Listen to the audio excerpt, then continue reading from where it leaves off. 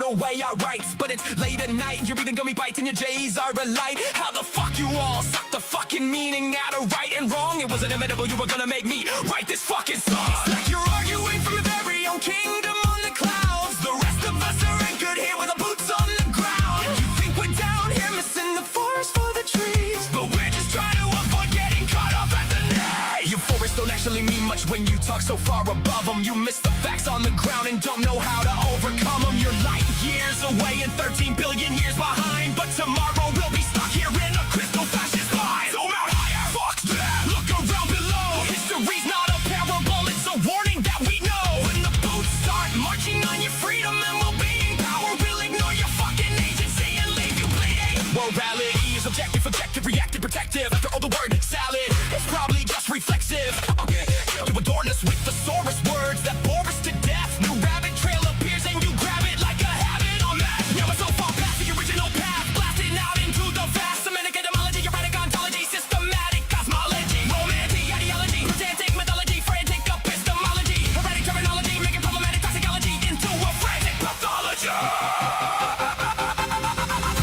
You reach beyond the ceiling for a perfect place to stand, pondering that a timeless way function makes a universal plan. But every time you leave this world to chase what's in your head, you miss the battles we're really fighting and lose reality instead. Deal with the world we're in, not the one inside your head. You can love to fight your rhetoric, but you can't escape the dread.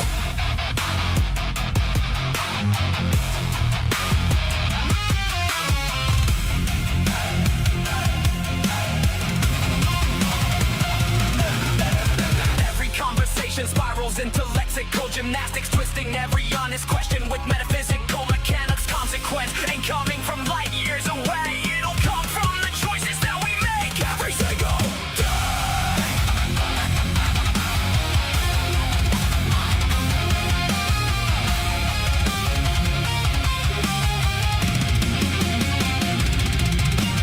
Deal with the world we're in, not the one inside your head.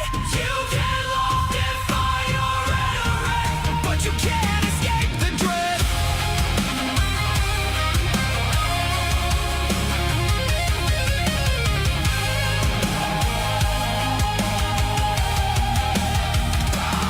We do our best to hang with you when you go off build a nerd. Least you can do is try to hang with us here on Earth.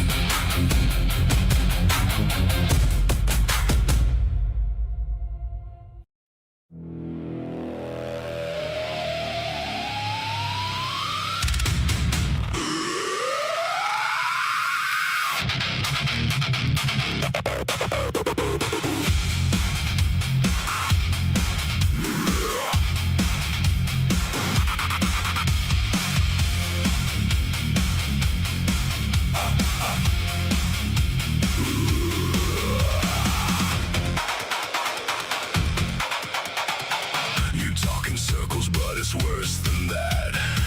You spin around and never find your way back. Round and round while you twist and turn like a figure eight that never learns. You think you've mapped infinity's face just because you're trapped inside your maze. And if your mind can't comprehend the scale, you declare that everybody else must fail. You draw the limits of your tiny frame, then stamp the universe with your God's name. Round and round, twist and turn, watch another bad conclusion burn. You call it wisdom, call it fate, but you're just trapped in a figure eight. Round and round, nowhere bound,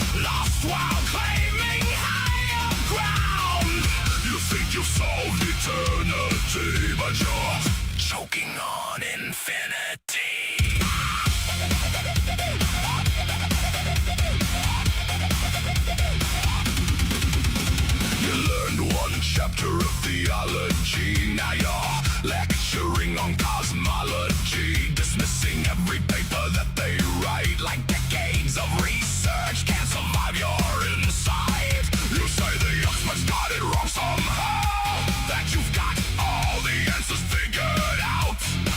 But if your theories really change the game, where's the Nobel Prize beside your name? You shout from mountains made of sand and call it understanding. Round and round, twist and turn, watch another bad conclusion burn.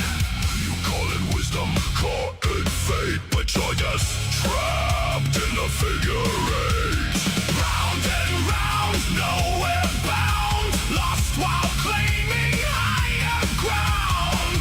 You think you've solved eternity, but you're choking on infinity. Nowhere, no prize, no proof, no revolution made. Just another sermon dressed up as a grenade. You reject the evidence, rewrite the score, then wonder why nobody's buying it anymore.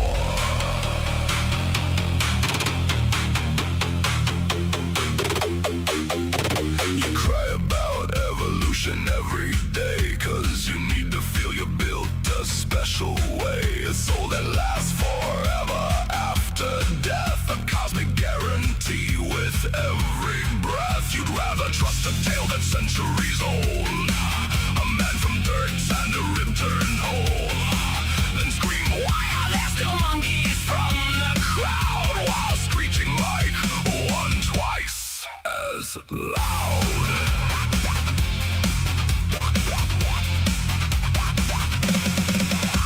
You love telling atheists what we believe, inventing things that we never conceived. You paint us monsters bitter and obscene, then act surprised when we don't fit the scene. You think you know us, think we're cold and mean, but we're more caring than you've ever been. No threats of hell, no promised reward, just helping people because they're worth fighting for. Round and round, twist and turn, watch another bad conclusion burn. You call it wisdom, call it fate, but you're still trapped in a figure eight. Round and round, nowhere bound, lost while claiming higher ground. You think you've solved eternity, but you'll never own reality. Round and round, figure eight. Round and round, too blind to see, you're going nowhere.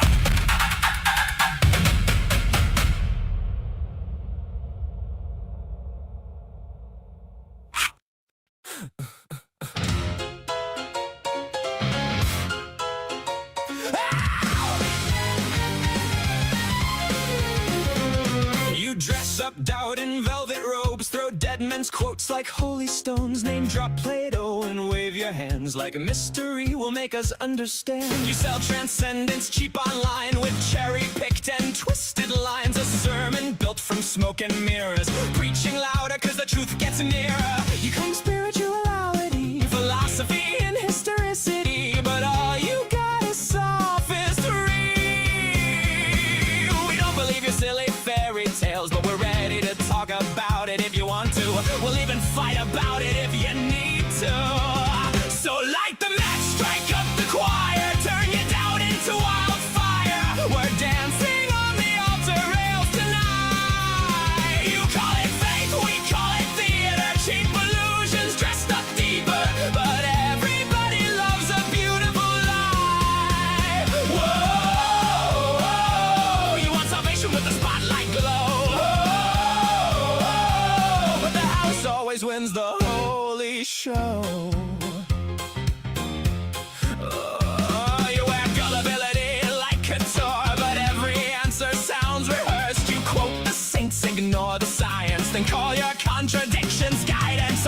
complex and high heels, selling wounds that never healed. You need an enemy to justify the glitter in your bloodshot eyes. You claim spirituality, philosophy, and historicity, but all you got is sophistry.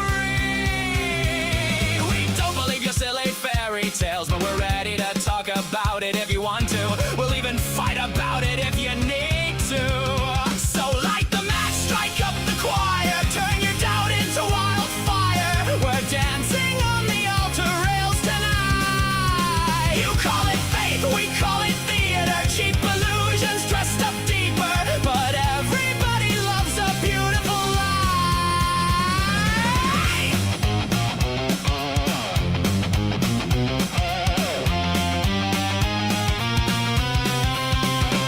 And if heaven's just a green room backstage, then who's been writing all your lines? You pray in public for the applause, then curse the crowd when they don't buy.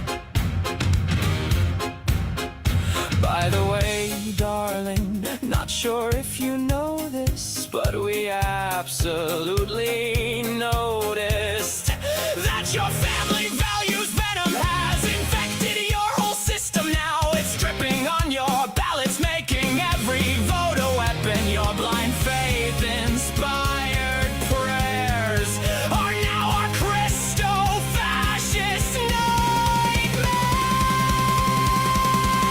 Light the match, strike up the choir, watch the city drown in fire, while angels smoke outside the venue doors. You wanted prophets, you got performers, broken hearts and false informers, singing hallelujah like it's war. Well, now welcome to Async, where we just wanna know all the fears, ideas, dreams, and doubts that you sow. Saints burn up in orange and purple glow. And the sinners steal the whole damn show.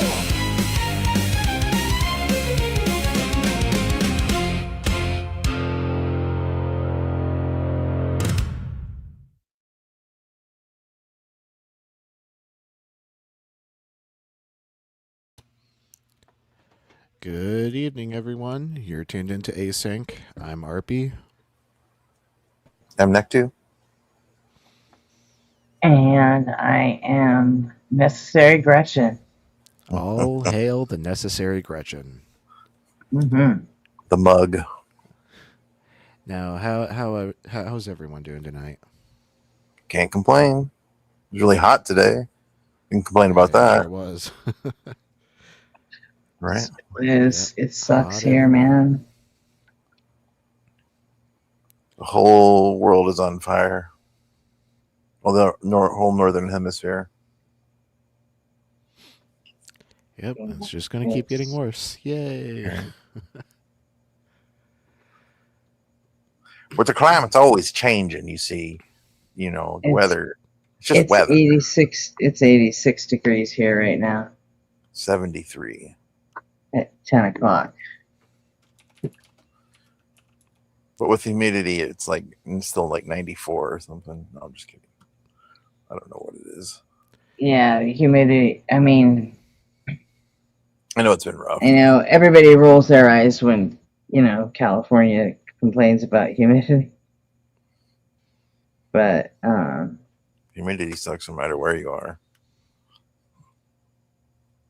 it's just, we're not used to it because we don't get it a whole lot. But, what is the cooling expected over the next 2 days? That's good. Well, send that weather eastward.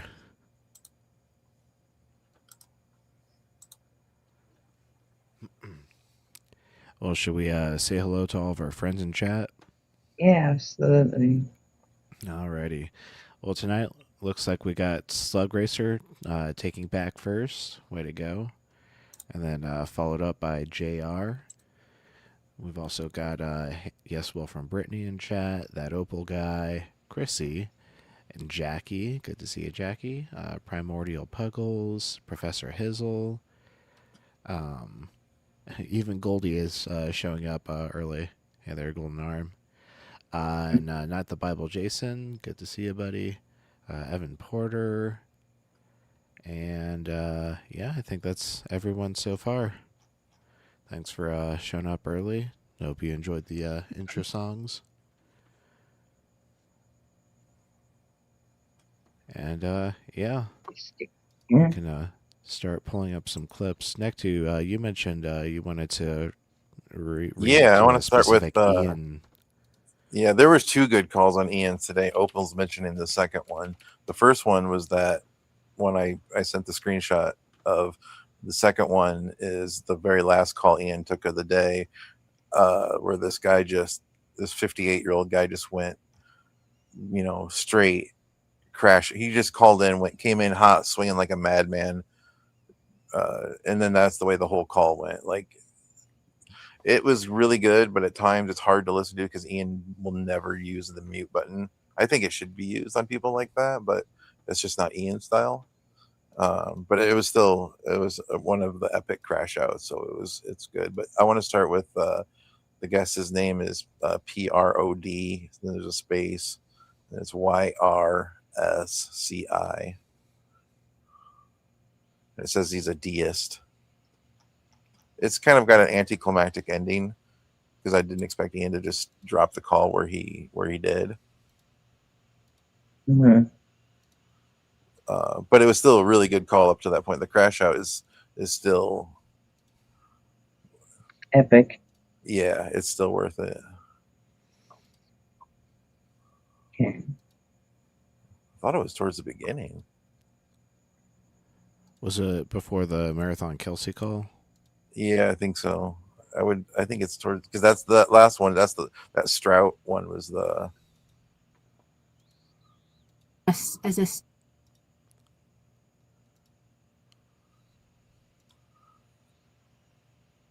There it is. Okay. Nice work.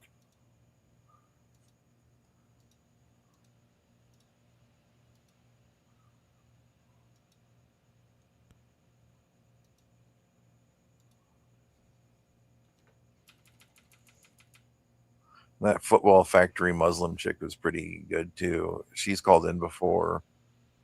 She's like Irish Muslim lady. Huh. There's a mix. Yeah, really odd combination. She's extremely dense though.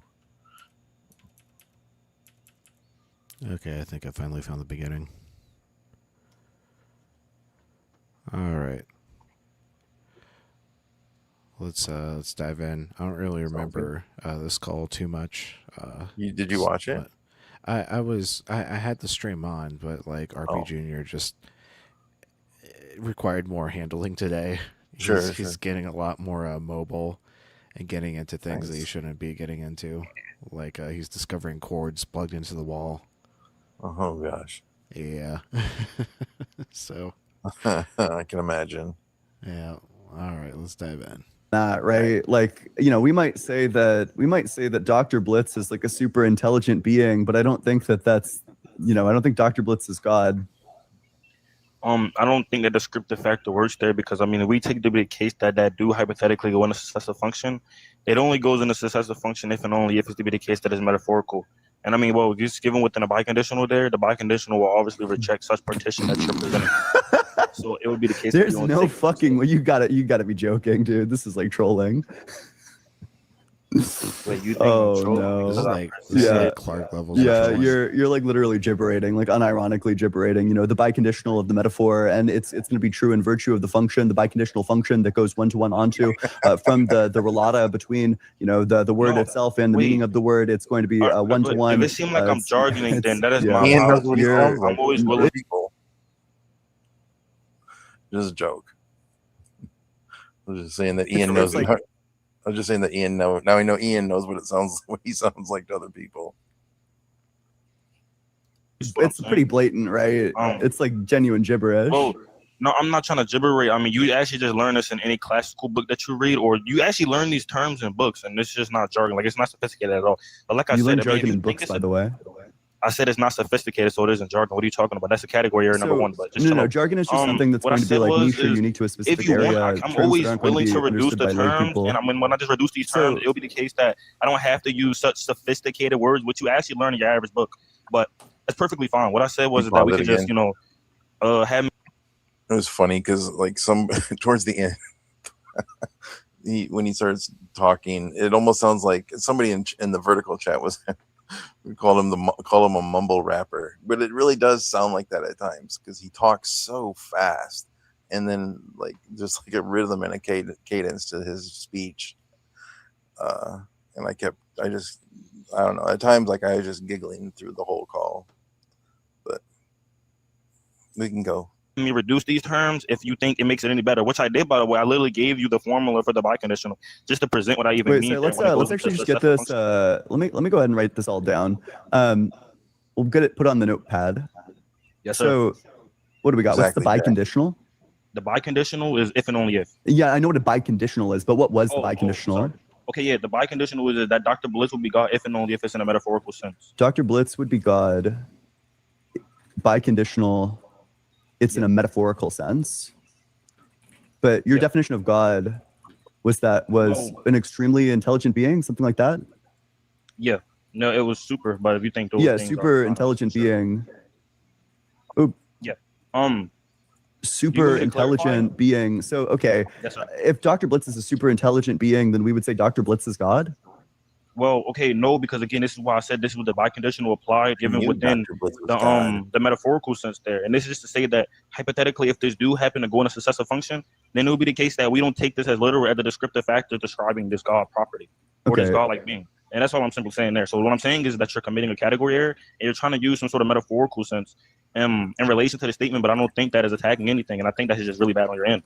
Okay, so God's a super intelligent being, but if Dr. Blitz were a super intelligent being, then it would be in a metaphorical sense. Then Dr. Blitz would be a super intelligent being and also not God. Yeah. Do you think that anything that satisfies the intention super intelligent being is God? Well, I mean, to be extremely clear, I'm kind of thinking that's vague, but prior to this, what if what I said is vague? But yeah, I'll get into the vagueness. Calm down, sir, please. Okay. I just want to know which part of what I said was vague. Okay, so the caller was trying to debate on whether the verbiage he was using was jargon, but now he's like saying that Ian's being too vague. Like, caller doesn't really like understand the focus area of normal conversation. It feels like. Yeah. Ian seems to be trying to get clarification. Yeah. And it's a very straightforward question. Exactly. I'm trying to get there, sir. I'm just going to answer your question after I'm done. So to further clarify, okay, I'm going to call it the mistrack in P2. Like, this is really bad on your end. What's the this mistrack? is really bad on your end. Okay. I got you. I answered you literally agreed to this, by the way. Okay, yeah. I don't think I ever agree with P2. I agree with P2. You literally said this earlier. That's brutal. You took your friend's comment in the comment section, but maybe he wasn't listening too quickly or too clearly, because I asked you if Dr. Blitz were a super intelligent being, would Dr. Blitz be God? And you said no. Okay, bro, are you lost? I never applied the conjunction. Infinity blender. Yeah, I mean, if that thing, I can replay the part in the conversation where I say, if Dr. Blitz were a super intelligent being, then would Dr. Blitz be God? And you said yes. Given within this Oh, he wants to sway out. Full-blown fucking meltdown. Oh my god, dude, he's doing his like Phil Bro meltdown now. That's really bad on your end. Let's just play the replay. And a biconditional are the same. I'm just gonna go ahead and hit the replay because my question included a conditional. Also, a biconditional is a form of conditional. That's like a basic blender on your part. Slow it down a little bit. Wait, let's go. I think it's just because they're talking over each other. Well, that too, obviously, but yeah, he does speak a little fast though, and it really gets a little clustered.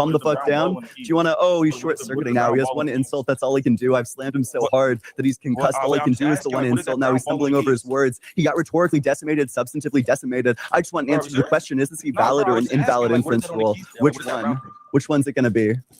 Valid What do you mean? inference Which one? rule There's or an only one invalid round inference thing on the rule? key. I What are you can I make talking a about? comment on that? I just want to know. I think if you're not going to use the mute button, though, you have to be excellent or really good at what Ian does. At keeping up and you know, still controlling the narrative throughout the interaction.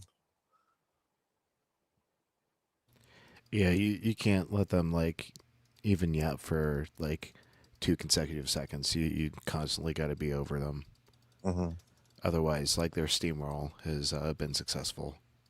Exactly, because that's all they're scrambling for is so they can monologue they're basically scrambling for the narrative of the call, and they want it, as long as they're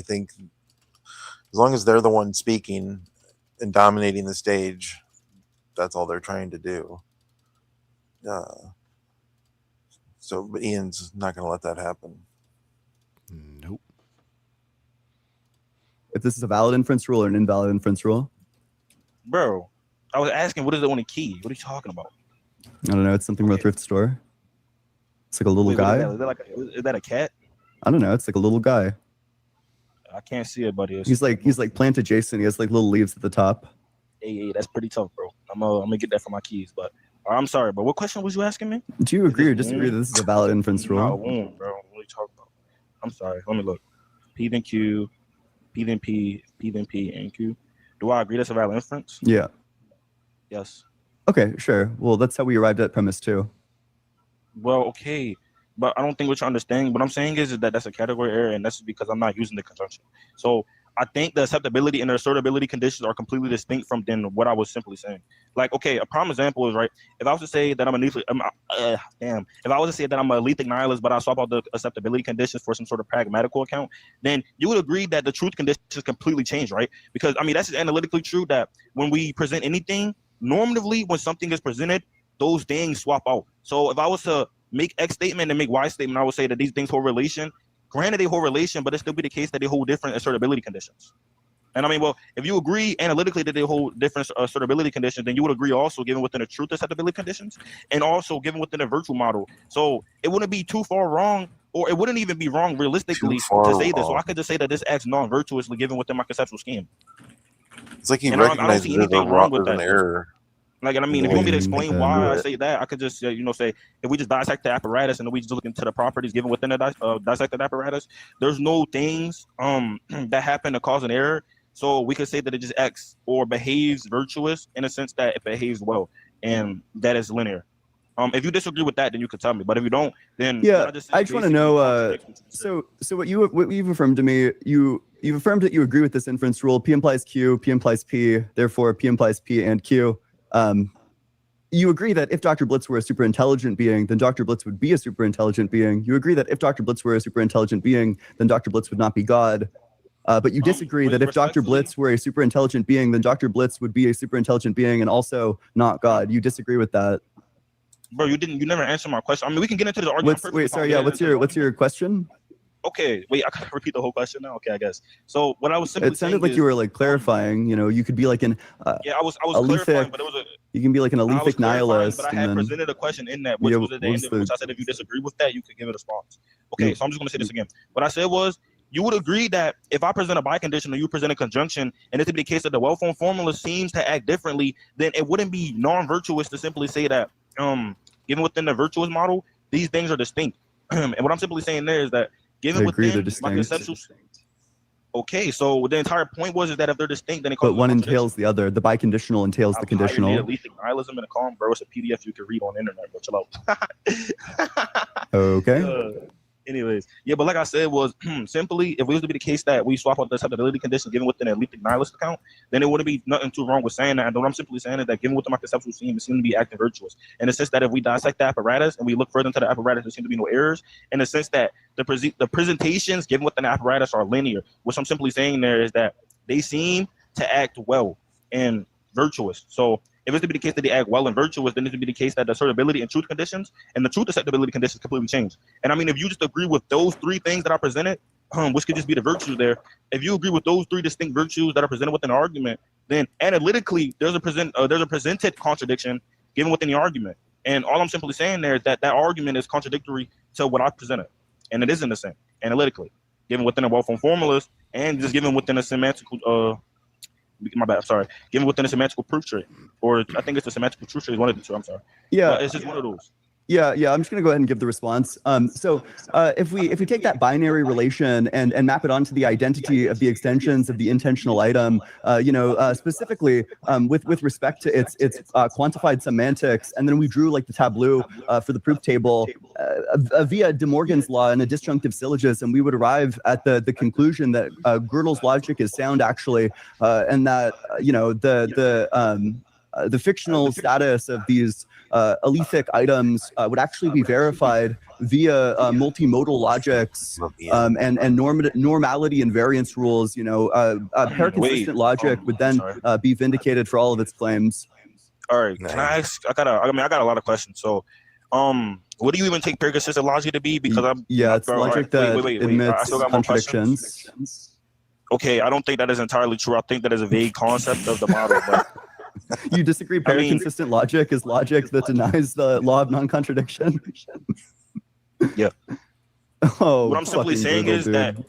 Wait, just chill. What I'm simply saying is that there is this moves given within a paraconsistent logical scheme that presents things that are completely distinct from what you're saying. A prime example, this is what I'm saying. I don't think you actually read, but if you know what gentle paraconsistency is, gentle paraconsistency just simply says that P and not P can happen in the same universe. Okay, so it's just simply say that a contradiction. A denial of the law of non-contradiction. You don't think P and not P is a contradiction? Listen. Oh gosh, another fucking infinity blunder. You literally did not listen to what I said. What I said was that the contradiction happens in the same word, but given within gentle strength account, the gentle strength account just simply says that there could be some sort of different side of this world that obviously rejects this semantical reject the semantics. And what I'm simply saying there is that I'm sorry, hold on. Okay, what I'm simply saying there is that presented. If we take the gentle strength account, it could be the case that it's raining in Japan, but not America. And analytically, given within the gentle strength account, it wouldn't be improper nor would be non-virtuous to simply say that this thing here presents a P and not P. That's why I say prima facie, I can agree with you. But what I'm saying is that you're confused because prima facie, this thing do seem like a P and not P. But if it to be the case that we dive deeper into the model that's presented, then the model clearly goes against what you're saying. That's why I said I don't agree with that because I think that you're putting it in a vague way, which I don't know if you heard what I said, but that was the first thing I said. I said that you're putting it in a vague way, so I don't agree with that. There are specific moves that disagree and there are specific moves that do agree. A prime example is the industrial account or the Diletheus account. That's all I'm simply saying there. And that's what I'm saying. I think you're confused and you don't actually read. Because even if you read on there, right, it's saying that, it is, okay, wait, hey, Prod, would you mind, could you name 3 logicians? Named Ludwig Wittgenstein, Soy Fan Lee. Soy Fan Lee? Yeah. Soy Fan Lee? Yeah. How do you spell Wittgenstein? this? Oh, sure. SIU FANLEE. Yeah, that's fine. That's fine. Wittgenstein, and Aristotle. I don't think that Wittgenstein is a logician. You don't think Wittgenstein is a logician? I mean, you can explain why you don't think. Can you name 3 Wittgenstein books? Wittgenstein books? Yeah. Okay. The Path of Logic. I mean, you can actually that's literally a book. Path of Logic.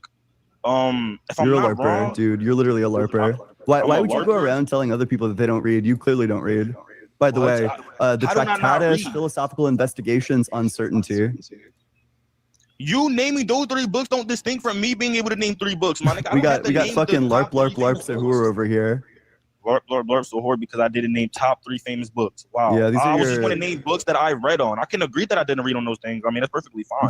What I'm simply saying is that I read on some of the books from Wittgenstein. You're asking me to name 3 books that I read from Wittgenstein, which no, I didn't ask you that. Just name 3 books.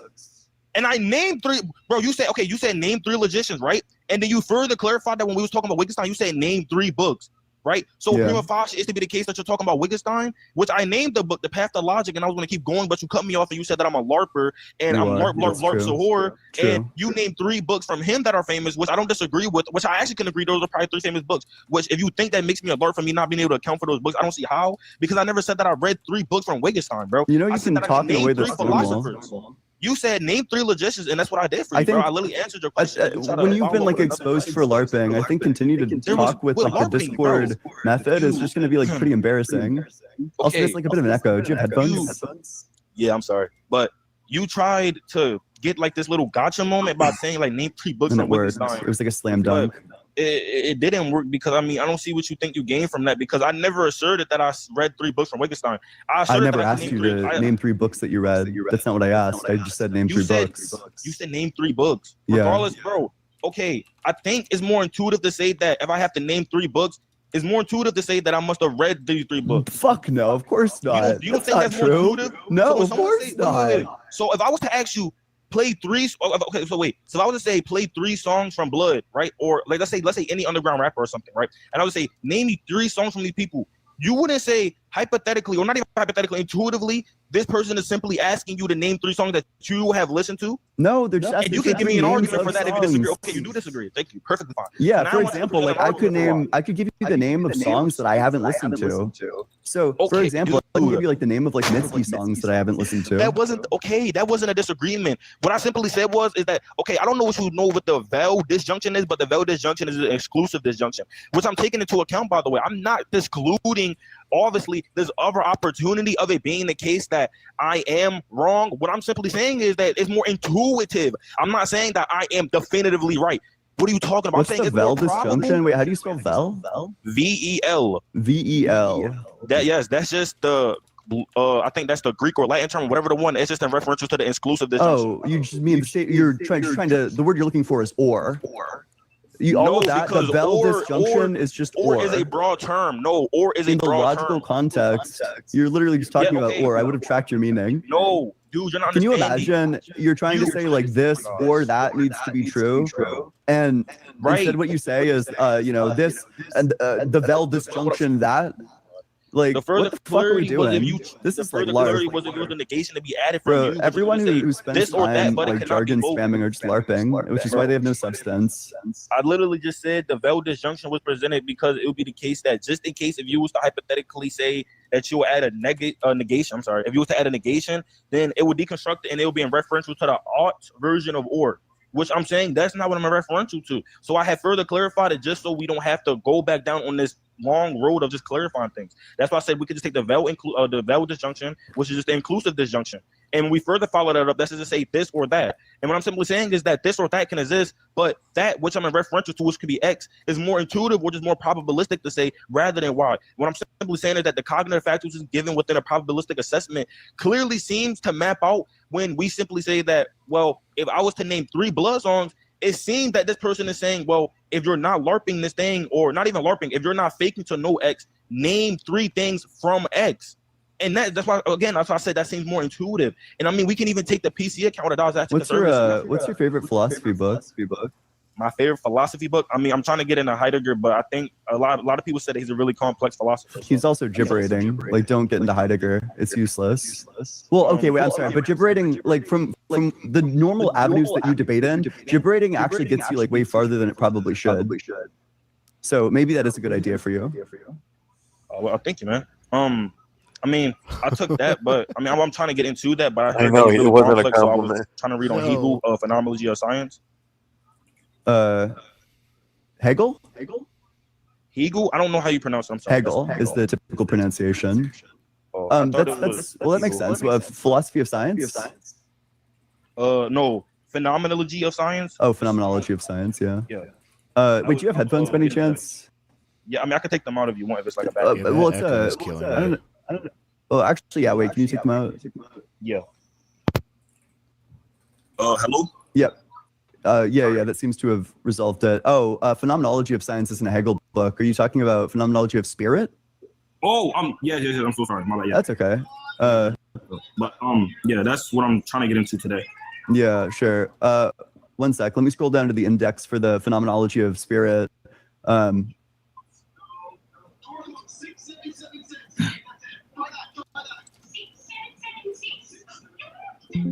Oh wait, let me. I want to do just that. hear a 6 What the heck? second in the background? What the fuck is going on? Let's do this one, and then. Excuse me, bro. Excuse me, bro. Oh my God. There's no. Holy shit! Like mute yourself or He's something. doing that on purpose. No, I'm it's sorry. It's gross. slipping up. Okay. So we've got.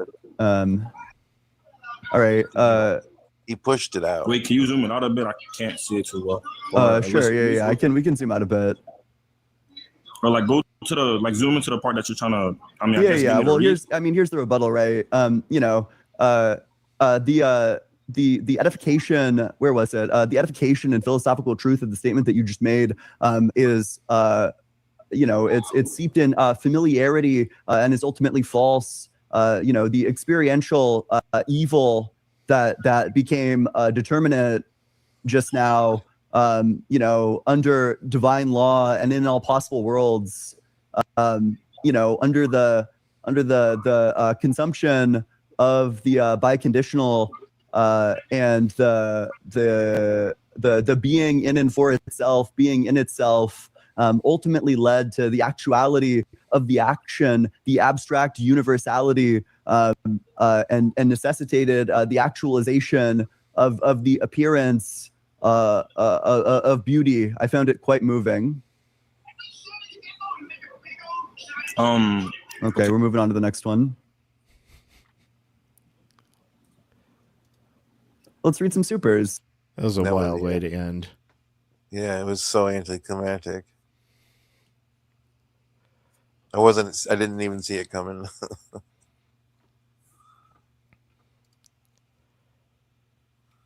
You can, how sometimes like a call's run its course, and so you're waiting. The end is coming any moment. This one just was like out of nowhere.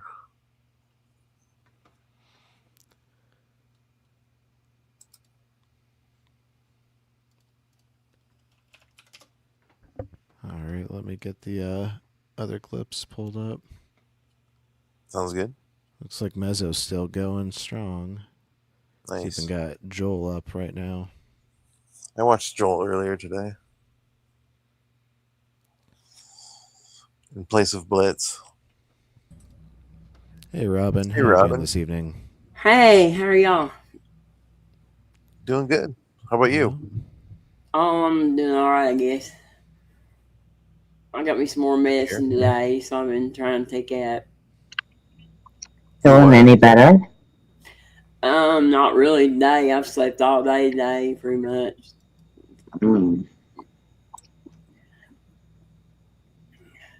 Sorry to hear that. Ooh, Monkey Boy put out a great clip. It looks like it will be perfect when nobody gets up here, or if he gets up here tonight. The title is Darth Tries Coaching Precepts, Ends Up Exposing Precept to Disguised Atheists. Oh, no. Oh, I can't believe Darth is still around. He's such a goober.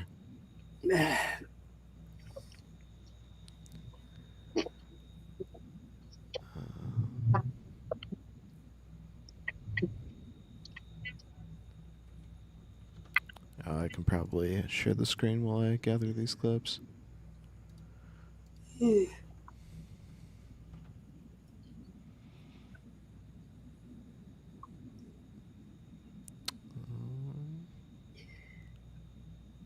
Was that clearly written by boys? Oh, something from Seth, looks like. Ooh, woo-woo creationist. I think we're going to do Blitz next. I'm making an executive call. I choose Blitz. Yeah, looks like we're caught up to yesterday from there. I got frustrated today watching Justin. What went on in Justin's? Me too. Just like because that doctor lady, she's really nice, but like she does like So this it just doesn't mean fit? girl thing that I don't know. I don't. like she would like a couple of callers were just like so gross. You know what I mean? Like they were like the one that was kept saying about the Holocaust. Yeah, and they kept Cyber and Snitch kept bringing it back around again and again. He just kept saying, "I don't know." He kept saying that people But came it's like down here. they kept bringing it up so they could fucking dunk on him with it. But like, he's not giving you the answers you wanted. Go somewhere else. Yeah, But I got they really kept grossed out they listening kept to him. doing it. I got really grossed out listening to him talk about how that the people in the Holocaust like were here to like because of sin, like that they were, you know what I mean, like and what? And Drove me nuts that they wouldn't fucking let up, and they wouldn't change lanes. They just no, and I wanted Justin to just cook him. Mhm. I was like, it's time to turn Justin loose on this guy so he can tell him, you know, what a piece of shit he is. But I mean, they never did. he let them cook, and they lost control of where they were at. Yeah. That's why he ended up getting asked the same question 30 times, and his answer was always, "I don't know. I'm not God." You know. Yeah. Yeah. I wanted Justin to finally just say, step in and say, look, you know, this, you're, you know. Yeah, they had the ability to take it in any direction they wanted, but they stayed with, you know. And she kept bringing up stuff about cancer and stuff like that. And Yeah. like, none of that was affecting those people. those people are like, oh, well, suffering's good. Mm. But people like Snitch, so because she co-hosts with Dalton a lot. She's on his panel. Yeah, she's nice, but like when you get to a guy that's saying that the Holocaust was, Yeah, I don't think she is nice. I think she does mostly her mean girl routine, and but when you're getting to people who are saying the Holocaust is penance for sin, it's time to just cook them. I'm not. I mean, I'm not insulting her by calling her a mean girl. I mean, those are some of the most entertaining ones. Yeah. At least to me. So I got tired of listening to him ramble on. I was like, why are we still got him up here? Yeah. And Cyber, I don't know what it is about Cyber, but And there was like, about Cyber, the way he talks, the way he questions it. I don't know. Feels like very virtue signaling, if you know what I mean. yeah, I don't know. There just a couple of callers there in a row that I thought were on there way too long. Yeah. We definitely were. Go ahead, RP. I'm sorry. And then at the end of the call, Cyber was like, "You know what? I can't believe you're saying all this terrible stuff. I need to change the subject because, you know, because your bad takes on football." And I'm like, "Bad? You brought it up." You know? Yep. Sorry, I'm coughing. I can hear it. Did you see? Oh, I wanted to say. Did you see Thomas Massey put forth a bill to cut all aid to Israel? Oh yeah, to cut off the Israel.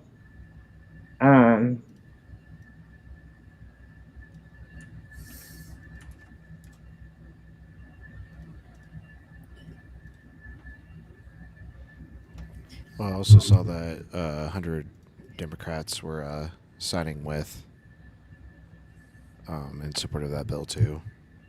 So there's sort of a schism developing. 100 Democrats were supporting cutting that aid. Yeah, let me Only pull up 100. the article. Over 100. Yeah, So- and then Mike Johnson was like putting forth some kind of thing where he thought he was going to be able to stick the Save Act on it too, or something. But budget reconciliation bill or something. All right, more than 100 House Democrats voted to block billions of dollars in military aid to Israel, an ultimately unsuccessful effort that highlighted the growing division in their party on the issue. So it looks like the total is 103. And how many are there? 212?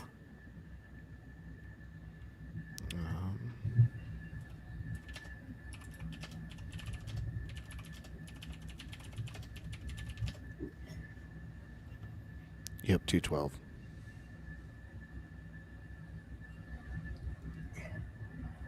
So we're not even halfway there yet.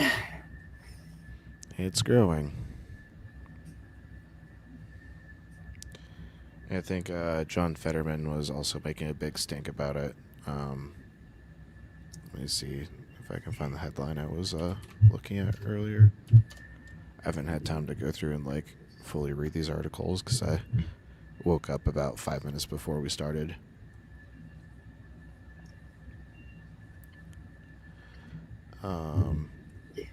Yeah, this is a headline from The Hill. Fetterman warns he would leave Democratic Party if it turns its back on Israel. I so would like to see Fetterman leave the Democratic Party. I'm sorry. I don't think that he's done anything that would make me think that he's a Democrat. Yeah, Mhm. he ran essentially on the Democratic ticket. Just Yeah, but elected. He's done nothing but kiss Republicans' ass since he's been up there. Yeah, people Salvation. act like this is some sort of blind side, but if you paid attention to his political career as a mayor, you'd understand that this is how Fetterman's been the entire time. John Fetterman. Look at Iron PR's message in chat. Salvation is free gift. Receive Jesus as Lord and Savior.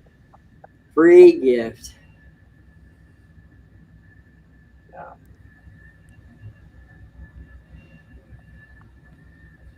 It's not free. Fetterman's- It costs your entire life here on Earth. tanked.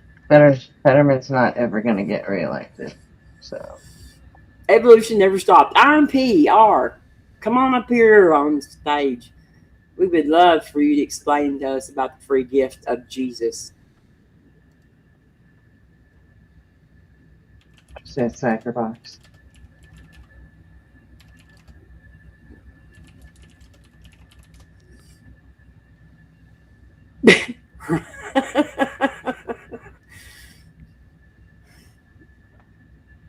Oh, I don't guess they're coming.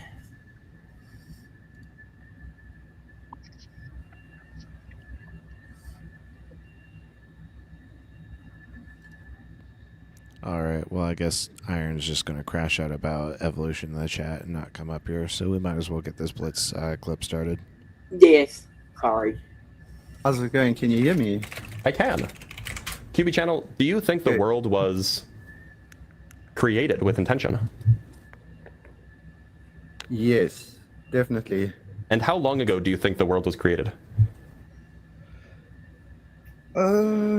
Well, I would have to just sort of give myself a small introduction and say that I'm a Christian. I was raised a Christian, but I have slightly different views, and I think it's all up to interpretation slightly, but ultimately it's the same thing. Okay, so how long ago do you think the world was created? Well, I won't argue. I would say probably billions of years. Okay. in line with the scientific terms, you know. Sure. So, what makes you think that the science is correct there, but the Bible's not, but the Bible is correct in other things? Well, the Bible is correct, and I think the Bible is a very, very good book. It's a very good moral book for people to follow.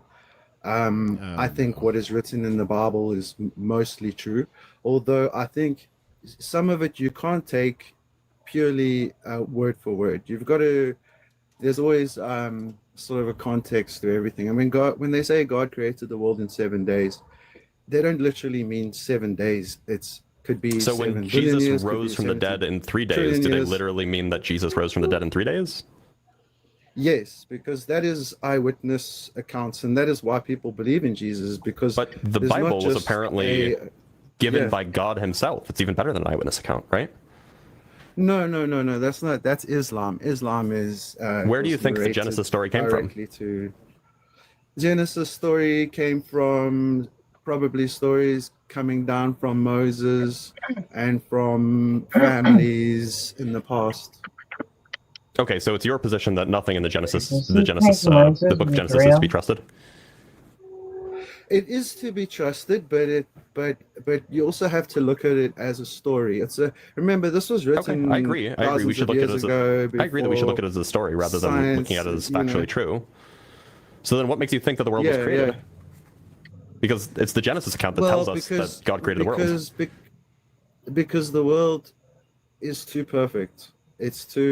There's too many. If you look at, even in science, you look at Fibonacci, you look at the golden ratio, you look at frequencies, you can start to delve into mystical things. You named none of the science things. Well, Fibonacci is a science thing. It's a mathematical thing. It's a math thing, but it's part of science. In what way? And look at a spiral galaxy, for example. Yeah. Which one? That's the type of Fibonacci. Actually, I can't give an funnily example. enough, can I? I'm gonna do something real quick, and we can just do this live. Is that fair? Let me just upload file. Look, I don't know the try to answers overlay to everything. It's okay. You don't have to know the answers to everything. That's fine. Look at it. Totally fine. Yeah. Ian likes to do I just want to. Why can't I? Recent, maybe. Okay, here we go. Okay, I'm just uploading something really quick so then we can look at it together. Don't mind me. Okay, sure. Yeah. You. ARB. Yeah, what's up? Okay. Has anybody seen where that they found the same sugar that is found in raspberries on planet Earth? They found that in our solar system. I heard something about that the other day. Yep, complex sugar. Found it in our solar system, in the space between and it's the same sugar that it's identical to the sugar that is found in the fruit raspberries. Okay, yeah, I'm looking. We need to keep an eye on that sugar, because if we're ever going to find life in the galaxy, it's going to be somewhere near all that sugar. That's a big thing. Huh? I said that is a big thing there, because like you're going to park your entire civilization, wouldn't it be near sugar? Yeah, complex sugars obviously were not, something that came about because of God or, on Earth during creation. This is not, unless he just randomly made too much of it and just stuck it out in the universe. I'm imagining a bunch of spacefaring confectioners fighting over sugar space. But now, as far as I know, it's been only in the Milky Way. Is that right? The Milky Way, because it is just a giant Milky Way bar, right? Yeah. Well, but that would explain why that we have like if they haven't found it in, like, you know, that would explain why that we would have the ability for complex sugars here within this solar system. But that would also make it, seems like that would make it very highly likely that there might be other life right inside our own solar system. Yeah, this is really interesting. I'm going to have to find a more in-depth article than just CNN, because I have a feeling it's not really doing it justice. Yeah, it's a big deal. But yeah, this is super recent, like as of like 2 days ago. Yeah. So good call, Robin. Here it is. I'm going to show you a picture that I took last night. Here's a picture that I took last night. It's of a spiral galaxy, a very famous spiral galaxy. It's called the Whirlpool Galaxy. Yeah. So yeah. Let's zoom in and let's see if it follows a Fibonacci spiral, shall we? So what I'm going to do is I'm just going to screen grab this. I'm going to go take it into some photo editing software, and then we can Okay, this is put the fun. spiral on it. This is fun. Isn't it? We're just going to do it live, and maybe you'll be right. Yeah, maybe. I can do it live. Okay. But look, I mean, so even when it here's comes to okay. So I'm just going to put this over here so that I can show you what I'm doing. So here is the photo editing software that I'm using. It's called GIMP. I don't know why it's called GIMP, but it's called GIMP. Now, I'm going to go grab a using Linux. golden spiral. No. But I'm familiar with it. I'm going to go find an image of a golden spiral. So here's a golden spiral. I just got to download. Oh, why is this a GIF? I don't want a GIF. Nobody's ever wanted a GIF before of the golden spiral. Okay. Here's a golden spiral. You're getting all the gifts. No, we're talking about GIF. Okay, now we want to just import new layer from, I don't know what I'm doing. I know that there's a way. Oh, you know what we can do? We can just copy the image, and then we can just paste it. Bada boom, bada bing. Just break it up. Oh yeah. Cool, right? Okay, so now we're just gonna take this, and we're just nope, that's not what I want. He's lucky that was a PNG with transparency, because a GIF would have 100% not been transparent. Let me move you. Okay, there we go. Okay, cool. Yeah. I might have to get down. I'm coughing too much. All right. All right. Love y'all. Thanks for jumping up. Have a good one. Night. Feel better. Cool.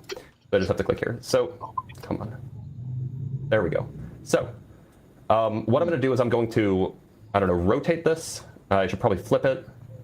How the hell do I do that? No, keep it as is. Keep it as this one. No, just zoom in. So here's what we're gonna do. Notice how it doesn't really match anything. But we do need to rotate it a little bit because the arms are coming off from the other side, so we have to do that. You have to flip it. You have to flip it. I know. So I just got to figure out to transform, flip horizontally. There we go. Okay, cool. We figured it out. Okay. Now the center should be like right about there. Now notice how the arm doesn't actually follow it. No, well, it does. Look at the bottom. Look at the bottom. No, but notice how the arm goes. Oh, I don't know if you can see this. Notice how the arm. So actually, we need to scale it up a little bit, I think. I mean, we can scale it up if you want, but I need to scale this because it's a little bit too small right now. Layer, transform. No. If you can change the color, maybe. Scale layer. Here we go. Okay, this is. You know what? I should really know what I'm doing before I do this, shouldn't I? There, scale. No, but it's actually there. Okay, there we go. That's probably roughly about right. Okay, so now, but notice how when I do that, so now it's scaled so that it matches on the inside. But notice how the outside doesn't align. Notice how this arm actually curls in tighter than the golden ratio does. Yeah, but look, I mean, this is accurate up to a couple billion. So it's not accurate then, is what it sounds like. No, it is. No. You're taking. Let's see how the angle is different. It just doesn't match. Like the spiral is on the outside over here, and it's on the inside over here. It's matching. It's matching, bro. It's literally not. Okay, so I'll just no, look at it. Okay. Hold on, I'm gonna get a paintbrush. I'm just gonna get a paintbrush. It's fine. It's fine. It's fine. Chill. So the arm goes like this, right? It doesn't follow the spiral. See how it kind of goes like that? Look at the... And then on the outside, it kind of goes outside, and then it goes inside, right? It's kind of looser. Yeah, and then it's less loose later. So it just doesn't fit, right? Yeah. Like if we're following the arm, it's something like this, which is not the spiral. But, but I mean, so it doesn't match. We're still no. Look, we are still primitive ourselves. We don't understand that astrobiology. But the point is that like the spiral galaxy doesn't match the Fibonacci spiral. It does. If you look at it. No, but just because it's a spiral doesn't mean that it matches. Yeah, it's just vaguely spiral shaped. It is nowhere near the proportion of the golden spiral. That's the main mistake so many people make. Like when they're looking at like, I think sunflower seeds is another one that like people like to say follows a golden spiral. It doesn't. It's just that sacred geometry bullshit. Yeah. It's like we're good at detecting patterns, but like just because like a pattern is aesthetically pleasing is just like completely coincidental. Yep. Precisely. Well, so if it doesn't match precisely, then it doesn't match. Period. Here, no, I'm actually gonna try to make this perfect for you so that it there's a word for matches. it. Okay, so now it perfectly matches the inside, but it doesn't perfectly match the outside. And we can check the other spiral too. There's another spiral here. Let's check that. It's actually a yin yang. You can copy and paste that spiral and rotate it, and you have two spirals next to each other. So here we have a second spiral. Is the yin yang a spiral? I'm just going to try to rotate this again really quick. And this. I mean, not really. I've never heard that before. This is rotate actually, this? and it's so perfect, actually. Why can't I rotate it anymore? Where was the rotation tool? Transform tools. Rotate. There we go. Okay, so I would like to put the pivot in the middle, please, like right there. And then I would like to move this so that it's in the middle, and then we can rotate it together. We'll do it together, okay? Rotate. Put the pivot in the middle, and now we're just going to rotate this to see if it matches. So here we're now matching the inside, but notice how it deviates. Oh, you can't see this.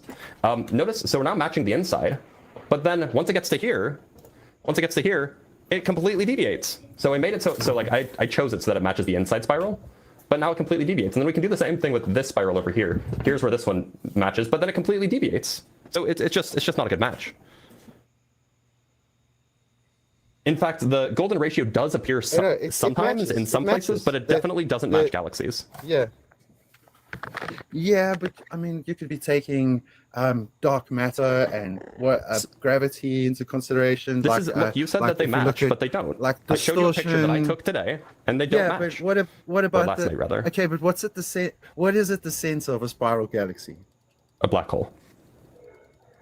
Okay, and that has got a lot of distortion because of the mass. So the distortion is causing it to not take the Fibonacci shape. Just sounds like you agree that the Fibonacci shape is not the shape of galaxies. It is in principle, but we're looking at it with other natural effects that is affecting the golden ratio and twisting things around. Look, so it won't be that shape perfectly. Like if you look at a leaf, or let's say a flower, for example. Now he's conceding that like it doesn't have to be perfect, just vaguely shaped. Well, then why does it matter at all? Right, like why call it specifically the golden spiral? Yeah. Like no, look at a sunflower, okay, and a sunflower will also. Oh my god, I called it. I called it the sunflower earlier. Holy shit! You called it every time. These fucking guys have that Fibonacci pattern in it. And not all sunflowers are perfect because some sunflowers will have birds come and eat the sunflower seeds, and then it's not going to have a Fibonacci spiral. So that's the same principle. You're looking at a spiral galaxy. So Fibonacci, a black hole. So we know when Fibonacci spirals show up in nature, and we know what causes them. It's essentially when a selection process demands that that a spiral forms that is, in some sense, maximally irrational. That's when Fibonacci spirals show up. So in leaf growth patterns, maximal irrationality is useful because it means maximal exposure to the sunlight. In sunflowers, and don't you think that in sunflower seeds and in pine cones, in sunflower seeds and in pine cones, we see Fibonacci spirals, or Fibonacci numbers anyway, or Fibonacci pairs show up, because that is a maximal way to pack things in a way that grows circularly outward. It's the perfect that's evolutionarily selected for. Things that don't have that pattern would have I'm trying to explain. Things that don't have that pattern would be evolutionarily at a they'd be evolutionarily harmed by the environment, because the ones that do have that pattern would be able to produce more offspring or produce more seeds or whatever it might be, or get more light, whatever it is. Evolutionarily harmed is not the right word, but they would be less fit for the environment than the ones that do have that pattern. So this is an evolutionary phenomenon. This doesn't require a creator. It does, because every creation has a design.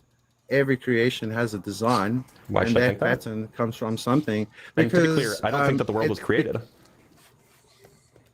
No, it was created. All of it was created. That's the thing that you're trying to prove. I think that you're an atheist, right? Okay, yep. So, but you get people that believe that we live in like a simulation. You know? Some people do. I think that's a little silly. But I mean that to me, a simulation seems more plausible than being an atheist. You can be both. By the way, you can be an atheist. You can be an atheist and believe that we live in a simulation. Anyway, you can be an atheist and believe in a simulation. Those are not mutually incompatible with each other. But I think that there's probably good reason to think that we don't live in a simulation. There's good scientific reasons to think that. So, what's the reason to think that it's more plausible that we live in a simulation? Well, because of what we've just been talking about, because of patterns, because of do you think patterns can't arise naturally? Perfect, mathematics, which is perfect. What do you mean perfect? You know, science, well, mathematics is everything could be described mathematically, and I mean, everything could be described with English and with English. Yeah, that's because we invent the words to describe things, just like how we invent mathematics to describe things. But I mean, have you ever, like, I'm not going to try to like convert you to Christianity or anything, but have you been to a church before? I've been to way more churches than I would ever have thought that I would go to. I've been to so many churches. Okay, and how was your experience? What? They're cool buildings. Like, are you church hurt? Okay. But I mean, did you enjoy the experience in the church? Did you feel anything? Did it seem weird? I mean, I appreciated the history. What? But no, I didn't feel anything. Okay. Well, you see, I think that's what makes a person a believer, is that sort of mystical sort of part of the world that most scientists would not see or agree with, because you can't see it. But the world isn't perfect. Like, the claim you were making was that, like, everything's so perfect. It's not. Well, nature. In fact, you agreed to this when you said that things are being distorted, like the black holes or dark matter are distorting things. Like, then it's not perfect. If things are being distorted, how could it be perfect? Not evil. I'm talking about here on Earth. You know, things are not perfect. Things aren't perfect on Earth. People and the bad things that they do, you know. So then it's not perfect. So the spiral doesn't fit because humans aren't perfect. Right. There's almost nothing here to chew on. It's just so ridiculous. What? I said there's almost nothing here to chew on. It's so ridiculous. Yeah. I feel like, you know, arguing that things are like so perfect isn't really like it feels just like, you know, a disguised argument from personal incredulity. Like you're saying, oh, like this seems so perfect. I don't see any other reason other than it was designed or created. Yeah.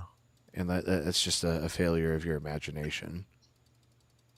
Right, and then when you show an example of something that obviously isn't perfect, then here comes the concessions.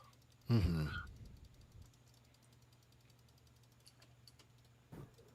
Sorry, can you hear me? Yeah, I can hear you. I think I've lost you for. Okay. Sorry. What were we? If there are imperfections on Earth, then Earth is not perfect. Exactly. Yeah, Earth is not perfect, and that's our doing. Okay, so then it's not That's our perfect. doing. So then how can you point to it and say, oh, it's perfect, and that points to a creator? Like, if it's not perfect, then how But can it point to a God is creator? responsible for us. So it's still ultimately God's doing. Is God's fault we're not perfect? I don't know. I'm lost in the sauce. Well, God gave us the ability of free will, and I think evolution. So then it's not perfect, right? We agree that it's not bad things- perfect. Well, it's not. Yeah, well, it is perfect. It depends. What are you asking? Like, what are you? I don't know, whatever asking sense. is So you perfect were or not? Like, earlier you were making the point that the world is Specifically. perfect, and that's how you know that there's a creator. So which part about the world is perfect? Oh, okay. Like I'd say, nature. Nature's perfect? Anything natural, anything So, like, mineral is perfect. So like when the Australian bushfires of 2019 and 2020 burned alive over 2 billion reptiles, that was perfect? That's natural selection, And that's you, is that and that's perfect? what you would say. Actually, Is that perfect? that is perfect because in the wild you have lions and you have And it's perfect when predators, and 2.46 billion vicious, reptiles burn it's alive. cruel. In the So wild. cruel Oh things can be my. perfect? You know? Yeah. Cruel and vicious things can be perfect now? Yeah. Lions and predators and victims. Oh my. Yeah. It can. I mean, Then I don't know it's- what you mean by perfect then. if you think perfect is all just going to be sunshine and What do you butterflies mean by and perfect? rainbows and unicorns, or But then what do you mean by perfect? perfect is Oh my. What does that mean? Yeah. If words don't mean Perfect- words, I don't know what you mean by perfect. like what would you describe as perfect? I don't know. You're the one who's saying that it's perfect. I just want you to explain what you mean by that.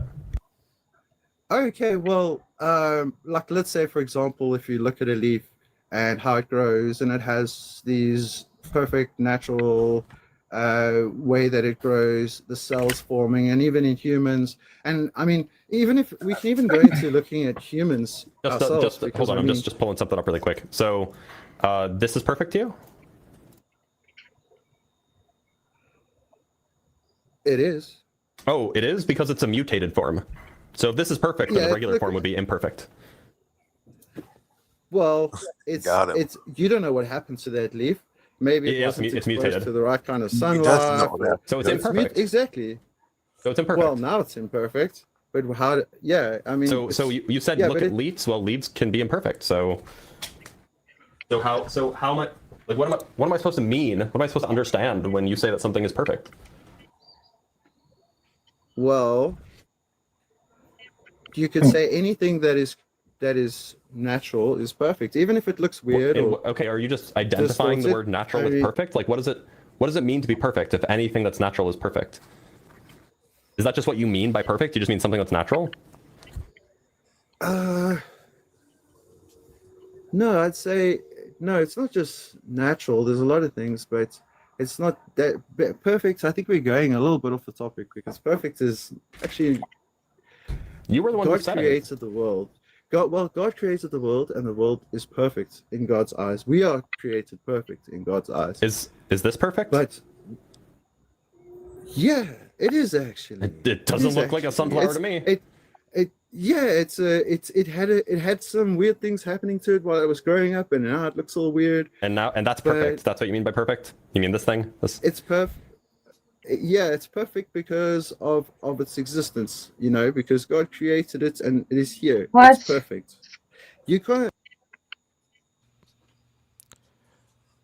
Perfect because of its existence. Right. What He's the essentially defining perfect into existence, like to force his idea of perfect onto like anything that just exists. If it exists, Yeah. it exists perfectly. Therefore, it's perfect. Like it's just nonsense. I mean, if you're talking about being perfect in the sense of aesthetically perfect, Well, then what or sense of perfect do genetically you mean? perfect, I'm just saying that I see where you're going, because, but yeah, I think, look, perfect perfect does. I agree with you when you say, yeah, some things are not perfect. If you know, like a twisted leaf or something that is deformed, yeah, it's not perfect. But I'm talking about the design. I'm talking about in general, our design, okay, the universe. Okay, and so in order to talk about the design, you have to like presuppose that it was designed, and they haven't, you know, passed that gate yet. So you can't determine if a design is perfect without first determining if it was in fact designed in the first place. What about the recurrent laryngeal nerve? Is that perfect? Are you familiar with this? I don't know much about the I don't know what is the laryngeal nerve. So you know what the larynx is? It's the voice box. The recurrent laryngeal nerve is the nerve that goes from your brain to your voice box. Now, your brain's here, your voice box is here. What would the perfect design be? Well, the recurrent laryngeal that depends where. I don't think there is a perfect design, probably, because it depends. Oh, there isn't a perfect design? Well, if there's not a perfect design, then that design can't be perfect. No, well, the initial design is perfect. We're talking about something that evolves, so which is the initial design that's perfect? That changes. Which is the initial perfect design? What would you think it would be? I would say, if you want to go down the chain all the way, the Big Bang. I'm talking about the recurrent laryngeal nerve. To the scientific way, I would say it's the Big Bang. I'm talking about the recurrent laryngeal nerve. What's the perfect laryngeal nerve? So the signal has to get from the brain, from like down here to here. What's the perfect route that it should take? Okay. So I don't know much about that nerve, but what I can say is that if you had this laryngeal nerve, it's supposed to go from your brain to your voice box. To your voice box, and you're human. Is it in a human, right? It's in all mammals. In fact, I think it's in all vertebrates. Okay. We can talk about the one. We can talk about the one in mammals, or the one in humans, if you want. So if you have this nerve and it's evolving, and it's obviously not perfect because it's not at the best that what do you think would be could be. What do you think the perfect design could be for it? Well, it'll be when it reaches a point where it is replaced by something else and just loses its use entirely and just evolves away into something else. Maybe we won't use our vocal cords, we'll just use telepathic I have no idea what you're saying. Look, so the recurrent laryngeal nerve goes from the brain to the voice box. I'm asking you, what is the perfect route that nerve could take? How does it get from point A to point B most perfectly? It probably... in a straight line? Yeah, you'd think so, right? Yeah. Want to know how it's actually? Because it's not a straight line, I can tell you that much. Here, let me pull up a picture for you.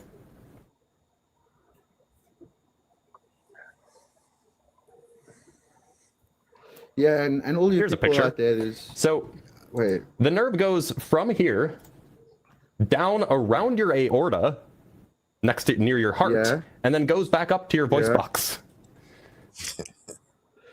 Have you never heard of speaking from the heart? Why do giraffes have this? What? The argument from idiom is crazy. Speaking from the heart. Oh my god. There must be a specific reason. Here's the anatomy of a giraffe. Talking about grasping at straws. Which is extremely funny. So they have the recurrent laryngeal nerve, starts from the brain, goes all the way down 10 feet, wraps around the aorta, and then comes all the way back up to their voice box. Is that perfect? I guess. I mean, well, then why did you say that the direct route was perfect? No, but you didn't tell me that it had to do something else. It doesn't. It actually doesn't do anything. You know? It doesn't do anything. I'm sure it doesn't do anything by going around the heart. No, it doesn't. No, the reason it literally does nothing. We actually know why it's like this, and it's not because it does anything. It's because of the evolutionary history of how it developed. Yeah, that's what I was going to say. But it's not perfect. It's actually a cool story. I think that's like. Yeah, it's an interesting mark in the story of evolution. We have it too. But I don't remember all the details. I couldn't explain it to anybody. But I have heard the story, or I've heard the explanation before, and it's interesting. We need Forrest or Erica in here to nerd out for like 2 hours about this specific nerve. That'd be so You awesome. really don't.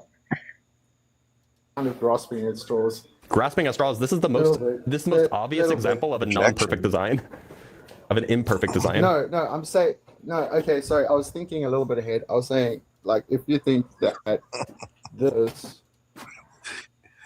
he was just calling it out in the future. Real He's thinking of a situation that hasn't even design, happened yet. He's trying to do prophecy in real time. Yeah, he's like, no, this is what I'm gonna say to you in about 10 minutes. He's like, yeah, he's not gonna last that long. And you're cutting out. I can't hear any. I couldn't hear anything that you just said. I mean, What'd you just say? It's not. It's like, yeah. I couldn't hear anything you just said. I'll repeat again. I say that. Oh, he left. Okay. And another failed prophecy. Sage. What? And another failed prophecy. Right.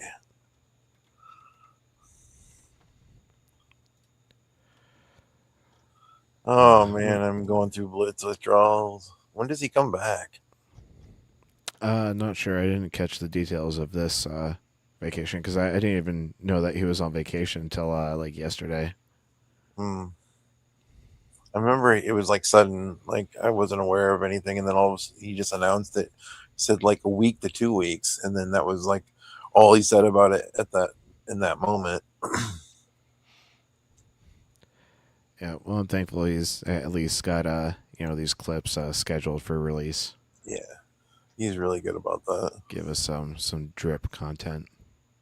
I'm looking through his announcements right now to see if he ever said.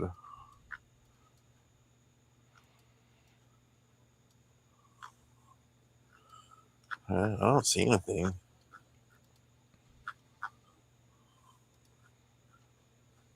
Oh well, I'm sure it won't be too much longer. Oh wait.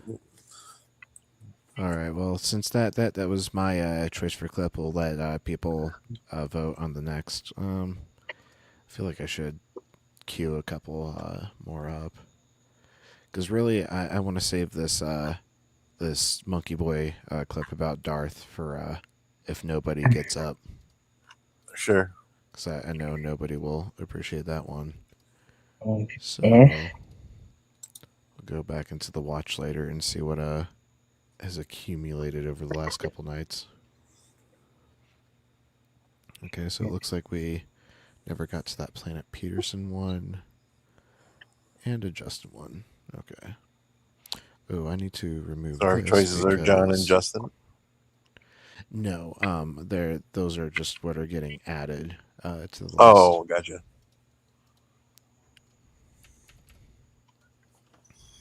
Okay. All right. So the four that we got queued up are from Truth Wanted, John Cohen, Planet Peterson, and Justin. This one from Truth Wanted is titled Religion's Harmful Impact on Policy and Human Rights. So something that's going to be more politically oriented. I like that. And then the John Cohen clip, Christian challenges our morality. It gets horrifying. I think we all know that's going to end up probably in baby pasting. Right. Or something equally ridiculous that, is affirmed under divine command theory. Planet Peterson, it took him 28 seconds to contradict himself. That's a nice, it's a good title. Yeah. And then Justin's slaves could be freed if they did what?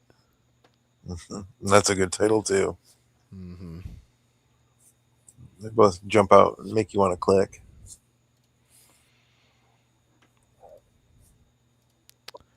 All right, folks. So let us know in chat if any of these videos let the voting begin. Out to you. Yep. Should we just call it 1, 2, 3, and 4? Yeah. The Truth One will be 1, John Cohen will be 2, Planet Peterson 3, and Justin 4.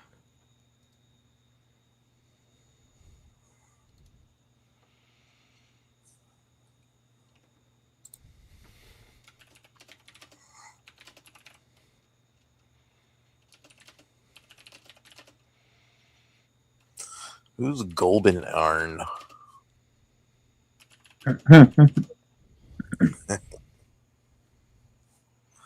It's Golden Arn. He still hasn't fixed his name. Yeah, when I first read it, I thought it said Goblin. Goblin Arn.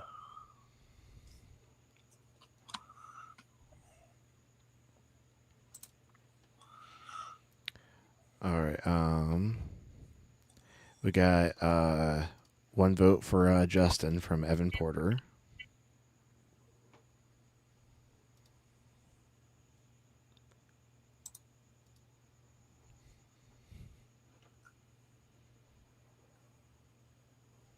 Just 1 vote. Isn't there we go. Issa voted. 2 votes. Justin. If Justin hits 3 votes, we'll go ahead and start that without waiting for any more votes.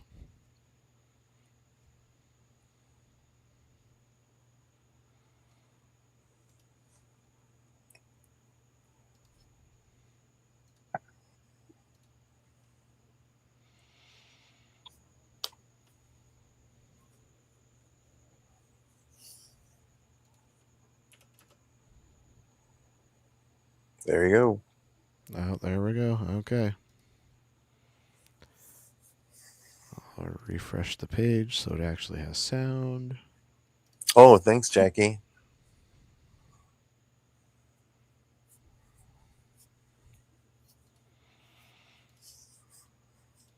Yeah, I figured since I stream over with these guys overnight now, I needed to do a rebrand. And like one of my nicknames is Nick at Night because my first name is Nick.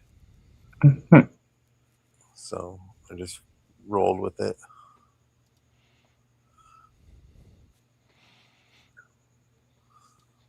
On Robin securing the win for Justin.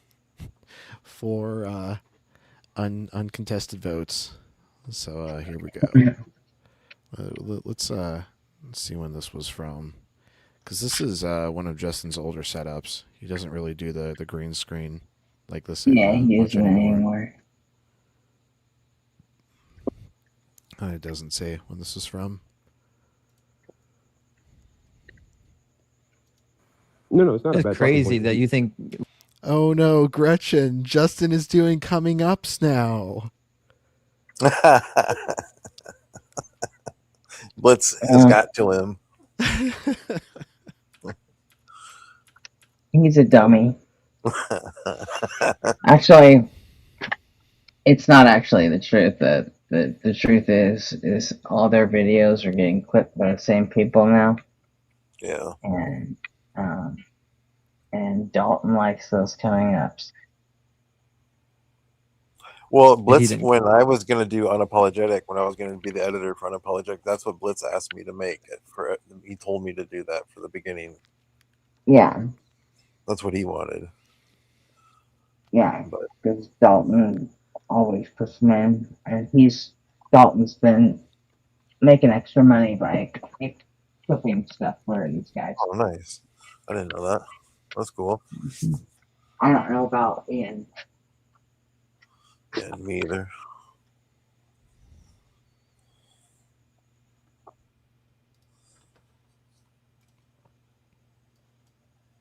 Connect. All right. Well, we'll move on to Keith. I thought I actually just talked to Keith like earlier this week, so this should be a lot of fun. Welcome back, Keith. Hey, my man. How you doing, guys? Doing good, Keith. I assume you came back because you read something between our last conversation and now, and you came to prove me wrong. Well, no, not read something. I was trying to go back up yesterday, but your what do you call that? Your mod didn't want me to come up because you were reading your super chat, so I was like, I'll be respectful about it. But I had my kids with me, so my kids started having fun. So. Keith. What is the background noise for the caller? That's really distracting. It's not even like the stream being echoed. It's just like some completely other stream or video. You got a really bad echo. Can you? Are you on speakerphone? What's happening over there? Hold up. Just give me 1 second. Yeah. There you go. Good. I think it's good right now. Yeah, sorry. I was on YouTube. Mm-hmm. Oh, right. Yeah. Oh, so I would like to do one correction about the eunuch thing yesterday. Mm-hmm.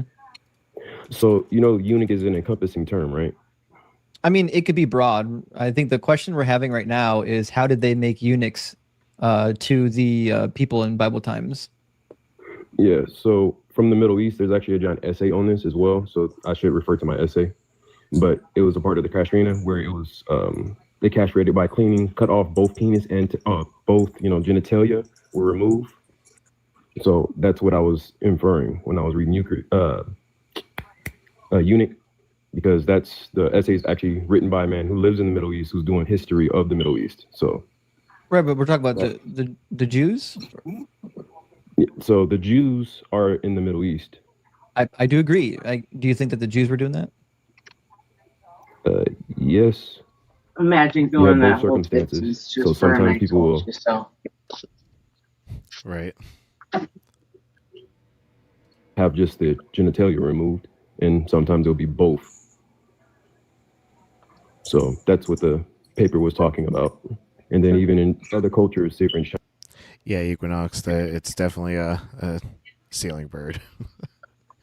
Those pesky birds like to get inside and just nest up in the ceiling. Mm-hmm. It's their infamous mating call.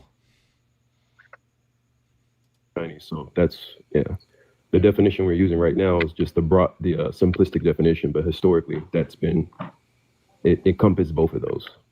And then back. Well, I'm saying the word castration can, right? And I'm certainly aware that different people groups had different customs. I know that in ancient China there were eunuchs that literally had their penises removed. I don't think anyone's questioning whether or not the word can mean both.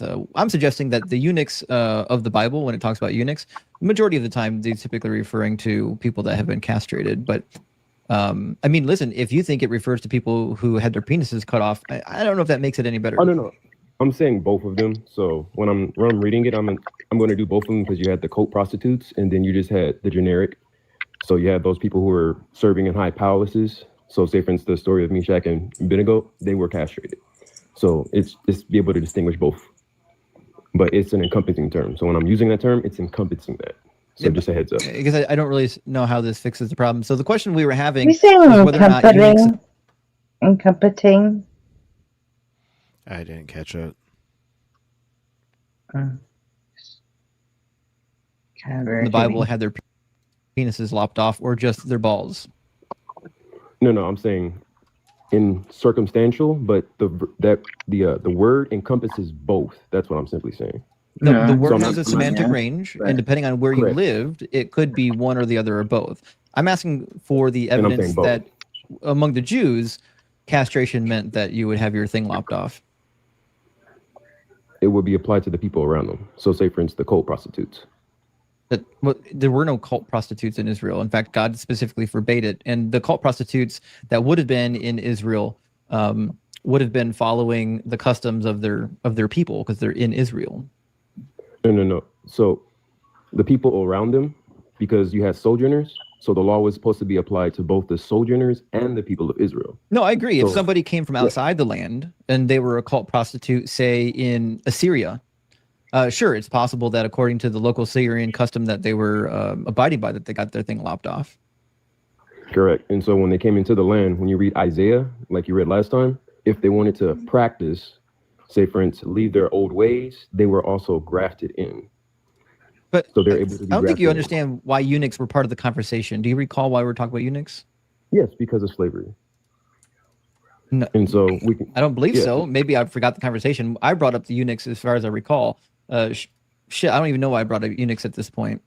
So how do eunuchs make slavery okay? Is that what you're getting at? Oh no, I didn't say make slavery okay. I said they were able to get freed. So that's not certainly the case. You're not on this bad talking point again, are you?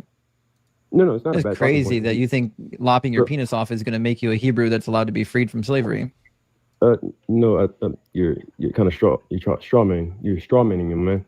So let me clarify if you don't mind. I just want to make sure we're on the same page. I'm going to catch everybody up. So you had a crazy theory yesterday, or whenever we talked, that as long as a foreign slave became an Israelite, they could be freed. Correct. That's not in the Bible.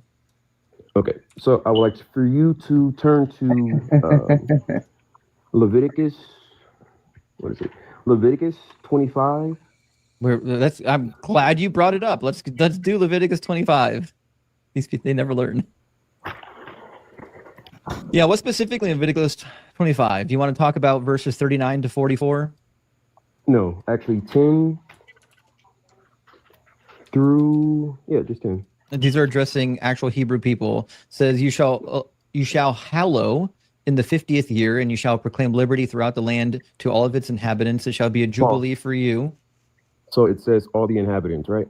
Mhm. Does that exclude anybody, or is that all? Because all is an encompassing word, right? Do you know what the jubilee was? Yeah, the 50th year, right? Yeah, and what happens in the jubilee? In the jubilee, each of you shall return to his property, and each of you shall return to his clan. There we go. It's about property and clans, right? Now, quick question: how does the Bible describe clans as being? The clans are of the Israelite clans. No, it is not. It is. No, it's not. So if you were to go to Genesis chapter 17 and verse 14, any uncircumcised male who is not the clans didn't exist yet then. Yes, they were. They did. So this They is did not. Genesis. I'll actually disregard that. So Genesis 10 verse 20. The Hebrew clans did not exist yet. You're only using that as the Hebrew clans, but the law That's was who this is addressing. This is addressing No, it's the not. Hebrews. Leviticus 25 is instructions for the Hebrews. all the people of the land.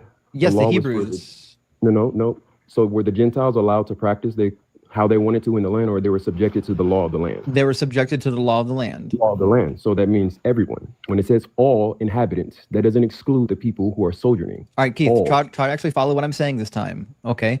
Who in the land is allowed to have ancestral property passed down from generation to generation? And who does God specifically make laws for so that they won't lose their property? Yeah, but I'm not talking about property. I'm talking about clans. I'm talking about properties and clans. So answer the question. So that's a distinguishing, right? And means what? It's a distinguishing marker. So properties are separate from clans and clans. So I that's a said distinguishing, right? properties and clans. Which people And I'm group? talking about clans. Which people group, Keith, in the Old Testament does God specifically lay out laws protecting them so that they won't lose their ancestral property, which is given according to their I clan? hate it when he says it like that. The property is giving towards the clan. That's encompassing. So it's talking about the We'll try this Jews. again. I said who? What people group? Which ones? Which people group does God give specific laws to that prevents them from losing their ancestral property that was distributed by clan? Yeah, it's the Jew. Thank you. That's the right word. Okay, so It's like pulling teeth every single time. Gotta ask the question like 7 different ways before they'll actually like answer it. 'Cause they finally realize there's no path forward in the conversation without it. Jews. So God is concerned in the sabbatical year and in the year of Jubilee about the people returning to their properties. And clans. Yes, of the Israelites. No, it's not the Israelites, man. The Israelites. No, it's not. That's what I'm saying. It's the Israelites. You want me to show you where? No. You're not listening. So You want just me to like show when you I was where? saying, you remember when I said Abraham was a Hebrew? Want me to show you was where? given to the Hebrews? The law was given to the Keith, Hebrews. just right? like last time we talked, the more you talk, the more silly you look when I show you why you're wrong. So it's up to No, you I'm how silly you not want to wrong. look. The scholars even agree upon me with this. They actually don't. Yes, they do. No, they don't. Yes, they do. No, they don't. Which scholar would you like to quote, my man? I'm just going to show you right now why you're wrong. No, Okay, I'm so saying you said the scholars don't, so you're contrary. So which scholar would you like to quote? I would quote, for example, Jacob Milgram. He wrote probably the most famous extract commentary on Leviticus ever. In fact, if you read any commentary on Leviticus, they're going to quote you from Jacob Milgram's commentary. You can also read like Nahum Sarnum or Baruch Levine or David W. Baker. I mean, there's lots of Old Testament scholars who have written on the book of Leviticus, and these are like real scholars, not like some guy you found on the internet. And they talk about this particular topic? Yeah, they sure do. And do you want to see why it's referring to the Israelites or not? Quick. So what's the name of that scholar you quoted? Do you want to see why from the Bible why it's referring to Israelites? Yes or no? I've already read the law, my man. That's what I'm saying. So I'll just read it to you. If any who are dependent upon you become so impoverished that they sell themselves to you, you shall not make them serve as slaves. They shall remain with you as hired or bound laborers. They shall serve with you until the year of Jubilee. Okay, so these are people that are going to serve with you until the year of Jubilee. Follow?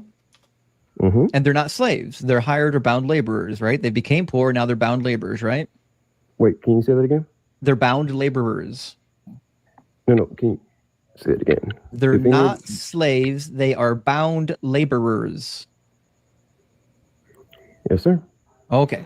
Then they and their children with them shall go out from your authority. They shall go back to their own family and return to their ancestral property. So again, this chapter is about the ancestral property. Now you might be asking, of who? Well, it tells you, for they are my servants who I brought out of the land of Egypt. Those are Hebrews. The Hebrews came out of the land of Egypt. God is concerned for the ancestral property of the Hebrews. That's what the year of Jubilee is about. That's why he goes on to tell you about the slaves that you can actually possess forever. That's why he says in verse 46 of the foreigners, not the Hebrews, you may keep them as a possession for your children after them, for you to inherit as property. And in the Hebrew, verse 44. Keith, I don't know if you know this. I'll tell you again. They cannot hear you when you talk while I'm talking. My mic is louder than yours. Every time you talk while I'm talking, you're wasting every single breath that leaves your lips. So if you want me to read what you want to read, you have to wait for me to stop talking. So now 44 starts a section that is detailing if you can't own your own fellow Hebrews as slaves, who can you own as slaves? And he tells you, as for the male and female slaves who you may have, it is from the nations around you that you may acquire male and female slaves, and then also from their children, and so on and so forth. And how long can you keep them?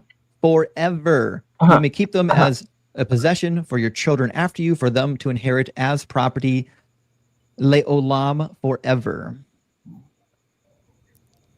And that's why I said it distinguishings, right? Is there a distinguisher? There's a distinguishing between the Israelites and the non-Israelites. The non-Israelites can be slaves forever. The Israelites are, in fact, slaves temporarily. And so it says property, right? When I'm using the term clan, they become your property. Is that Jill? Okay, and so clan and nation. Jill, where? The caller. On Justin's? No. Yeah, I feel like it could be Jill. Like before he. It doesn't sound like Jill at all. It does to me, man. Only like chill and sober. Is there a distinguisher between clan and nation in Genesis? It depends on which book of the Bible. So in Genesis, you could say there's a distinguishing between the clans and the nation because the nation of Israel had multiple clans. So that's what I'm saying. If you were to go to Genesis chapter 10, verse 20, these are the sons of Ham by their clans. So when I'm saying if they're a slave in the Hebrew around them on the year of Jubilee, they were released back to their clans, back only to their own if lands. You are Hebrew. It's not only Hebrew, my man. It's only Hebrews. It's not. It's just like, for instance. We'll try this again. 'Cause I know you weren't listening the first time I read it. I always have to read this 5 times, so I'll do it like really slowly this time, right? It says, then they and their children with them shall go out from your authority. They shall go back to their own family and return to their ancestral property. For, this is the because, for they are my servants whom I brought out of the land of Egypt. Those are all Israelites. He didn't bring the foreigners out of the land of Egypt. He brought the Israelites out of the land of Egypt. The Israelites are the ones that go back to their ancestral property. The foreigners are your property. They are your slaves forever. And I'm saying when it says clans, you're with the properties are default within what? Within their clans. That's a default. Okay, so here's what you're going to do, Keith, because you did this last time we talked. You're going to address the point that I raised and stop pivoting to a new point. Why did God say about these people that they came out of the land of Egypt? Why did he say that? And who came out of Egypt? The children of Israel. Okay. Now, did he say that the people are going to go back to their land because they are God's people who he brought out of the land of Egypt? Yes. Okay. Did he bring anybody out of Egypt that weren't Israelites? Yes. Who? Anyone who wanted to come. Show me that in the book. Show me where it says that non-Israelites left. It might be that we're not told, but many did. I'd even believe it. If the Exodus was real, I believe that there were some Egyptians that were like, I'm going to get the fuck out of here. But I don't think that the Bible actually says that. Uh-oh. Is Zechariah up? But can you... Oh, sorry. One moment. Daddy duties. Give me 1 second.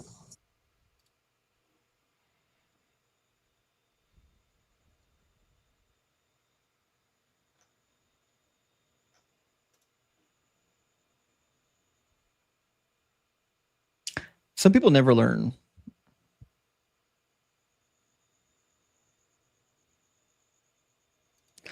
I thought Keith was going to come back on a new topic. I did not know he's going to come up and try to get cooked on the same topic.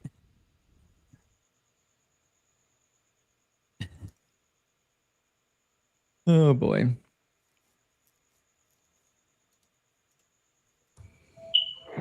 And yes, they were. Who? Show me in the Bible. Shit, you might be right. I just need to see it. Where is it? The fleeing slaves do not return the slaves to their masters. Where is it? That's a whole different passage. You're referring to Deuteronomy 15:23, I think. That doesn't say what you wanted to say. That the Gentiles, anyone who was believing, were encompassed within the children of Israel? Doesn't say anything like that, actually. So do not return the slaves to their masters because you were once sojourners in a... So it doesn't say that? Not the way you think it does. It doesn't say do not return a slave to his master. Not the way you said it. Want to see what it actually says? Sure. Okay, I'll read it to you. It's actually, first of all, it's referring to foreigners, and second of all, it's not. I don't think it's referring to runaway slaves, and neither did the ancient rabbis think that as well. The ancient Hebrew rabbis agree with me on this particular topic. So, what we find in Deuteronomy, I'll show it. There we go. Deuteronomy 23:15. I said 15:23. I got that backwards. 23:15.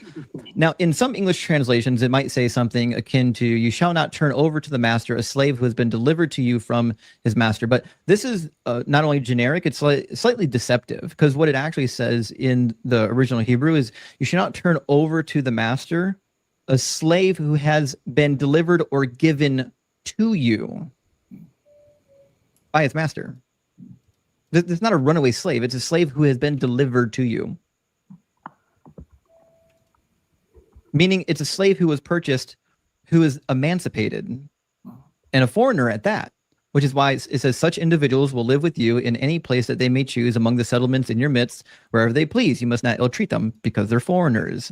And the ancient rabbis agree. Kudushin in the Talmud says this verse is speaking of one who acquires a slave not to enslave him, but in order to emancipate him. Yevamot 93 says this verse is speaking of the one who buys a slave on the condition to free him. Gittin 45, this verse is speaking of one who acquires a slave in order to emancipate him. And you might be answering or asking, why would someone buy a slave in order to emancipate them? Because almost 50... Yeah, Robin, it's not your smoke alarm. It's definitely the guest. 50% of slave purchases in the ancient world, a lot of them were actually adoptions. You would purchase a slave, you would adopt them out of slavery, and then you can use them in your household if you didn't have a son or a daughter. In fact, if you needed a daughter and you couldn't find a daughter, you could adopt a slave and make her a daughter. If you needed a son, you could adopt a slave and make her a son. But part of the rules of slave adoptions is once you adopted them into your household, you couldn't return them to slavery. You couldn't do it. Now, you could also just set them free, of course. You could just emancipate them, which is what the ancient rabbis thought was happening. They thought that was happening. Now, most modern scholars will tell you that this could refer to a runaway slave, but specifically a foreign runaway slave, because most of the ancients had like these national agreements with the neighboring other nations saying, if one of your slaves runs away to me, I'll return it. If one of my slaves run away to you, you return it. And then here's the reward or penalty for such behavior. Israel didn't have anything like that. Israel did have a runaway slave, or did have a procedure for gathering runaway slaves. And in fact, we see it in 2 Kings. In 2 Kings, there's a guy named Shema. Pause it a second. See hiding? That smoke alarm, Fry heard it and assumed it was here because he was sleeping and he heard a smoke alarm and he's terrified of the beep. So when I came back in the room, I couldn't find him. And he was hiding under the bed. Oh, goodness. Poor guy. No, he's fine. But yeah, I just don't understand. Like, the second I hear it in my own place, like, I'm on it, you know. Even if I didn't have a pet, I would be on it because I just wouldn't want to have to deal with hearing that. Yeah, it would literally drive me insane. Right. I wired mine into the house electric, so that's the way these are in this apartment.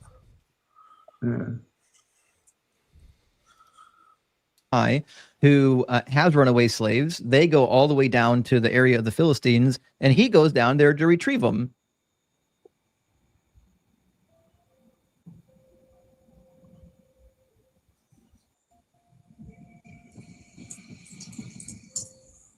It's in, let me grab you the passage. It's going to be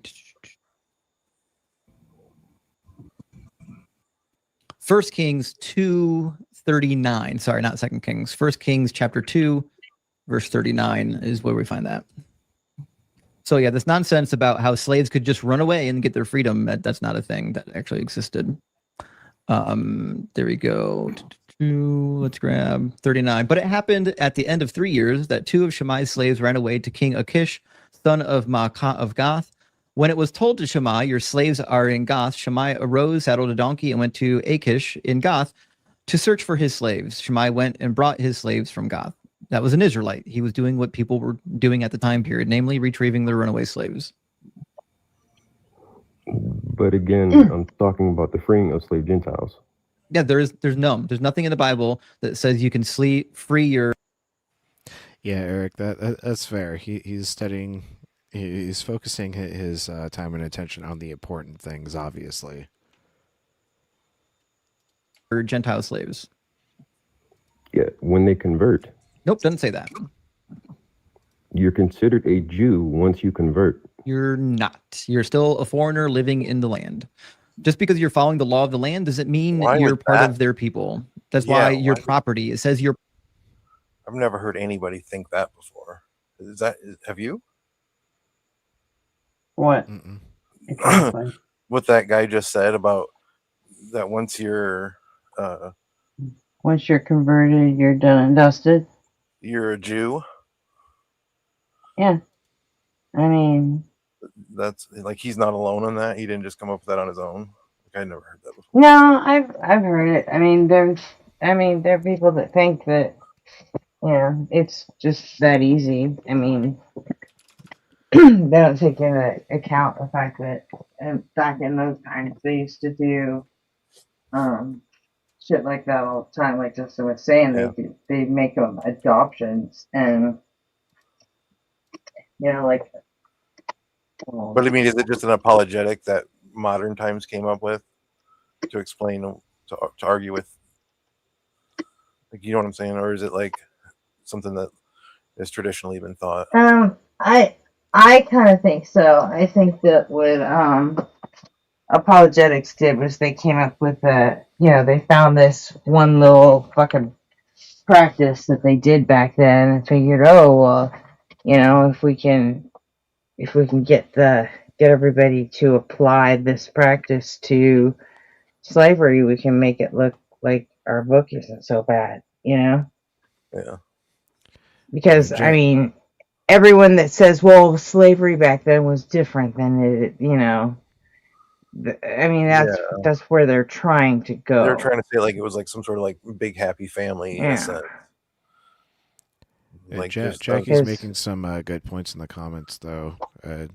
Jackie, if you'd like to jump on and give your expert opinion, since you're more acquainted with the verses, the old text, that'd be helpful. Yeah, that'd be cool if you want to come up, Jackie. Like Jackie seems to have a different vector of attack, because she still disagrees with the caller's global point.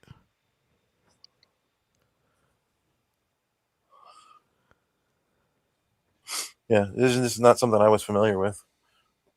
So, good to know, right?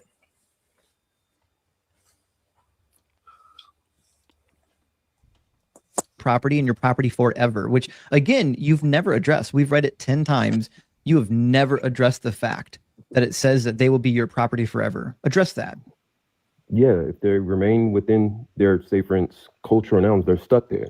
But if you were to get circumcised and become a Jew, you are now underneath the Jewish law. Yeah, but you don't become a Jew. Yeah, by being circumcised, my man. No, you don't.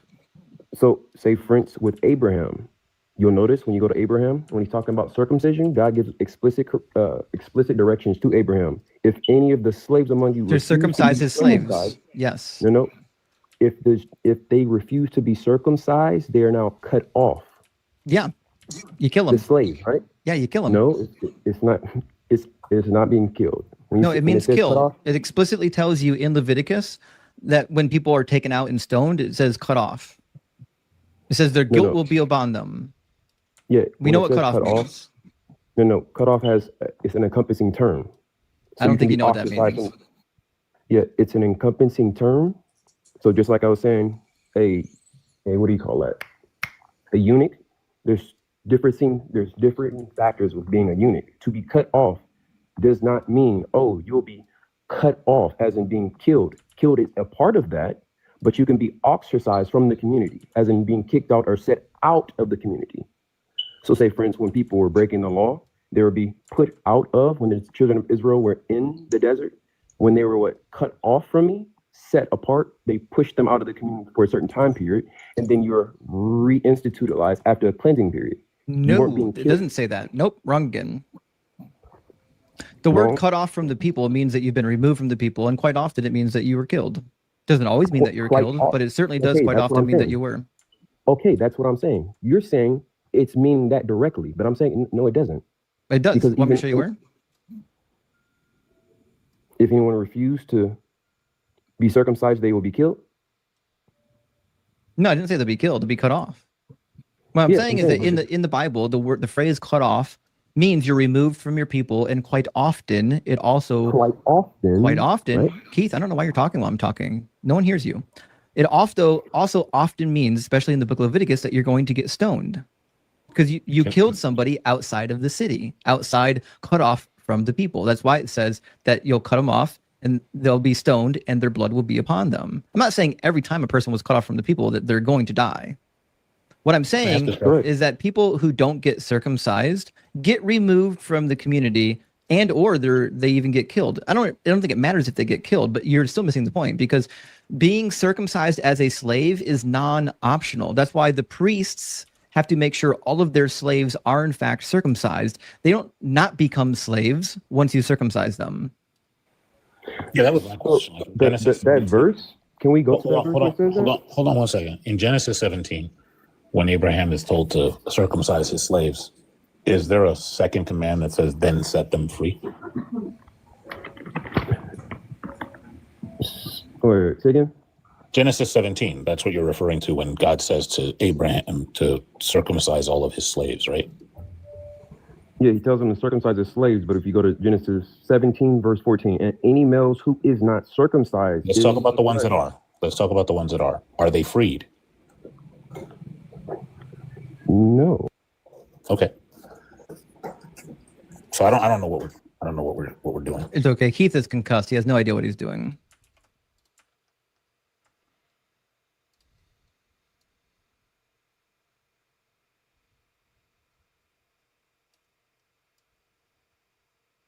I think what he's trying to say is that once you become circumcised, you're no longer a slave because you're an Israelite, but that's just not in the book.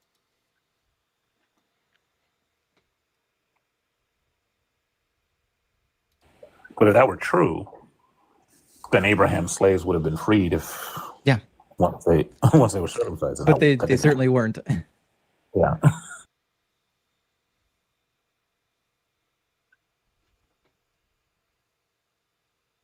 If you're a foreign slave in Israel, you're a foreign slave, and you're a foreign slave for life. And he's gone. I've never heard someone. Oh, he's come back. We'll see what I have to say about this. There you go. Sorry, I had audio issues. Yeah. And so I was saying, yeah, if you're a foreign slave in the sense of you're still practicing the way you practice, yeah, you're stuck to bound. But It doesn't once say you that in the become- book. Not only does it not say that in the book, it doesn't even make it better. Because all you're saying is that it's okay to enslave people as long as they don't believe what you believe. No, are you talking about like our modern version of slavery? There's literally no difference between the transatlantic slave trade and what we see in the Bible. None. So, say for instance, are you saying like cattle slavery? Because that's exactly what chattel slave. Cattle slavery. Oh God. Slavery, yeah. When somebody becomes your property for life, they're not free to leave, and they have to do what you tell them, or you beat them with a stick. That's what the Bible says you can do. My man. It's like you weren't Chattel even slavery? listening the first time we talked. What do you think a chattel slave is? So chattel slavery is when you go out and you grab somebody, right? No. That's literally what chattel slavery means. No, that's not what it means. It does. No, it doesn't. How much money you want to put on it? He doesn't think that that's what happened with the slaves. I've in never the seen ancient someone so world. confident and know so little. They were all. How were they They acquired even in the say this ancient online world? very clearly. They say there's a difference between historical slavery versus. What do how you we think view the word slavery. chattel even means? Right. My hand is not. Are you aware that chattel is a modifier for the word slavery? Where's it at? Slavery. Oh, doggone it. It didn't come up right. Yeah, doggone it. It came up with a definition that's not yours. I know. Chattel means property, Keith. Chattel slavery. Which means if you're a chattel slave, you are a slave as property. You're someone's property. Okay. Right here. There's actually a whole article on it as well. You don't need a whole article. You just need a definition. Chattel slavery and ancient. What is the difference between chattel slavery? Whoa, slow down, Keith. Slow down. We asked right? you for a definition. Give me the definition. And it's saying, look, the institution of slavery has been taking various forms throughout history. With Keith, I'm going to need you to stop yapping about the article you found. We can address that next. The first thing we're going to do is talk about the definition of chattel slave. That's where we're at. I know that like you're really uncomfortable right now because you just looked up the definition and then it doesn't say what you want it to say. And now you found an article that thinks is going to help you, but it's not going to help you. So try to focus. We can get to whatever BS claims are in your article next. Right now, we're talking about what the word chattel slave means. Can you focus on that for a moment?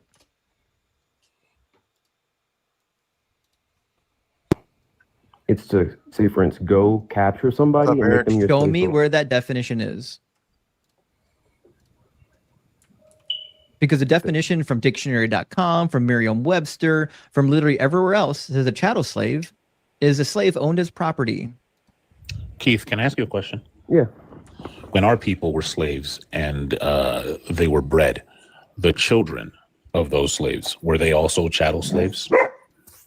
Yeah, they had no rights. A chattel slave had no rights. Did anybody go anywhere to capture those children, or were they just born as slaves? They were born as slaves, but the encompassing what? Look, aside from that, they did have rights. They just didn't. You just weren't treated as people.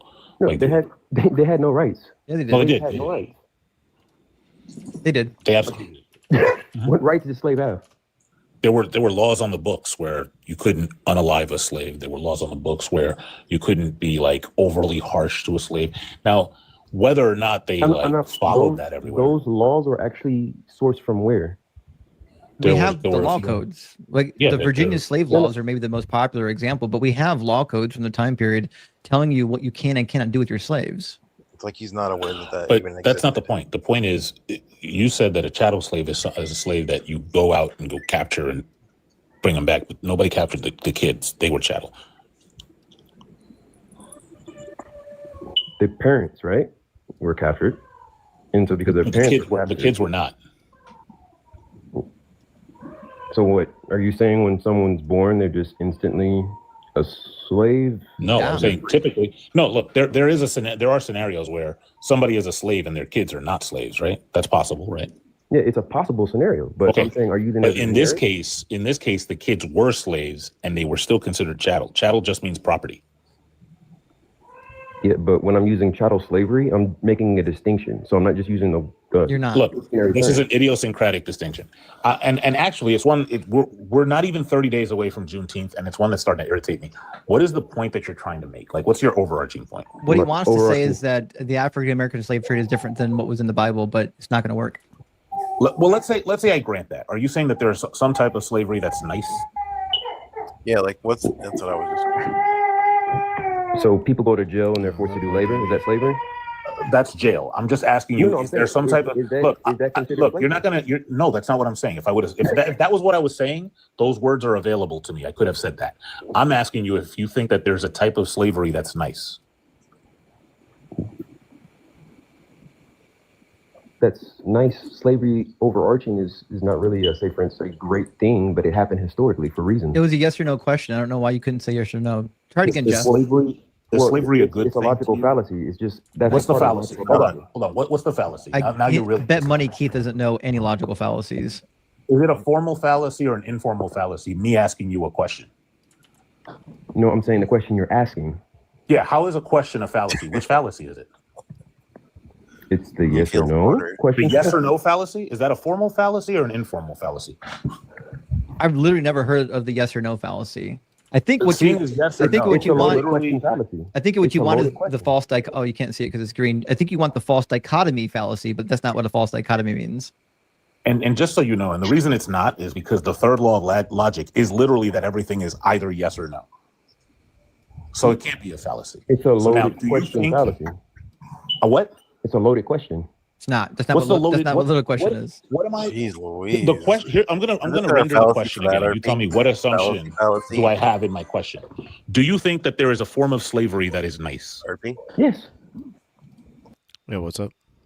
Isn't that a fallacy too? Like when you just call everything a fallacy. Not necessarily. Like, there's the fallacy where you're saying that like the argument is wrong because it's a fallacy, whereas what you want to say is like we cannot determine the truth value of the claim because it's a fallacy. Like, just because you're using a fallacy doesn't necessarily mean that you're wrong. Like, you could accidentally end up on the like truth of the matter, but like you just reached it in an invalid way. So like we can't determine that it's true because of the argument being presented. Right. Okay. But Jackie said we can forget the fallacy. But what about the fallacy? Yeah, Keep like saying that's his converting. only. He was trying to use it like as a get out of jail card. Like if I just like Justin would be like, "Oh, I'm sorry, I didn't mean to commit the fallacy."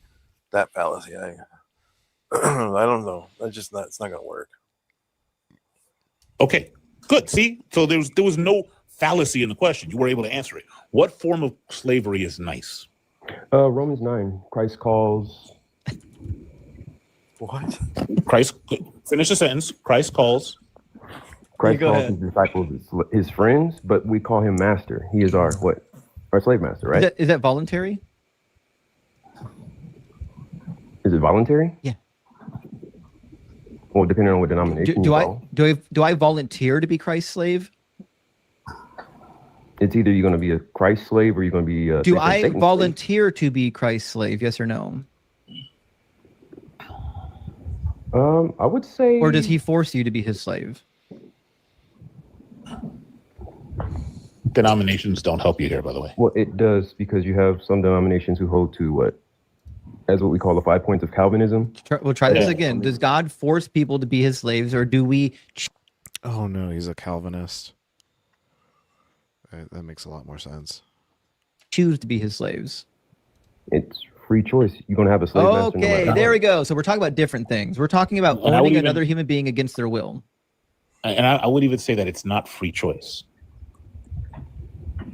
You don't have an option? No, Jeff, No. don't start that conversation. We're never going to finish the first conversation. He'll never get Oh, it. you're right. You're right. It's way over I'll his just head. grant it. I'll just grant it. But look, in the same way that you say that biblical slavery in Leviticus is not the same as as chattel slavery in the Americas, I'm going to say whatever the fuck slavery you were just talking about in Romans 9 doesn't even come close to the type of slavery that is described in Leviticus. So it's two different things. Yeah. So let me ask one more question because we're past our time. We have to get to the super chats. Let me ask one question to Keith. What is the difference between the Bible's form of slavery and the Americans going and purchasing slaves from the nations and bringing them back here? What's the difference? Seems like Americans are One of buying the primary nations differences around. Sorry, I didn't mean to. You can play it. is, like, say, for instance, you weren't allowed in the Bible's terms. You couldn't go out and just take somebody. That's wrong. Want me to read you where it says you can do that? So, are you sure? Yeah. And first of all, I didn't say take, I said purchase. So you've already tried to straw man what I said. I didn't say anything about kidnapping, but the Bible does allow for kidnapping. Numbers 31, Deuteronomy 20, Deuteronomy 21. So we're talking about slavery, though. So we'll try this again. What's the difference between the Americans going on ships, buying a bunch of slaves from Africa, and bringing them back here? What's the difference between that and what was happening in the Bible? The difference is those who actually did that were supposed to be killed. In the safe sense. Okay, of show me that in the you're- Bible where it says going and purchasing slaves Can I means you should finish? be killed. No, can I finish? You can finish, but you're going to be wrong no matter how many words No, it takes you to finish. Okay, you're just interjecting me, no. But I'm saying if a man goes out and captures another man, I didn't say he should capture, be I said put to death. purchase. Purchase, you're allowed to purchase the slaves around you. I Like, agree. Yeah. So what's the difference between purchasing African slaves and purchasing foreign slaves in ancient Israel? What's the difference? the difference is you can actually be set free Okay, show me where it says the foreign slaves can be set free. if they became a Jew. That's not in the book. You spent yesterday and today trying to convince me of that. You haven't found a single fucking verse that agrees with you, not even one. So are only Israelites allowed to partake in the meal?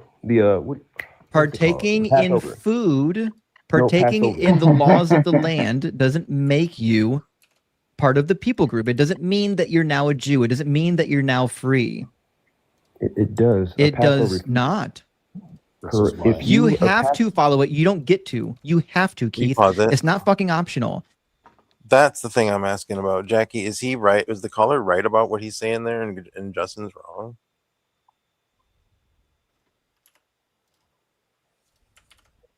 Does anyone know?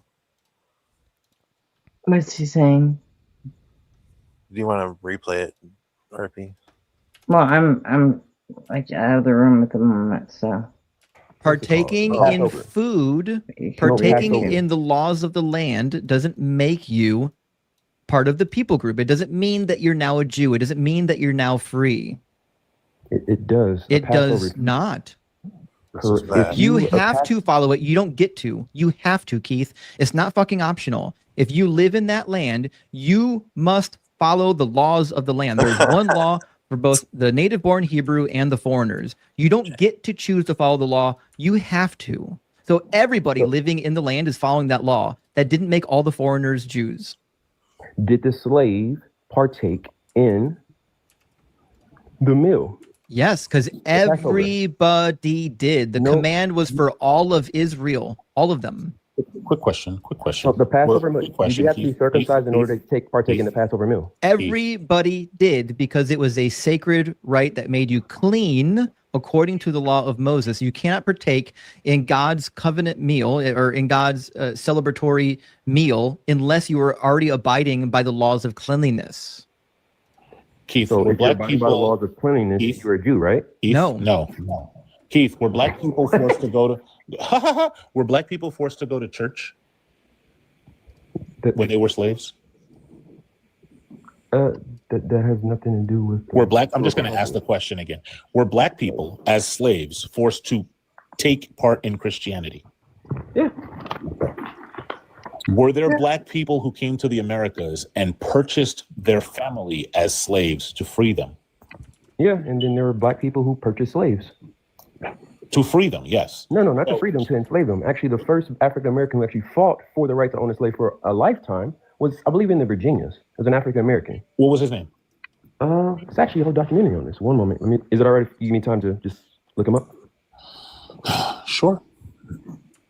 I see the research on the white supremacist sites is like buzzing. Mm-hmm.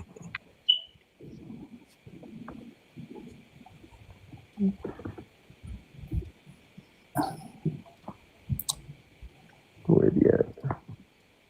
Come on, where is it at? There you go. William Ellison Jr. Do a public service billboard, campaign across the country, just reminding people to change their batteries and their smoke alarms to make call-in shows better. Yeah, just for our call-in shows. Yeah. It would bring the stress of the nation down by Hi, welcome in. How old are you? Do you have any ceiling birds? And go. Nice. William Ellison Jr. Born alive. April 17. William Ellison, the entire thing with William Ellison was about his estate going to his children or his wife. No, it wasn't. Okay, then what was the court case that William Ellison brought up to keep slaves for life? One moment. I gotta put it up now. Mm-hmm.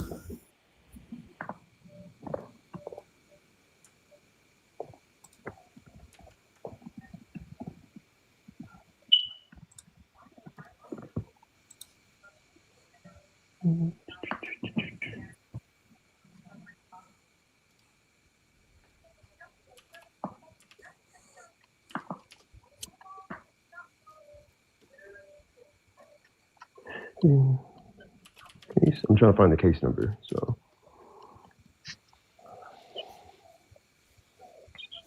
where's the case number?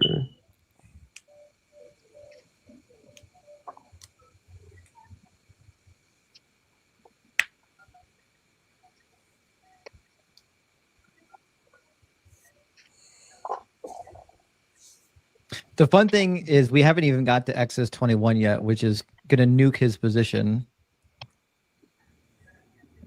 Oh, yeah, true. I'm actually going to have to. Is it all right if I You can look it up and come back tomorrow. We're going to end on Exodus 21 because I got only a couple minutes left before I got to get to super chats. Exodus 21 says exactly the thing he doesn't want it to say. Yeah. When you buy a male Hebrew slave, he shall serve for 6 years, but in the 7th he shall go out a free person without debt. So these are Hebrews, keep in mind. If he comes in single, he shall go out single. If he comes in married, then his wife shall go out with him. If his master gives him a wife and she bears him sons or daughters, so these are children now of the Hebrew man, the wife and her children. I agree. He's a secular thinker. Is like a fucking powerhouse when it comes to these topics. Mm-hmm. And sorry, Robin, I can't control which colors have ceiling birds. It's just the luck of the draw. And unfortunately, there seems to be like a high percentage of people that like feel compelled to call into these shows, and it also overlaps with people that let their smoke alarm batteries die. Mm-hmm. But there's an interesting psychological study in there. Shall be her masters, and he shall go out alone. So the male Hebrews get to go out alone. Even if you give a wife to your male Hebrew temporary servant or temporary slave, the wife and the children remain permanent slaves of the... Good night, Equinox. Hope you rest well. I did. Also, good night, Hizzle. And Equinox. Hizzle's going to bed too. Night, Hizzle. Oh, nope. Hizzle's not going yet. He doesn't? Nope. Just saying good night to Equinox. The owner, even though they're Hebrew. I'm going to take it back. So, Keith, you should consider the fact that these are bad talking points which is why you're literally the first person who's ever even attempted this talking point. I had the slave conversation. Night, Robin. With hundreds of people before you, and you're the only person ever that's ever attempted this bad talking point. And the reason why is because even Christian apologists know that this isn't a true talking point. It's actually a true talking point. If It's you not. read it in context. I have. It is. I have. That's why I'm saying only people who were circumcised were able to partake in the difference. It didn't make them not slaves. It did. It didn't, because then there wouldn't be a single slave among the Israelites, not a single one. It doesn't make you not a slave. It does not make. It makes you treated what? It doesn't make you treated anything. It makes you a slave that's been circumcised and cleaned according to the law. That's what it makes you. That makes you a free man. No, it fucking doesn't. It does, my man. No, it does not. So what was the purpose? So why would you want to be circumcised then? To be clean. You had to. It wasn't your choice. You didn't get to. You didn't choose to. You had to be circumcised. You're a slave. No. You don't get a choice. You don't get to choose. So were Abraham's slaves freed when they were circumcised? Yes or no? The Abraham slaves had a choice. Were they circumcised? No. They were.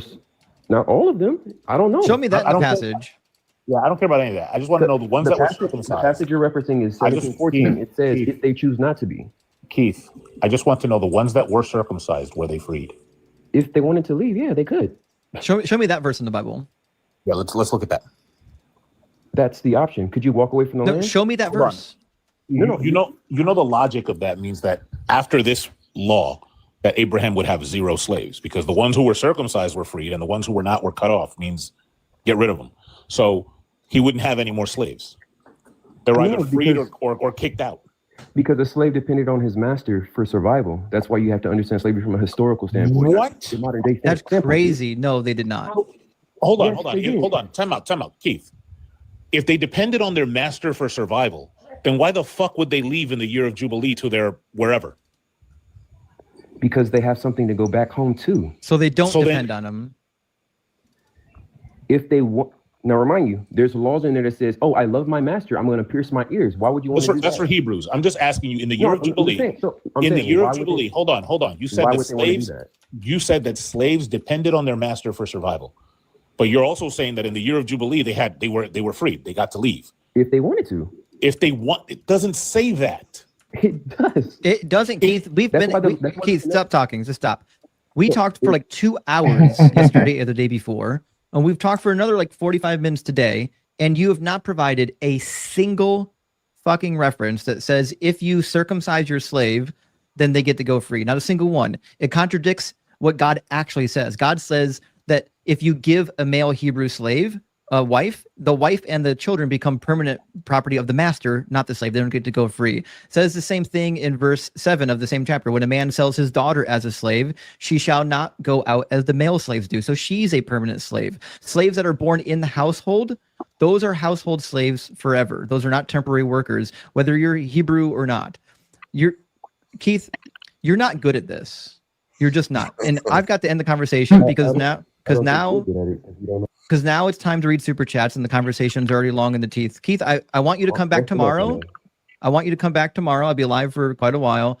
You can bring the same bad talking points. Just know that if you come back being more dishonest, saying the Bible says things that it doesn't, I'm going to publicly embarrass you. And I'm going to make fun of you to your face. And then I'll probably find out who your family is eventually and show them this video so that you can embarrass your entire family as well.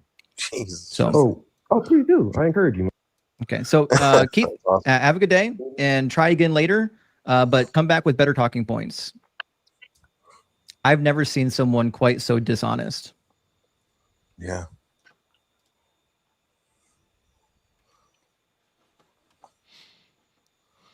The links that people go to try to justify slavery in the Bible is just it's sickening.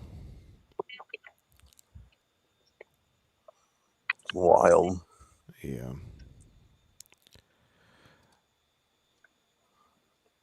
But on an unrelated note, does anybody know any good free image editors that allow for like saving of transparencies? Saving as transparency. Yeah. Photo P. Can you say that again, Gretchen? Photop.com. It's in browser. It's a Photoshop clone. It runs right through your browser. Cool. I'm working on something for Yeah. well, just something.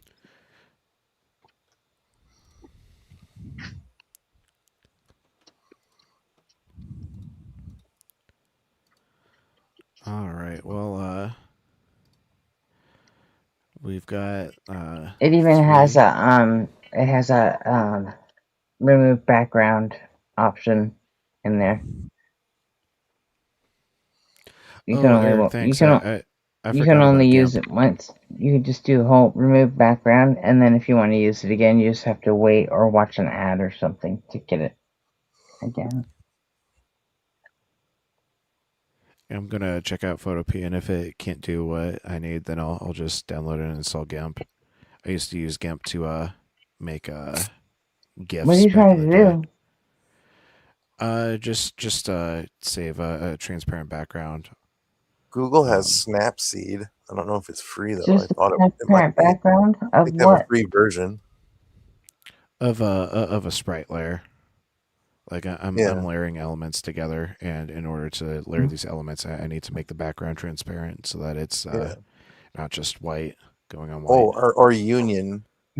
There's an app called Union that can do that. It should be free. You know what I use mostly? I use a cracked version of Photoshop. But it's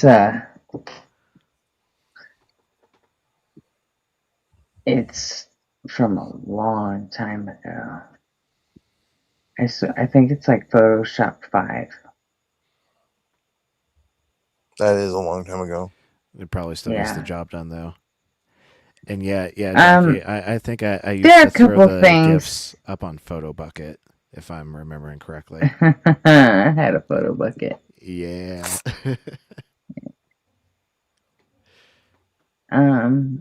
Yeah, it does get the job done. There are a couple things that it predates, like animations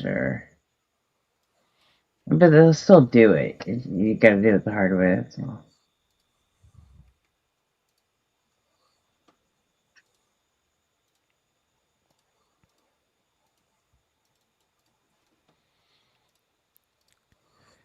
How's this John Cohen clip sound? Good. I'm not going to say no to John Cohen. Sure.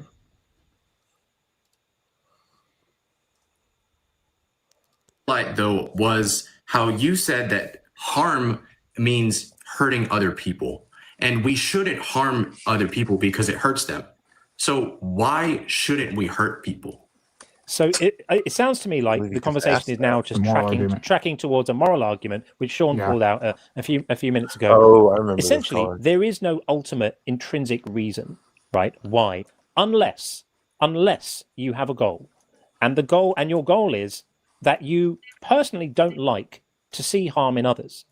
And the fact that most human beings do have that goal, most human beings have an aversion to seeing harm in others for a couple of reasons. First of all, we have mirror neurons, and when we see other human beings experiencing pain, we kind of experience it a bit ourselves. That's how our brains work. It's adaptive. We know that this happens.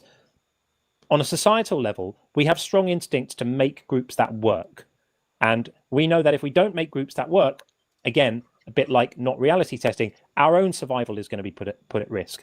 And so if you are completely indifferent to the suffering of others, you're going to find it harder to survive in a collective where that's demanded of you, right? It's that we human cultures are and societies are based on doing this thing where he's like showing off. He's doing like show and tell around his room, and like I don't get it. Like, what is your point? Like, are you listening? Are you just proud of your room? Who? The caller. Yeah, the caller. You can't see what he's doing. No. He's got his camera. He's walking around his bedroom while John's talking, almost like he's not even listening. He's walking around his room and showing like things that are hanging on his walls, and then like making gestures at the camera. Oh, like nodding and smiling or whatever. And like, I don't get it. I don't understand like why he's doing this. It's obnoxious. It's like rude. What'd you say, RP? I said it's obnoxious. Oh yeah, for sure. Like, I won't kill you, you don't kill me, I won't eat your kids, you don't eat my kids. I'll watch the outside of the cave while you sleep, you can watch it while I sleep. We all have a social contract and it works. If you're completely indifferent to the suffering of others, your own survival is going to be impacted too. So there are strong reasons why we should care about the suffering of others from a purely pragmatic point of view. I'm not appealing to some kind of transcendental perfect notion of morality that exists in some way. I don't think such a thing does exist. Right. And I think that only pushes the question back further, because if you say that we shouldn't harm people so that we should survive, that still begs the question as to why should we survive at all. Yeah, but but essentially what I'm saying is there isn't an answer to that question. You're asking a question and assuming an entitlement to an answer. I don't think that ultimately there is a why. I don't think that ultimately we should do anything. We do. Right. You know, we all woke up in this. It's like waking up in the Matrix in a sense. We all just appeared here, as far as we're concerned, from our perspective. It's just one day you became conscious, and you're now just traveling through life. But if you take the Mormon view, we chose to be here, right, Gretchen? Yeah, that's true. We pursue actions which are likely to bring about the goals that we are inclined towards. That's it. That's the answer. There is nothing more. And that remains the case even if a God exists, because if a God exists, you have to subjectively care about what that God's rules are. So, for example, let's say there is an ultimate creator, all-powerful creator of the universe, and that God says torturing babies is moral. I'm not going to consider that moral because God said so is an arbitrary thing. But to me, the well-being... Gotcha. Oh, okay. Just wondered if you dozed off. All good. Of babies and other thinking creatures is not arbitrary. So it's still a subjective value judgment whether you value rules given by a deity or you don't value them. I happen to not value them. If Yahweh, Thor, Shiva, it doesn't matter which God, I don't care what deity it is, I'm going to care about the well-being of others. I'm not going to care about being told what to do by that deity. So for divine command theorists, they also have subjective morality. They subjectively care about being told what to do and deferring to the subjective moral assessments of whatever deity they believe exists. Okay, so I don't think that commandments by God are merely because he thinks so. I think that what we should do is dictated on the nature of God rather than the opinions of God, if that makes sense. Okay, so if it's in God's nature to torture babies, would you consider torturing babies to be moral? Yes. Okay, I think that's just... Holy shit. Yeah, he just totally bit that bullet right off. Yeah, I did not expect that. Like that was so fast too. Yeah, so fast. Like, yep. You didn't even like ponder it. He's just like, yeah, oh yeah, fuck yeah, I'll torture those babies. Fuck those babies. He's CEO. He's looking for a promotion at the baby face factory. Yeah, damn. Disgusting. Right. And you subjectively care more about following God's nature than you care about the well-being of babies, and that's your values. So my values, I care about the well-being of babies more than I care about the nature of whatever deity happens to exist, if the deity exists. I would also argue that with such a framework, you don't actually have morals. What you're describing are not morals. You don't have them anymore. You've outsourced the morals to someone else to worry about and replaced them simply with obedience. And you pretend you have morals, or you describe them as morals, but they're not morals. There's nothing moral about saying anything that my boss wants to do, I like, no matter what. It's the Nuremberg defense. It's what the Nazis said in their trials. I was just following orders. That's what you do. That isn't morals. It's a moral vacuum, and you fill the moral vacuum with obsequious obedience. That's it. I don't find that aspirational. And I would offer you, the suggestion to have a think about whether you want that for yourself. It doesn't make a great human being to completely surrender your ethical intuitions at the door. You're a smart guy. You've got bark on the wall. You should know better. Like, think about it. You can do better than that. Well, so far I've heard a lot of assertions like that belief is disgusting and that you ought to do better. And I'm curious, like, why do you believe that it's disgusting? That if God's nature was to murder babies, that I would have to believe in that? Yeah, it's disgusting because you don't have any. You're showing that you're surrendering your compassion for fellow human beings, and you're calling it good, but it isn't good. Sean asked why you. Should we be compassionate for other human beings? Sean didn't just ask you if you do it. He asked you if it was good. He asked you if God said it was good to torture babies, would it be good? And you said yes, right? You don't know what good means anymore at this point. You're not using the word as a description for something. You're just using it for a label you arbitrarily put on the actions of another because you're obedient, because you're basically become a mental slave. And you brought this round to, well, why should we be good? I've already explained this to you. In a universal sense, there is no should about it, but we're entitled to react to your complete lack of compassion and your complete lack of care and concern for other human beings because it's offensive. I find it offensive if somebody says they don't care about the well-being of other people. That's offensive to me. You're perfectly entitled to hold that view. I'm not claiming that my view is better than yours in any metaphysical sense or in any, even in an intrinsic sense. I just think that it makes you a horrible person. That's my view. You're entitled to disagree. I'm sure your mother thinks you're charming, but I think it's disgusting.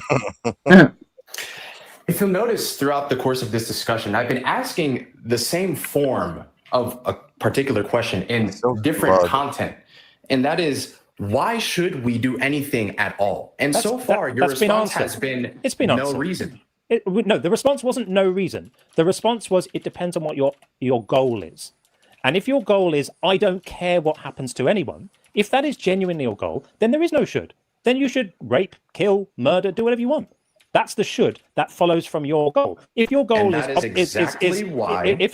obsequiously follow the Christian God, if your goal is I'm going to just follow the Christian God, then you should support slavery. You should support child murder. You should support women being answerable to men. You should support the death penalty for gay people. You should support innocent people being stoned to death. These are all the things you should support if you're going to base all your values on the Christian God.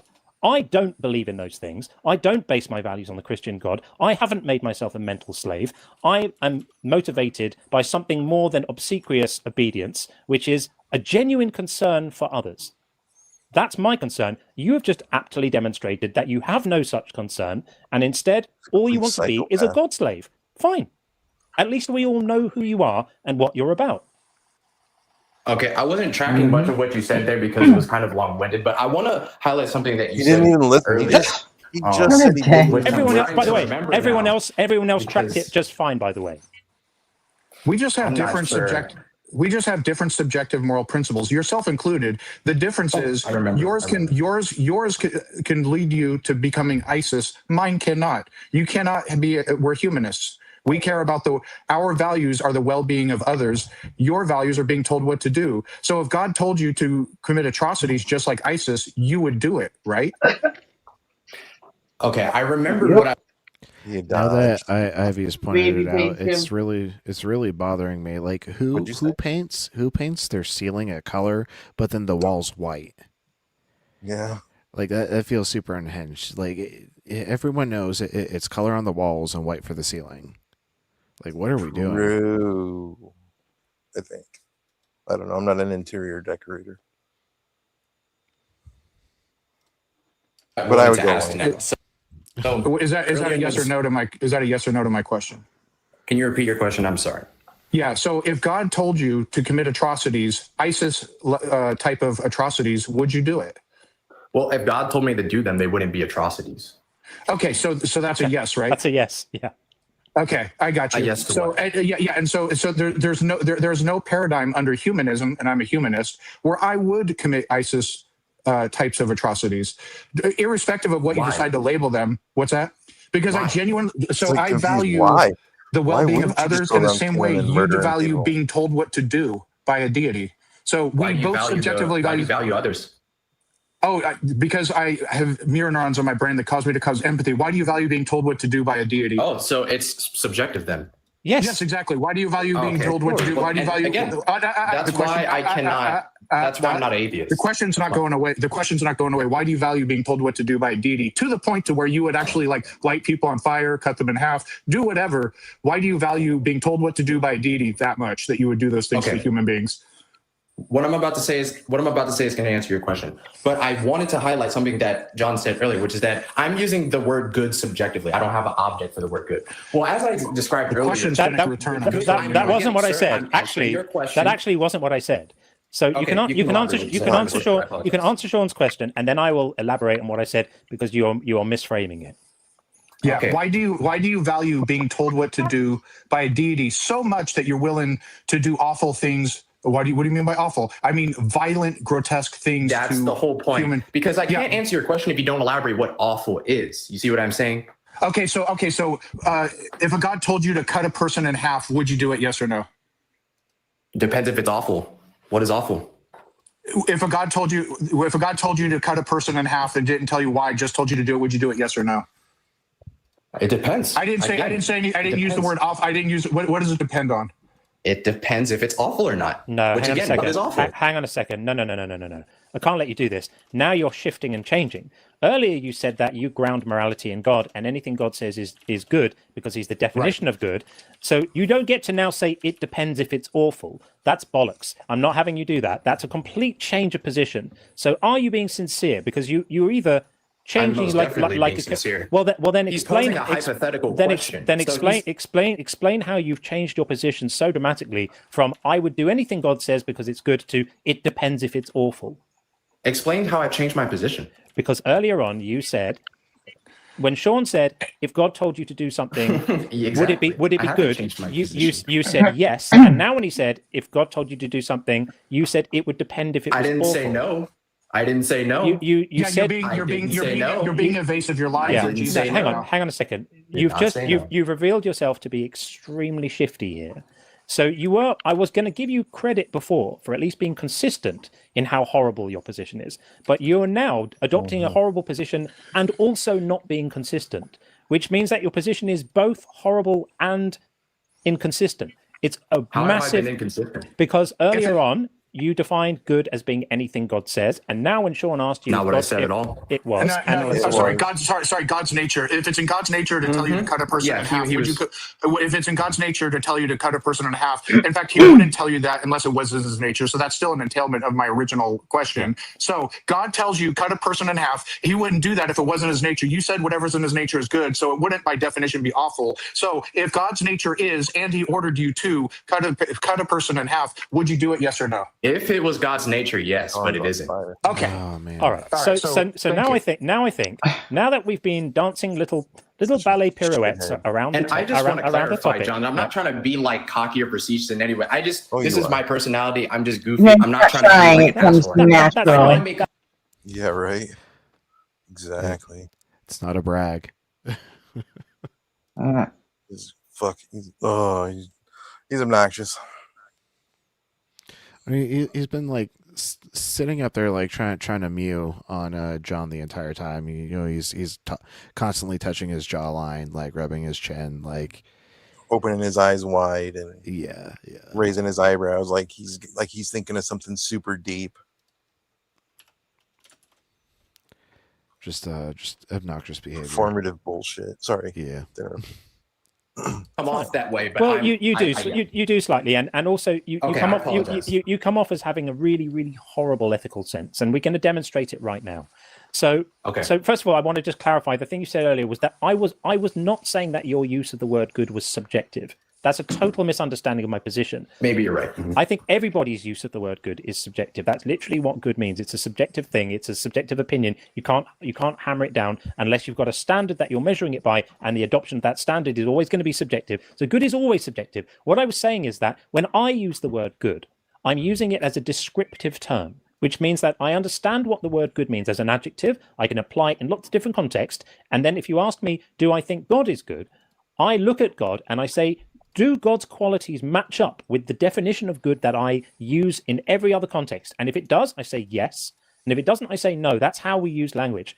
That's how we use good as a descriptor. What you do is you don't use it as a descriptor when you talk about God. You use it as a label.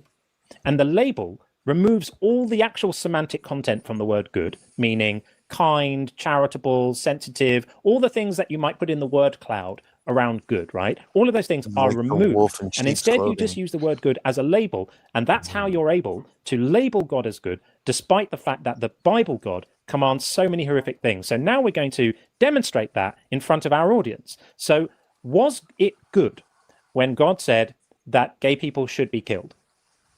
Where did God say gay people should be killed? In the book of Leviticus. Not read the book. Show me. Sure, I'll show you right now. It's quite well known. It's Leviticus 20:13. I'll put it on the screen. You can see it right here. And I'll pull out my good old OSB here in a second. Sure, I'll just read it to you. It's pretty straightforward. If a man lies with a male as with a woman, both of them have committed an abomination, they shall be put to death. Their blood guilt is upon them. So this is the death penalty for men loving other men. So was God good when he suggested this?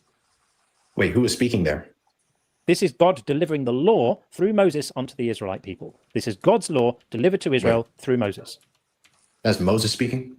Yes, peppered on behalf of God. Peppered. No. This is a stupid argument. This is peppered liberally with "So saith the Lord," and the Lord is your God. And if your argument is that all of these laws were delivered by Moses, but against God's will, then you're going to be cooked even worse than you're being cooked already. Because I'm going to show you that that's not the case. Is that your position? Sir, I'm not. Like, you can prove me wrong all you want. I really don't care. But at the end of the day, you can't prove that that's God speaking right there. It's Moses writing that. Right. You know? Okay. So your position, your response to this verse is that Moses was freelancing and going against God's will. That's your position? I'm sorry. Repeat that. Is your position seems to be that Moses is freelancing and going against God's will in delivering that law. Is that your position? Not at all. But you said it's not God's law, it's not God's words, it's Moses. Never said that either. Never said it wasn't God's words. Look, stop. What are you trying to say then? Yeah, stop. He's trying to gaslight.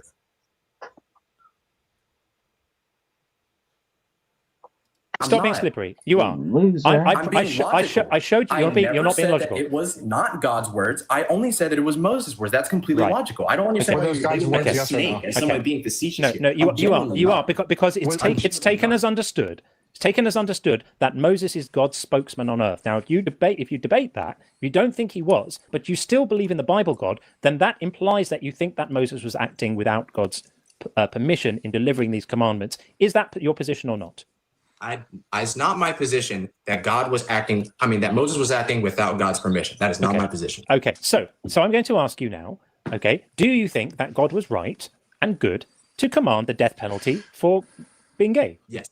Yes. Okay. So again, this is the part of the conversation where we demonstrate what a horrible person your ethics make you, because we're going to show all the things that you approve of. So you approve of the death penalty for gay people. Okay. Another thing that God said was that men in battle are entitled to seize women that they like the look of and take them back to their house and trap them in their house for 4 weeks, or keep them in their house for 4 weeks, and then force them to have sex. So, do you think that is a good law?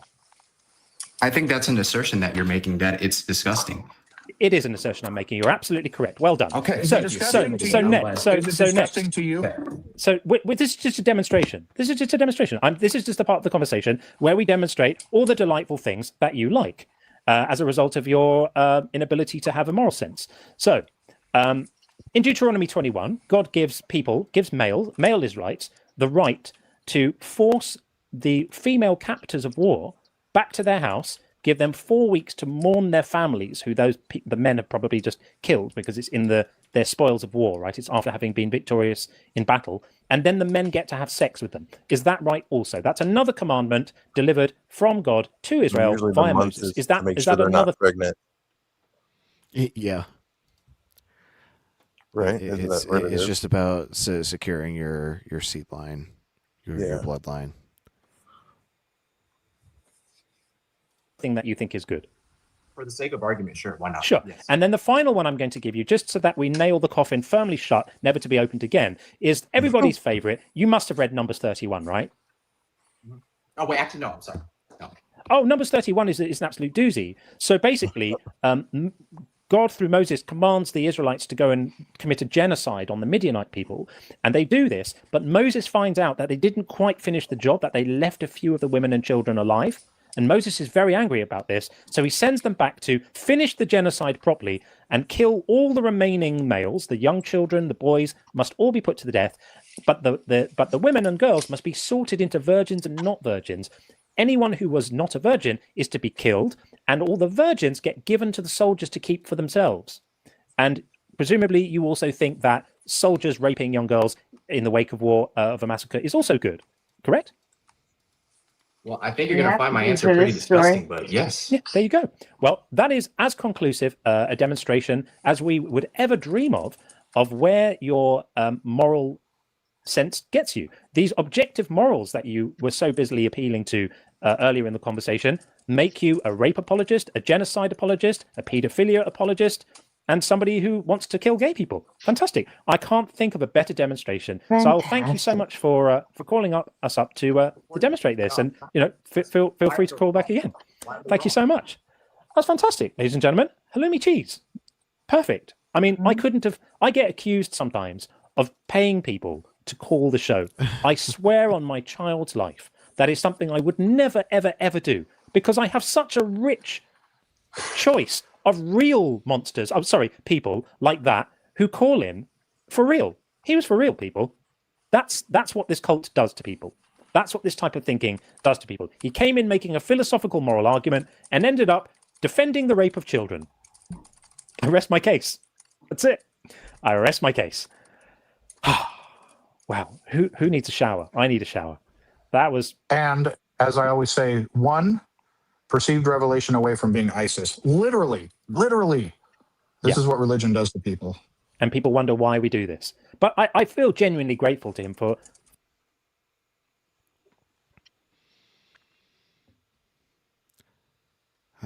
The links still go to, argue that... excuse me.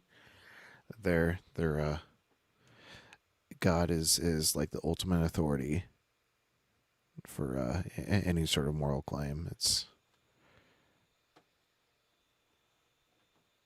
like you can always hear the cognitive dissonance working, like in turbo mode in real time. Oh. I need to grab myself some coffee or something, because I am just not waking up today. Or drank an energy drink, and it seems to not really be having the effect I need.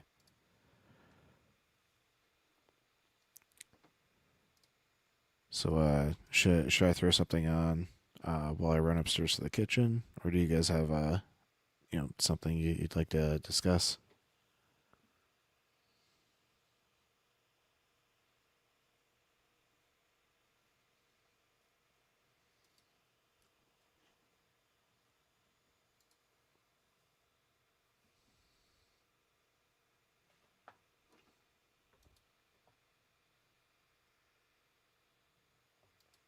Anyone?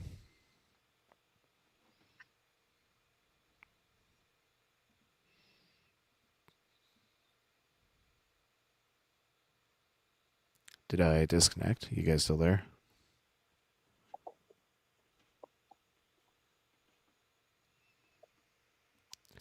Okay. Well, in case I am still alive. Oh, there you are, Gretchen. Can you hear me? Yeah, I'm here. Mm-hmm. Did you hear me about coffee? If I hear you do what? Did you hear me about grabbing coffee? Yeah, I did. All right, cool. Should I just let this Planet Peterson clip play? Yeah, go for it. All right, cool.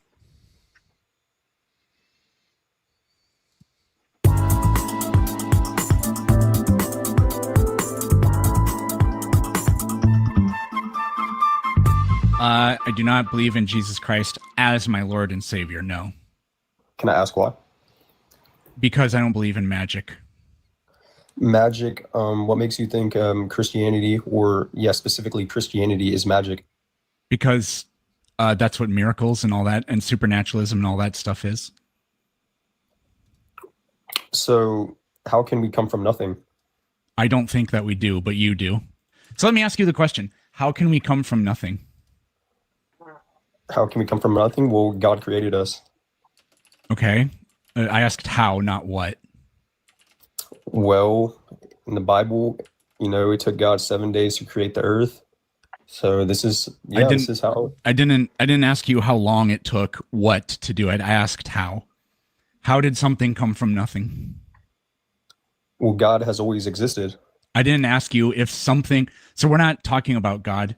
So I definitely didn't ask you how long the thing we're not talking about has existed for. So once again, this will be probably the last time I ask a question, but how does something come from nothing? Something come from nothing. You explain to me then. How does something come from nothing? I don't believe that. I certainly can't explain it to you. I don't believe in it, and I don't think it's possible. Okay, then explain to me. Okay. So what I want to know is, why did you ask me how can something come from nothing? In the sort of, you said that in kind of the pejorative sense, like, oh, I know what's wrong with you. You think that something can come from nothing. I don't believe that, but you do, and you can't even explain it. Well, so I'm confused about the hypocrisy. Is this what it means in the Bible when it says, woe you Pharisees, woe you hypocrites? I thought you don't believe in the Bible, so why are you using the Bible as a counterpoint? The Bible definitely exists. I have 3 of them. Okay, I thought you're not Christian. I thought you're not religious. I thought you were an atheist or agnostic or something like that. You are correct. But how embarrassing would it be for me to claim that something I don't even know anything about is definitely false and I can't even back it up? That would be really embarrassing. So anyways, why did you ask me how can something come from nothing? Because something can't come from nothing. But that's what you believe. Yeah, something can't come from nothing. Therefore, we have a creator.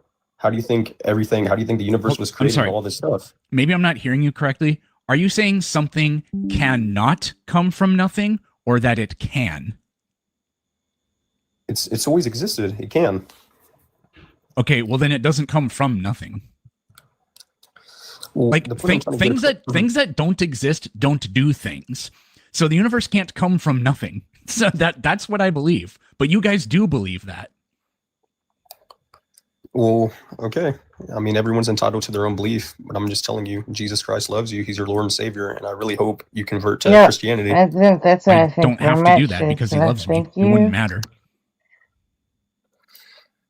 Yeah, man, that's for you to find out. I mean, does he love me unconditionally? Jesus Christ does love you unconditionally. Well, then I have nothing to worry about. So you told me you have 3 Bibles. So did you used to be a Christian? Yeah, I was raised Christian. So how did you convert into agnosticism? I just thought about it. I realized, so you don't believe in multiple other religions, do you? No. And is the reason for that largely because what? Zeus banged some mortal woman and throws lightning bolts down from heaven? That's a completely stupid idea. Why would anybody believe that? Is that like kind of like in most cases, that's kind of the thought process you had? Like what? Well, that's childish and stupid. That's mythology. I didn't ask you any questions about Christianity. I asked you a question about other religions. Did you say to yourself intuitively, wow, all these stories about like magical things happening are really stupid? Like you didn't give it really a second thought at all. You just heard like, what? No. That's all I'm asking. If that's kind of the thought process you used. Well, how is that considered magic? Zeus magically conjuring up. Oh, sorry, I used the word magic. Zeus conjuring up. Yeah, so is Harry Potter, but it's a book about magic. So Zeus conjuring up electricity and throwing it down at people. That's magic. You don't think that that's magic? Well, that is considered magic, yes. Okay, so I'm just asking you, when you hear all these mythological stories about supernatural creatures, do you say to yourself, yeah, this is really dumb. We don't have any evidence that magical things like that happen ever, and so I'm not even going to give this a second thought. I can just dismiss it outright. Yes, I agree with. Okay, I did the same thing with your religion because your religion is exactly like those. Mm-hmm. I mean, you're entitled to your own belief, but I believe in that Jesus Christ is our Lord and Savior. And yeah, I know you believe in magic and magical events and random things that are identical to a whole bunch of other religions that you think are false, but you don't feel that way about Christianity. I do feel that way about your religion. So when you ask me, well, how did you become a non-believer or whatever, I just applied what I already thought about all the other mythologies and what you think about all of them. I just used it and applied it to Christianity, and I realized, oh yeah, there's nothing special here. have you ever read you said you have 3 Bibles. Have you ever read it cover to cover? Nope, not the entire thing. Not the entire thing. So you got a pretty good idea about it, you think? I mean more than the average person, because the average person, the average Christian can't even tell you what the 4 Gospels are. So, I learned a long time ago to never, ever, ever overestimate the average person. So you believe in evolution? Yes, I'm aware of the overwhelming amount of scientific evidence. You understand God created Adam and Eve, correct? Your magical book says that, but there's no evidence that that's true. All the evidence is contrary to that. All of it. Okay, explain it to me then. Sure. When mommy and daddy love each other very much and they make a baby, that baby has mommy and daddy's DNA in it, right? Okay, yes. Okay, so when things reproduce, they pass on DNA, right? Yes.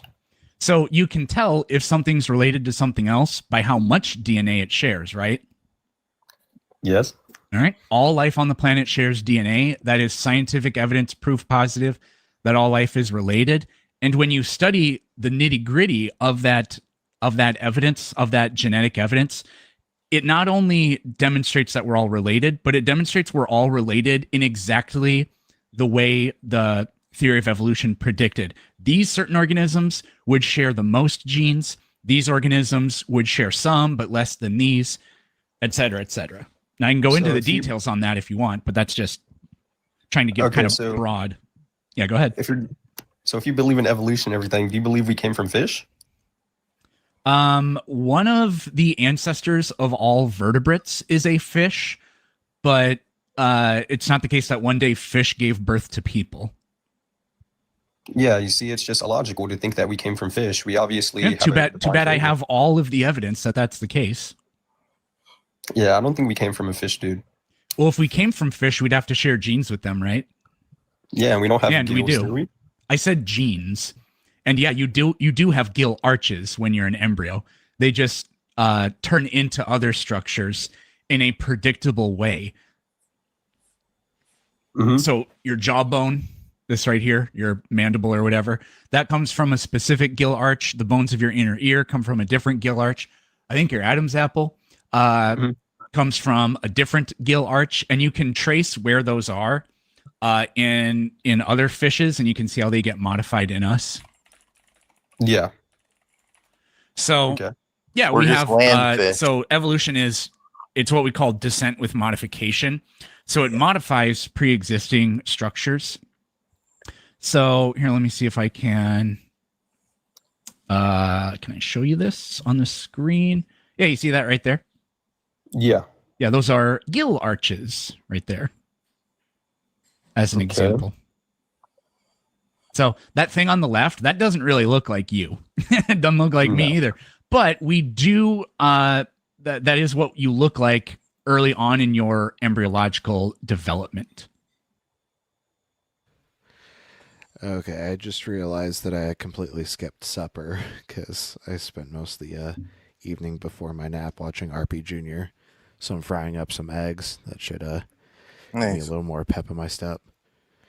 But has there been anything noteworthy? This caller's just doing the normal creationist hits. He's What was the anti-evolution. contradiction. Yeah. Well, what was the contradiction that he? No, he he's got doing stuck the on? what? Well, the title is "It Took Him 28 Seconds to Contradict Himself." Oh, I don't know. I just got back too. I had been outside. I just came back in the middle of the clip. Oh, okay. I'm just talking about what I heard in the last minute. All right, cool. Well, then I guess I'll let it ride. Sorry, bud.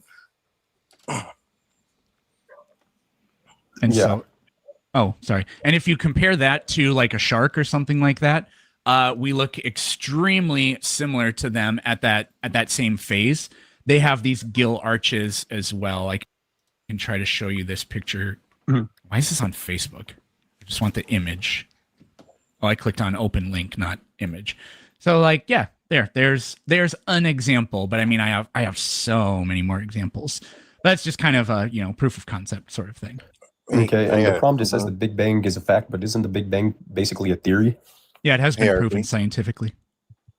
It has been proven scientifically. Yeah, that's what that's what scientific theories are. Words mean different things according to the context in which they're used. A scientific theory is the model that describes huge amounts of proven scientific facts. So you're not a flat earther, are you? No. Okay, so you don't believe in the Bible. But anyways, the idea that the Earth is not flat, well, that doesn't really have a name, I guess. But do you think the Earth orbits the sun? Yes. Yeah. So you really don't believe in the Bible. But anyways, that's called heliocentric theory. Now you think that theory is a fact. You don't think it's just a theory because you know how much scientific work and evidence and all kinds of stuff went into us figuring out that the Earth orbits the sun. Same thing with atoms. They exist. I know it. You know it. It's called atomic theory. It's an idea that goes back thousands of years, but the modern version of it is only a couple hundred years old. And the really modern version of it is only about 100 years old. Okay. So the point I'm trying to get at is that I really would like you to read more into the Bible and understand how these things, work. I know you're saying it's magic and everything. What but, things? you should have a little faith. Okay, tell me how something in the Bible works. Oh, if I should just have more faith, then that means I don't understand it at all. I just believe it. But anyways, tell me how something in the Bible works. Go ahead. Okay, so how something works in the Bible? Yeah, that's your question, correct? Yeah, it's what you told me I should do. Well, obviously you've done it. So tell me how something in the Bible works. Like, tell me how God created the earth. Okay, so how God created the earth? Well, basically, He created the earth. Yeah, that's what I asked.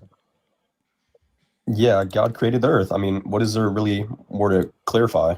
Well, I said how, and you're telling me what. I didn't ask what created the earth. God works in mysterious ways, man. I didn't ask you. I didn't ask you how He does the how mysteriously. I was asking for how He created the earth. Well, God created the earth because He's almighty. So I didn't ask you what the properties of God are. God, I didn't ask you what the properties of God are. I asked you how He created the earth. Can you hear me? Okay, then how did space create the earth? No, I asked you how God did it.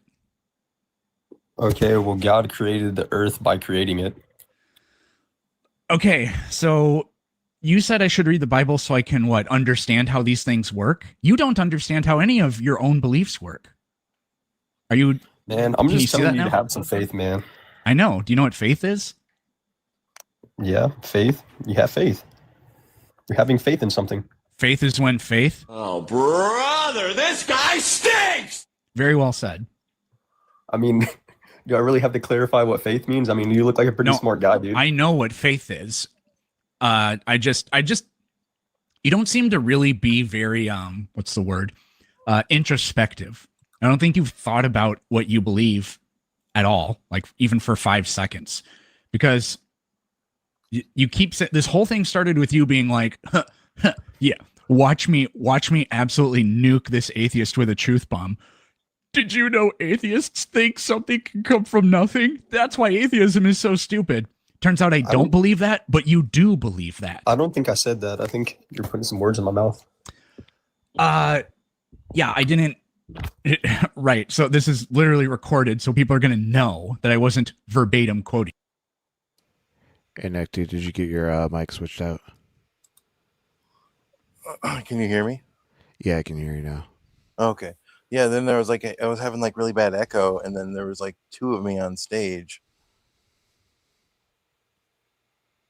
Is that, I assume that you sorted that out? I think I got it sorted. Okay. Sorry, then I'm good to go then. All right, cool.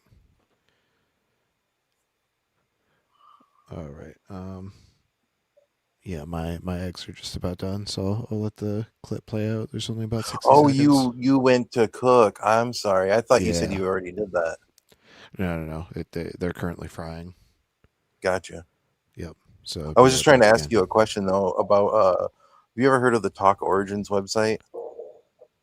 No, but hold that thought, because like I need No, to it's go fine. get my. We can talk eggs about it some before other they burn. time, but I just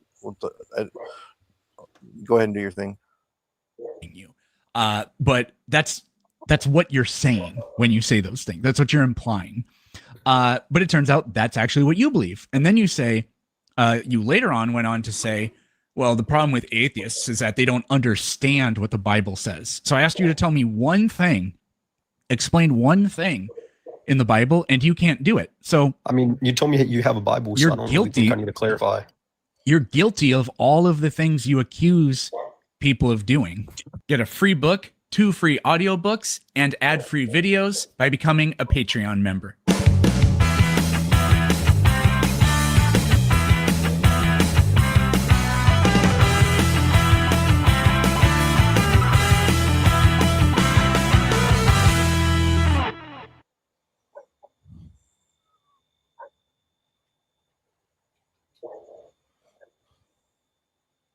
No, it's not It's a bad talking crazy point. that you think lopping your penis off is going to make you a Hebrew that's allowed to be freed from slavery. No, you're kind of strawmanning. You're strawmanning him, man. So let me clarify if you don't mind. I just want to make sure we're on the same page. I'm going to catch everybody up. So you had a crazy theory yesterday, or whenever we talked, that as long as a foreign slave became an Israelite, they could be freed. Correct. That's not in the Bible. I still can't believe that he didn't connect. All right, well, we'll move on to Keith. I thought I actually just talked to Keith like earlier this week, so this should be a lot of fun. Welcome back, Keith. Hey, my man. How you doing, guys? Doing good. Keith, I assume you came back because you read something between our last conversation and now, and you came to prove me wrong. Well, no, not read something. I was trying to go back up yesterday, but your what do you call that? Your mod didn't.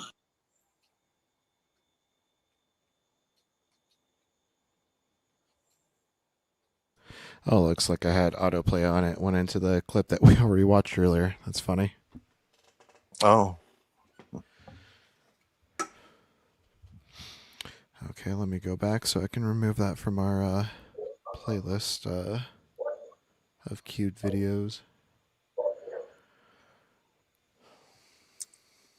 Yeah, let me see here. Oh, looks like it was never added. Or was it? Huh, okay. I got something to show you real quick. Yeah, sure. It'll only take a second.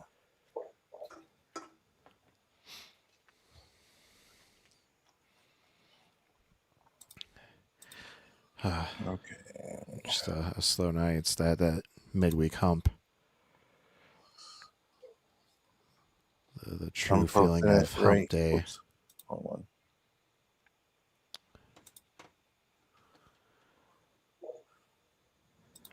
Private. Looks like we no, actually have something that will be entertaining. Gretchen, do you see?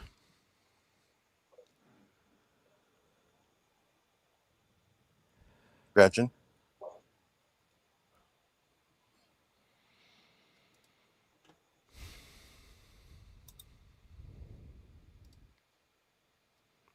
Gretchen?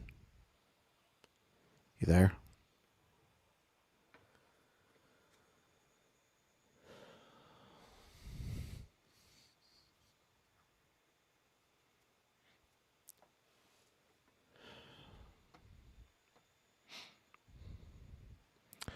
All right. Well, we'll go ahead and bring the guests on stage. Hey, Jill. How are you doing tonight? Hey. Looks like Gretchen fell asleep in your echo chamber. Yeah, and I gotta get off here in a minute. Anyways, RP, we can talk about the Dark Origins thing another night. Yeah, sure. All right. Well, you guys have a good night. I'll be back on tomorrow night. Sounds good. All right. See you guys. Well, Jill, what brings you up tonight? I hope it's not to advocate for the abuse of children again. No. I still need your names and numbers, by the way, because I will be reporting all of you. But I was just listening earlier. You're reporting us for what exactly? For you're going to file we a have false to go back police to that report? conversation. You I don't want to remember. break the law by filing a false police report. Got it. Okay, well then you can file a police report about my false police report. Then. But I was listening. Yeah. What exactly did I commit that you were advocating for children to be taught by adults, strangers? Yeah, to be educated by teachers, by licensed butt professionals. plugs and dildos. Yeah, we never talked about butt plugs or dildos. Well, that's what you were advocating for. Not at all. Oh well, maybe I was mistaken then. You were incredibly mistaken. Yeah, perhaps. I grant you weren't able to track the conversation. Yeah, so it's a pretty difficult topic for people that don't understand comprehensive sex education. Yeah, it's a disgusting. Let me show you the picture of the idea to person give who was children the advocating. Vocabulary in order to advocate for themselves. This is his picture right here. They're not stuck in a cycle of abuse. That's his picture. That's the principal of a school in California who was I advocating don't for that. care. So I'm not just making that up. That's his picture. I'll get his name for you if you need his name. Do you want me to put I a have bunch of his name. pictures of all the priests and preachers that have molested children? All the youth pastors have been arrested. No, but the reason why I came up is because I was listening you want to earlier. move right past that, don't you? What's that? You want to move past all the youth pastors, all the priests, all the preachers. Oh that yeah, molested children. they're going to hell too. All you have is a they're all going to principal hell who's with you. advocating for giving more information. They're all to going people. to hell. So we put them in the same place where we put you. But anyway, Why exactly am I going to hell? What's that? What's my sin? The same as theirs, supporting it. The Bible says if you support evil, you're So just as thought crimes. you're just as guilty as those who are doing the deeds. Because like this words guy. are so evil. Ooh, Yeah. evil words. Ooh, so spooky. That's wicked. Yeah. Yeah, well, Jill, So every you single would time be just you've as come up here, you haven't even given us a single. So it's not reason to necessarily believe in a God thought in the crime first place. because you're actually going and supporting Jill, and pulling I have the a thought lever experiment for and you. voting for Okay. this. Hey, So it's Jill, not really a thought I have crime a at thought that point. experiment for you. Once Okay. you vote for people who support policies like this. Chill out. I have Like a this thought guy. experiment for you. Are you able to engage in it? It's a simple yes or no. What's that? I have a thought experiment for you. Are you able to engage in it? Well, I was trying to explain why I came on. You asked me why I came on. Can I answer that question first? Go ahead. Okay. So also just a quick criticism. No. You said that you were going to Oh, explain okay. why So you I came came on. on So because go ahead. I heard someone or the guy you was listening to say that Christians often say you don't understand the Bible. I think that's partially true, but most of it is willful ignorance. Most of it is just not trying quite. to use standards that are not used when you're reading anything else. Yeah. You're claiming to be a dishonest- mind reader. You You're can magically read the minds of everyone who reads and disagrees with the truth Bible. when it comes to Can the you Bible, demonstrate? Can you demonstrate that it's just willful wanted to ignorance? chime in on Can that. you demonstrate that it's not willful necessarily ignorance? ignorance. Can you Most of it demonstrate is that it's willful ignorance? ignorance. Can you demonstrate that? Yeah, you can't. If you you're ask just the wholly question unable while to I'm talking, then I can't hear you. So that's just obvious common sense. That So sounds like a if you want to personal have a issue. conversation and actually engage, then allow me to Conversations speak, involve and back and forth then all ask the your time, question Jill. so that You I can can hear your cry question and all you respond want to about it, but your Otherwise, inability this will to be able just to be the track case. while We'll talking at just the be same going back and time forth, is a over-talking personal each other issue. It's not all my night. issue. So Yeah, you it's already my know that you're platform. I can cowards. You don't talk want to whenever engage Christians. I want. So Jill, that's just why when because a you Christian have comes some on sort your of panel, mental you take off capacity, some sort of your deficit discussion. that doesn't allow you to You talk take and off the hear at the table same what you're time, it's not discussing my because you problem. really don't want to engage. That's why I'm absolutely trying to you're engage, still an but atheist to you're this unable day. to track Because you because didn't for engage some with your reason parents your on these ears issues shut either. off when your mouth is Your yapping. parents either didn't want to Sounds like engage a with design you, or flaw. you didn't want to Hey, engage if with your God's design parents. is so perfect, why are you unable to hear when That's you why you're talk? biblically illiterate to this day. Jill, if God's design is so perfect, why are you unable to hear when you're talking? Seems like a major Biblical design flaw. illiteracy is the disease of atheism. Yeah, you're not even responding to anything I'm saying. Well, I can't hear what you're saying because you're over talking while I'm talking. Jill, If you're let's talking go. while I'm talking, I Jill, can't hear Jill, your Jill. question. Yeah. I get So, it. You have an too inability bad. to hear. So, anyways, let's go to the thought experiment I was talking about earlier. So, Jill, let's say that like I'm going to give you two propositions, and you got to tell me which proposition is more likely to be true. Okay? Easy enough. Who owns the lib? Jill. You like Jill, that one, right? Jill, you weren't even talking then, and I asked you a question. It seems like you're Well, just when you're asking wholly a question unable and to I'm track at talking, I all. can't hear what you're saying. No, So Jill, you weren't even you have talking to there, shut up so and that's allow a me to blunder. speak, and then ask your question so that I can hear what I you're asked you a saying. very simple question when you weren't No, even but I saying a can't hear single your word. question if you're over talking constantly. No, Jill, you So weren't if even you wanna have talking a at that point. conversation So with a it sounds Christian, like whether learn how to you are have a talking or you're conversation not with talking, anyone. you are wholly Learn how to unable be a to human track. being So, Jill, I'm going to need you instead to of whatever chill the God fuck made you. out and open up your ears. Okay, so your mouth is officially closed. It means you should be listening right now. So I'm going to propose a thought experiment, okay? It's going to consist of me giving you two propositions, and you need to tell me which proposition is more likely. Are you able to handle that? Which proposition is more likely? Yes. According to scripture, according to what? No, just according to logic. According to logic. Whose logic? There is no whose logic. Logic is There is no foundational. whose logic? No, logic is objective. It's not subjective. Oh, okay. Who's according to whose ethics and whose morals? There's no ethics coming up in this proposition. Do you think all propositions include some sort of ethical framework or ethical dealing? Yes, undergirding, yes. So tell me what the undergirding ethics of the proposition 1 + 1 = 2 is. Dealing with what's the abstract. ethical question of 1 + 1 = 2? Not Go with ahead. abstract out the things. Like Yeah. math. So you're unable to demonstrate any sort of ethical underpinning to the fact that 1 + 1 = 2. That's why I chose So that is math. going to be blunder number 2 on your part tonight. Good. So let's That's why go I chose ahead. Let's go math ahead and get to the as- propositions that have nothing to do with ethics, Jill. That's why I chose So math the first as- proposition. That's what I wanted to teach because it doesn't You're involve. terrible at math because you're unable to understand that propositions don't formal need to deductive have an logic ethical underpinning. undergirding that Now, Jill, is morality.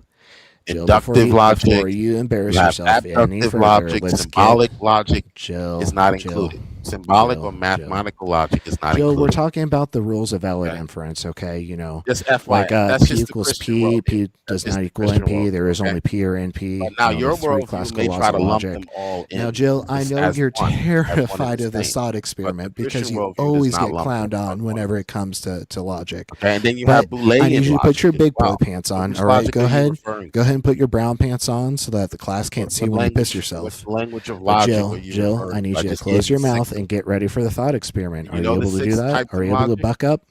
Come on, big boy, let's buck the The fuck different up. types of systems of logic or reasoning? Liberal? Jill. You didn't know that, did you? Let's get to You didn't the know that, did thought you, liberal? experiment. Jill. Are you talking about deductive I logic or already inductive logic?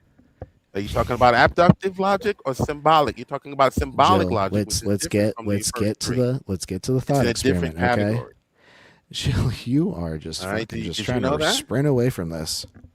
All right, Did Jill. you know that? So, Jill, here's the thought experiment, okay? Okay. The two So propositions. what First type of logic? proposition. You still didn't answer Jill, the the question. first What type of logic? proposition, Jill, listen, the first proposition You didn't is answer the I have question. I ice asked you cream what type in of my logic. freezer.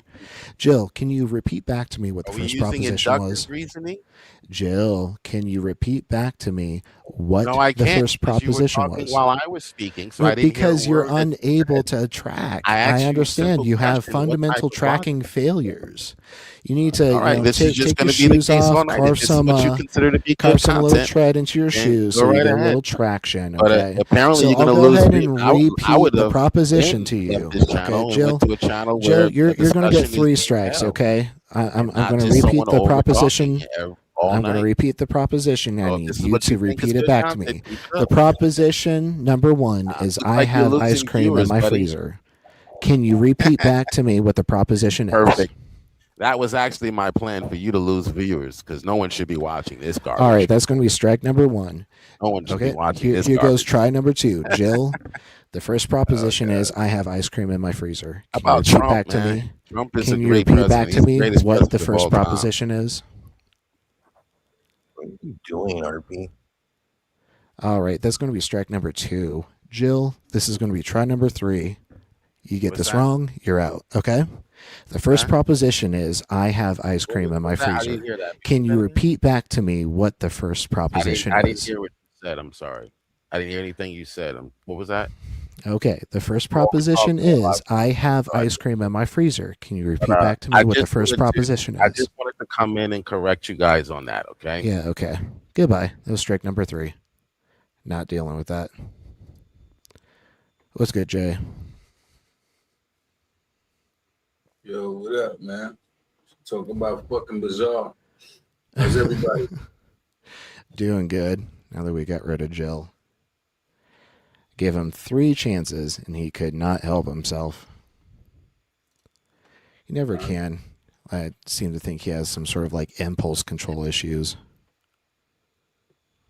I dig it. I don't know, man.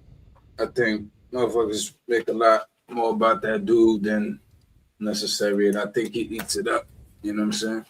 I think once he sees you get triggered, that motivates. No, I'm not triggered. I'm fine. Not triggered like bad like that, but like you see, like if you give any feedback, it's a wrap with him. You know? Yeah, it's just fun to mash his face into the ground. Yeah, man. That's at a certain point in time, it's like, man, I don't even want to talk. You know what I'm saying? Like, I'm just like, man, no more words. You know what I'm saying? I just get mad. Like, a dude like that, he does it on purpose. Like, if it's not a sincere conversation, that's when like it could get intense. Don't get me wrong. You could go laugh, you whatever. As long as it's sincere, you know what I'm saying? As long as I could talk to you, you could talk to me. It's no rhetorical games happening. Right, that's why I appreciate you, Jay. We're actually able to have some sort of conversation. Yeah, you can actually track like if we're talking at the same time. Yeah, for sure. It's hard to do sometimes. It's volume, the sound. You know what I mean? If you honestly didn't hear, you ask, okay, you clarify. Oh, I didn't hear that part. That's all it is. But when it becomes rhetorical, now it's not a conversation. Now it's verbal warfare every time. Mm-hmm. Not me. I'm good. Hey, sorry. I thought I had dropped earlier, but I was like, geez, RP, kick him. What are you waiting for? I was doing my back seat. I mean, probably was. I gave him 3 strikes. You did. You were being fair. I appreciate that. Like there can be no claim of running because I tried to get him to engage, but he can't even engage in a very simple thought experiment. I don't know why. Like that. Like it just makes you look. He's terrible. Pathetic. He's terrible he's terrified. He's terrified of engaging in any sort of logical discussion. Yeah, he thinks he can. All he wants to do is come up here and say and just he just wants to burn the house down, and that's all he's going to do. He's just going to come up here and say anything he can to. Nothing's going to be in good faith. Nothing's going to You know, he's not. He's just going to be a demonstration for how awful of a human being he is. Oh, he's a perfect demonstration that the fruits of the spirit are rotten to its core. Yeah, he is. He's a horribly toxic human being, and I mean, most people see that. Like, you know, he just from the way he talks to people, you know, the way he he doesn't engage in good faith. He thinks like, you know, no one can see him or something, or he doesn't give a shit whether if anyone disagrees with him, he doesn't give a shit. But nobody agrees with him except for his tiny little cult, and he can't help but project. He's the one in a tiny little cult, and he projects that onto us. Yep. Yeah, But you know, the science books ain't gonna change in his favor, guaranteed that. But we're good. We've already dealt with him. He already got his 3 strikes for the night, so we can move on. Sure. Hey, nobody. I've been saving a very specific Monkey Boy clip for you. Let me throw it on the screen. Now I got a second wind. Would love for you to join up and react to it. Here it is. The title is Darth Tries Coaching Precepts, Ends Up Exposing Precept to Disguised Atheists. I saw this. This is good. Nice pick. So if that sounds fun, feel free to jump up here. I'll watch this one and then I'll head to bed. I've got coffee in my hand now. Got some food on my plate. Definitely gonna be pepping up. Yeah, I need some your eggs already. I need to make some coffee, man. An egg sandwich. That's almost exactly what I have, Jay. I've got coffee and then just like fried eggs. Yeah, that's a good choice. Shit.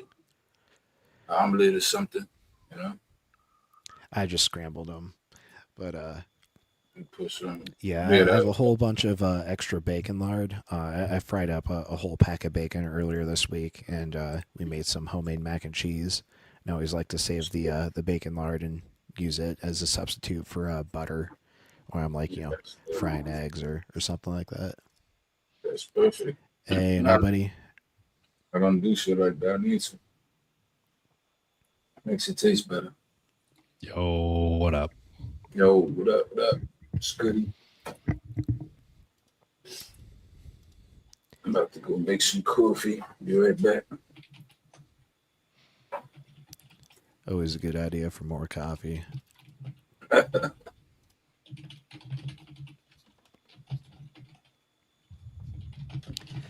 So you just barely missed Jill being unable to engage. I was trying to get him to finally.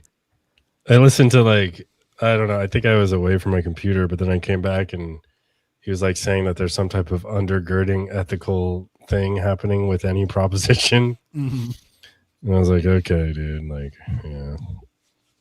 This is is this worse than the worst precept? Is that what I just saw? I don't know what that means.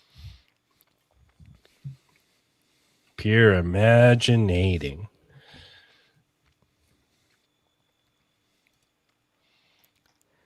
We got to milk our low cow, every once in a while. Yeah, I almost wanted to talk to him about that, but what's he gonna do? He's just gonna say his normal Jill shit and rage bait everyone. Yeah, he's gonna. I was trying to go to bed and then claim that he can't hear when he's talking. Nothing. Everything is in bad faith. Everything's to like a petulant child that's not getting his way. Yeah. Just scream, cry, punch, kicks, and demand everybody else cater to you.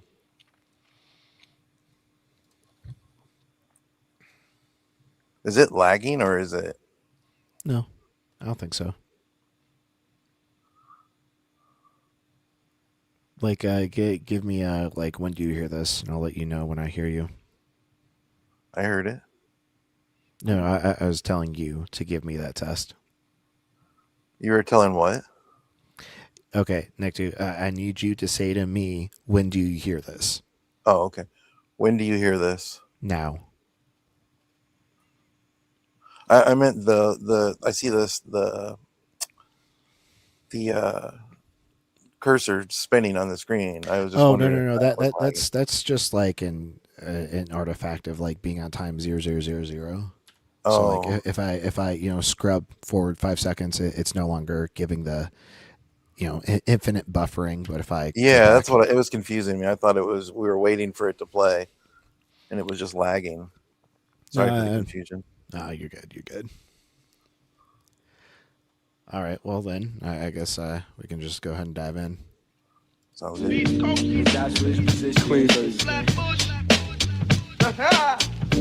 Monkey Boy's YouTube channel is stance independently and intersubjectively the best YouTube channel, and I'm speaking from the heart. For sure. Hey, Darth Dawkins. Look at this guy. Look at this guy. Boy. Hanging out at the beach. So why did you invite me up? Yeah, prove God exists. I didn't hear you. He said prove God exists. Well, why are you making that request? Yo, what's up, Darth? What's up, man? It's been a long time. I said, why are you insist that I prove God? Do you want me to falsify your God denialism or change your status of neutrality? Neutrality. Okay. Okay. Well, that's what we need to discuss right there. So Yeah. So basically, agnosticism. All right. Look. If you're going to be rude, I'll just leave. I don't put up with this nonsense. I was just answering the question. Sorry. No, I get invited onto a lot of streams, and I'm not suggesting that you were deliberately trying to be rude, but I experience a lot of bad behavior, and I don't put up with it. I just leave. So even if you disagree with me, you're going to learn a lot. Okay. So we're going to discuss. Is Jill just a Dawkins clone? Do they share the same not theology? really. Oh no, Jill is so much poorly equipped than this fucking guy. Okay. Yeah, Jill doesn't even like attempt to do any sort of philosophy or logical argumentation. Yeah, what did he when I finally when I finally was like when he finally responded to me when I said, why would I think that any God exists, let alone the Christian God, like that one's less likely or whatever. What did he wind up talking to me about, RP? It was I don't even remember. Should have taught you that. No. There was a time after that where I think he like maybe tried to do some type of like fine tuning or something. I don't remember that, but one night when you were not here, when Git was up here, Git asked him for like a philosophical argument for God's existence, and he tried to run the moral argument. Oh, right, of course. And he was trying to like maybe bottleneck into that tonight. His rendering was simply, if objective morals exist, then God exists. Objective morals exist, therefore God exists. Yeah, so it's the Apollo thing. Oh no, dude! Apollo only says that to people he's then trolling because like I don't even know how I feel about Apollo, but like yeah, that's fucking stupid. Like it's not entailed at all. So of course, being a moral realist, I accept a P2, but I challenge the soundness of P1, and was unable to like further motivate it at all. He just like instead ran away onto like the next pivot that had nothing to do with philosophy. Well, but even if you like talk about like moral realism, I feel like when we say something like moral realism or objective moral facts exist, like now we're like maybe we're saying like two different things, because like I think that there are like like unavoidable or ineluctable or whatever like obligations as an agent, but I don't think that means that those obligations exist in some kind of like ontic way. And so like that argument just seems stupid as fuck to me, because like I'm not saying that morality like I don't think I'm saying morality exists. I'm thinking that I'm saying that there are true moral facts for us rational agents. that like if violated it, like maybe it makes a contradiction or something. But I don't think that I'm willing to say that, like, you know, it's just like the precept saying like logic exists and it does things. Right. And I'm just like, I don't know. Like depending on what we mean by exist, then we might agree. Yeah, you and I have had this discussion before, and I feel like we're very similarly aligned. Like when I talk about existence, I usually prefer to like have some sort of physicality to that existence, because it feels weird to say like concepts exist. Like concepts like have a like, you know, an ontology, but like they don't necessarily have physicality. Like they're a thing, but like, you know, it's not like an object that you can reach out and grab and touch. Yeah, so, or like a field. Yeah. Moral field. Yeah, it's just like, what are we talking about? But man, this panel is stacked in this video. Like, look at that. 1, 2, 3, 4, 5, 6, 7, 8 people. And like, whose stream is this anyways? Like, this doesn't look like it's like Monkey Boy's stream. So it's okay. So I actually watched this just today, and Blue up at the top is Mason, and then Jordan has a master's in philosophy. The guy second from the bottom. And then right above him is Flenser, and Flenser's very funny. But I think that Mason, the blue dot, he really shines in this. This is really funny. And then like at some point, someone says like, "Wait, Mason or Blue, why do you know all these responses to tag?" And like almost like outing him for being like not LARPing, but like being this whole time. Cell. Yeah, this whole time Mason's like, a sleeper cell, or kind of like he's like devil's advocating from his own perspective to like pull out complaints about presuppositionalism from Dawkins. And so it's really funny. Like, this is actually really, especially Mason in this video is really funny. Sweet. Well, wait, is Monkey Boy on the panel? I don't know. Either someone else recorded it or Monkey Boy recorded it from the audience, or because like Darth would know Monkey Boy's voice. Yeah, almost. Yeah, this is what I like thought a voice changer. I haven't seen this. Oh, let's dive back in. It's like a day old, if that. So it makes sense. Yeah, I think it's only a couple hours. Yeah, 9 hours old. Yeah, I watched this today. It is funny. I did watch something Monkey Boy this morning, and I thought it was this, but it didn't have a bunch of people on it, so couldn't have been. Discuss the issue of neutrality toward God, okay? And then after that, we can get onto the discussion as to the verification or falsification of God. So agnosticism is a self-identification. It's a self-representation. It does not settle the issue that someone is, in fact, neutral toward the existence of God. Okay, so we have that clear? So agnosticism is a self-identification, usually represented by saying, I don't know. Okay? Right. When we examine agnosticism, it turns out that the agnostics are not formally denying God, but they are informally denying God indirectly. So the refusal to acknowledge the necessity of God when speaking about the world constitutes an informal denial of God, while invoking a self-representation of neutrality. So the self-representation is inconsistent with the actual indirect denial of God. Okay. This is for a revelatory God, which is the only possible God. No, is that right? no, we're not even. No, you could conceptualize a non-revelatory God, but so there is anyone who claims they're neutral toward the existence of God is typically uneducated on the matter. So everyone who refuses to acknowledge the necessity of God is either directly or indirectly denying God. So that makes every non-theist. Is what he's saying. What would you say? So you can't be unconvinced as a position. Yeah, he does this thing where he'll say that an atheist is directly denying God, and an agnostic person, or a person who's agnostic about God, is indirectly denying God. And I think he goes into what he means by that. To me, it just doesn't make sense. But well, he said that the agnostic is rejecting the necessity of God or God's necessity. No, I'm just not convinced. Sure. Sure. You can't not reject rejecting something anything that hasn't been, ruled in. Like, you don't need to rule out what hasn't been ruled in already. And so, like, in order to reject God's necessity, it would need to be substantiated. Like, you're just, taking the position of the null hypothesis at that point.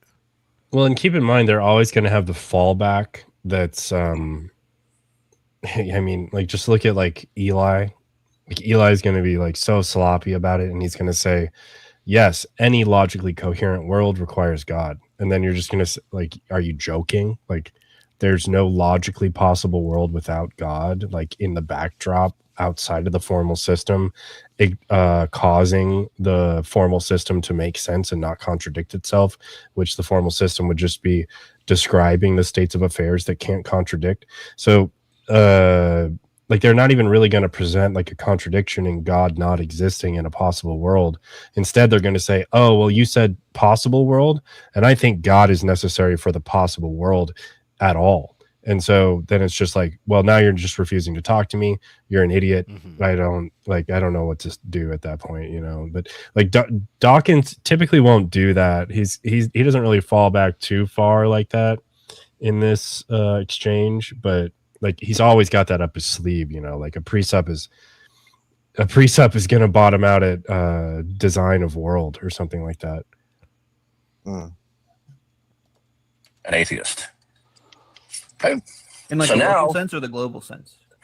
No, it's global. Local atheism is terminology like positive and negative atheism that is sometimes used by certain philosophical wonks in their own the confines of their own treatises, but it's a ridiculous qualification, okay?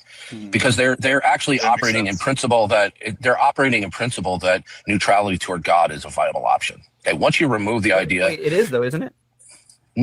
Is what? Neutrality towards God. Like Well, didn't you hear what I just said? Right, but I get that you can say like everything you do either refers to or doesn't refer to God, but that's a separate issue on whether you know it or not. Or there's like a no knowledge. Claim, like Okay, so claim there. Okay, so are you aware epistemically that knowledge is a subcategory of belief states? Yeah.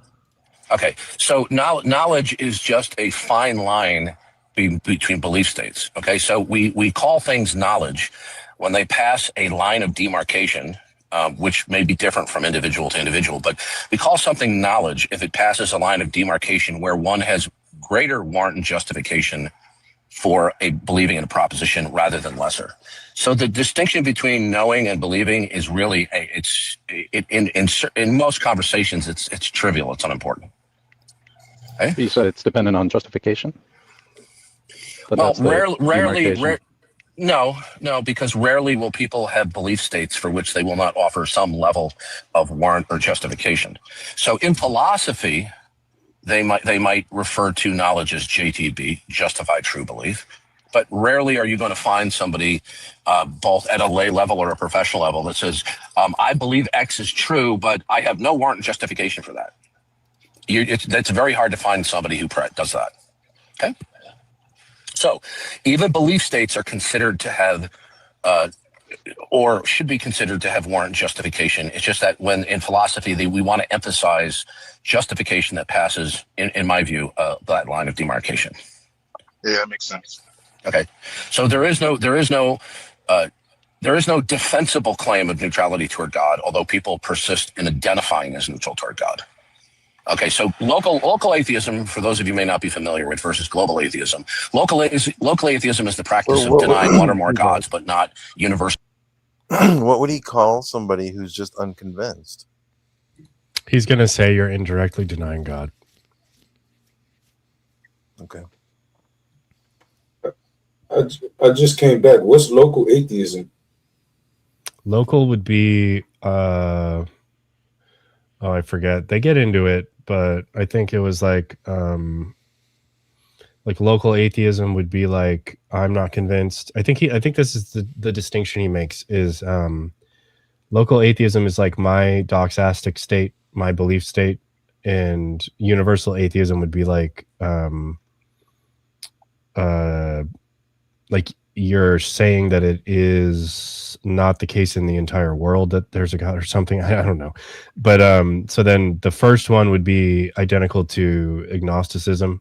Like it seems like a so he's making this distinction of indirectly denying God and directly denying God. And then he's going to say that even the atheist could be denying God in like a personal belief oriented way, or he could be denying God as a possibility, something like that. I'm not totally sure, but I think they go into it. That and say there is no God or gods. But it's kind of ridiculous because then you're making every theist into an atheist, which is a contradiction in terms. Exactly. Yeah. Okay. Only a local atheist, not a global one. No, well, if I was talking with some philosophical wonk, and I don't mean that insultively, like somebody, an academic, I could acquiesce momentarily, but it's really not good in the dialectic to talk about global versus local, because then what you're saying, every person who believes in a god or gods, right, would be classified as a local atheist. But then you're just saying it's not useful dialectically. No, it's a contradiction in terms. So a theist is an atheist? Well, not in A is in the gate. A theist is a local atheist in some concern. Yeah. No. Unless somebody wants to do this ill-informed type of this nomenclature. Okay, so A in atheism modifies theos, not ism. Okay, it's the negation of theism. Right. Yeah, that's fine. So can I give you an argument against your view? Yeah, can you just give me 30 more seconds? Yeah, so to talk about local atheists just simply means you disbelieve in one or more gods. Okay, and that's true. That's true of everybody. It would be insane to say that I believe in gods that would constitute being mutually exclusive. Anyway, go ahead, sir. Okay, here's my argument against your view. Okay, so I just want to talk about your agnostic thing. Can I try to steel man you? Is that okay? Wait a minute. Are you the one who said you're going to refute what I said? Yeah. Okay, go ahead. Yeah, so let me just try to steel man you. You tell me if I got you wrong. You want to say agnosticism, which is the belief that you're undecided about God, who is understood as a necessary entity, is impossible, not from formally, but informally or indirectly, right? Yeah, agnosticism is the claim of neutrality, but the agnostic is not neutral because he indirectly denies God. Right, and the reason for that is because the agnostic has to assert that it's possible that God, a necessary being, doesn't exist, right? No. An agnostic is the agnostic position is to claim to suspend judgment. Okay. Yeah. But the agnostic hasn't suspended judgment. The agnostic has made a deliberate choice to reject the non-negotiable necessity of God. Right, in virtue of the fact that they say it's possible that this necessary God. Yeah, just simply stating as non-negotiable doesn't actually mean that it's non-negotiable. Like you have to demonstrate that. Right. And this is why these strange, like I think they even talk about modal scopes later. And I think Darth even says like, well, I'm not talking about like, maybe like some type of like specific modality. I don't remember what he says, but when you deny the necessity of God, all you're denying is that in some scope, you can't have like these things or this group of things without him or whatever. But like, so whenever you say like the necessary, what did he say? It was necessary by not holding a position on it, you deny the, what did he say? You picked out a word. Yeah, negotiable or non-negotiable. Yeah, non-negotiable necessity. Okay, so if it's non-negotiable necessity, then it is a modal thing. And I'm pretty sure later in this, he's like, well, I'm not really talking about modal logic. And then he like says something about like how you could. Talks all about modal logic. Yeah, well, you're just necessarily saying something like at least modal in some sense. I use that word necessarily, like that was awkward, but like it's kind of like once you say that something is necessary, you're kind of like I don't know. I'm inclined to think that like you got to tell me in what scope is it necessary, like or for a purpose or something. But yeah, like yeah, they could just get into it more. But yeah, I backed it up just a couple of seconds to get the exact way he phrased it. Because he indirectly denies God. Right, and the reason back it up a little more is understood as a necessary entity is impossible, not from formally, but informally or indirectly, right? Yeah, agnosticism is the claim of neutrality, but the agnostic is not neutral because he indirectly denies God. Right, and the reason for that is because the agnostic has to assert that it's possible that God, a necessary being, doesn't exist, right? No. An agnostic is the agnostic position is to claim to suspend judgment. Okay. Yeah, but the agnostic hasn't suspended judgment. The agnostic has made a deliberate choice to reject the non-negotiable necessity of God. There it is, to reject the non-negotiable necessity of God. right, but like, see, this is strange because now we're saying that like due to the person not having this belief state or picking one of a binary, that equates to denying that he would be necessary for some other thing besides his belief states or something. So he has to, I guess he has to be saying that like even your belief states at all require God for some reason. But like, of course, like he would bite all those bullets. So like, I don't know. Right, in virtue of the fact that they say it's possible that this necessary God does not exist, right? No, the agnostic would say in effect, God is optional. But to say that God is optional is to deny his non-negotiable necessity. Yeah, that's what I'm saying. Yeah, which is it's just a yes. He said no, but yes. Like that was funny. That was very funny. Just to say that it's which is just to say that's possible that this necessary entity doesn't exist. If you say it's possible that a necessary doesn't exist, you're actually saying it doesn't exist. Same thing, right? Well, upon analysis, to say yeah, isn't that just reverse MOA? Well, yeah. So like when you say something that must be necessary, well, I mean, I guess it would depend on how you put all these modal operators together. But if something was necessarily necessary, or however I'm supposed to say that, then that means that he's either necessary or impossible. And so that's kind of what that guy's touching on. And I don't know what Dawkins even said, but Dawkins is, it's weird. He's like saying the thing that I'm talking about. He's either necessary or impossible. But then when this guy tries to pin him down on that, he just keeps saying no, but yes. I'm really confused now because I watched this like a number of hours ago, and once Mason comes in, I was really paying attention. But this, like, the whole thing's funny apparently. God is optional is to deny God, because the very concept of God is his necessity or the crowd of being. Exactly. Yeah, that's exactly what I'm saying. Yeah. So here's the problem. So the agnostic is merely saying it's epistemically possible God doesn't exist. You know what that means? Yeah, but that's not going to fly. But continue. Yeah. So to say something's epistemically possible means that P is possibly false or possible for all that I know. Now, the relevant part of God's necessity is not in epistemic. It's not epistemically necessary. That's silly. He's metaphysically necessary. And the agnostic is saying they're agnostic about him being metaphysically necessary or possibly unnecessary. So if you ask, the agnostic, is it possible that God is not necessary metaphysically? They say, I'm agnostic. I don't know.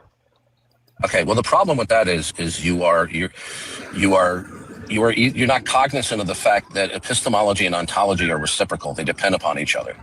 So if God is metaphysically necessary, then he would be necessary for epistemic conditions. You say that epistemology and ontology are reciprocal and that they depend on each other, and I don't think I buy that.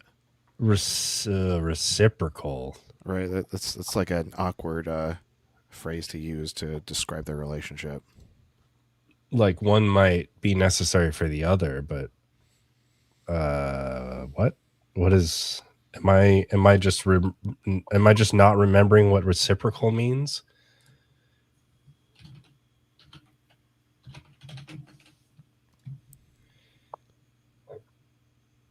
Inversely related. Yeah, I don't know about that, dude. What? That That seems to imply some kind of like you can only have ontology with epistemology. Yeah. Doesn't make any sense. Or like some type of ontic status or whatever. Given in return. I think this will get back into like the discussion we were having with like Kieran the other night. Like, like things don't need to be observed to have like ontic statics. Oh, yes, Eric in the chat. I just had that same thought. This is him being consistent with tag. That's what it is. Because it has to be a biconditional. God has to have epistemological content as the primary ontic being or something like that.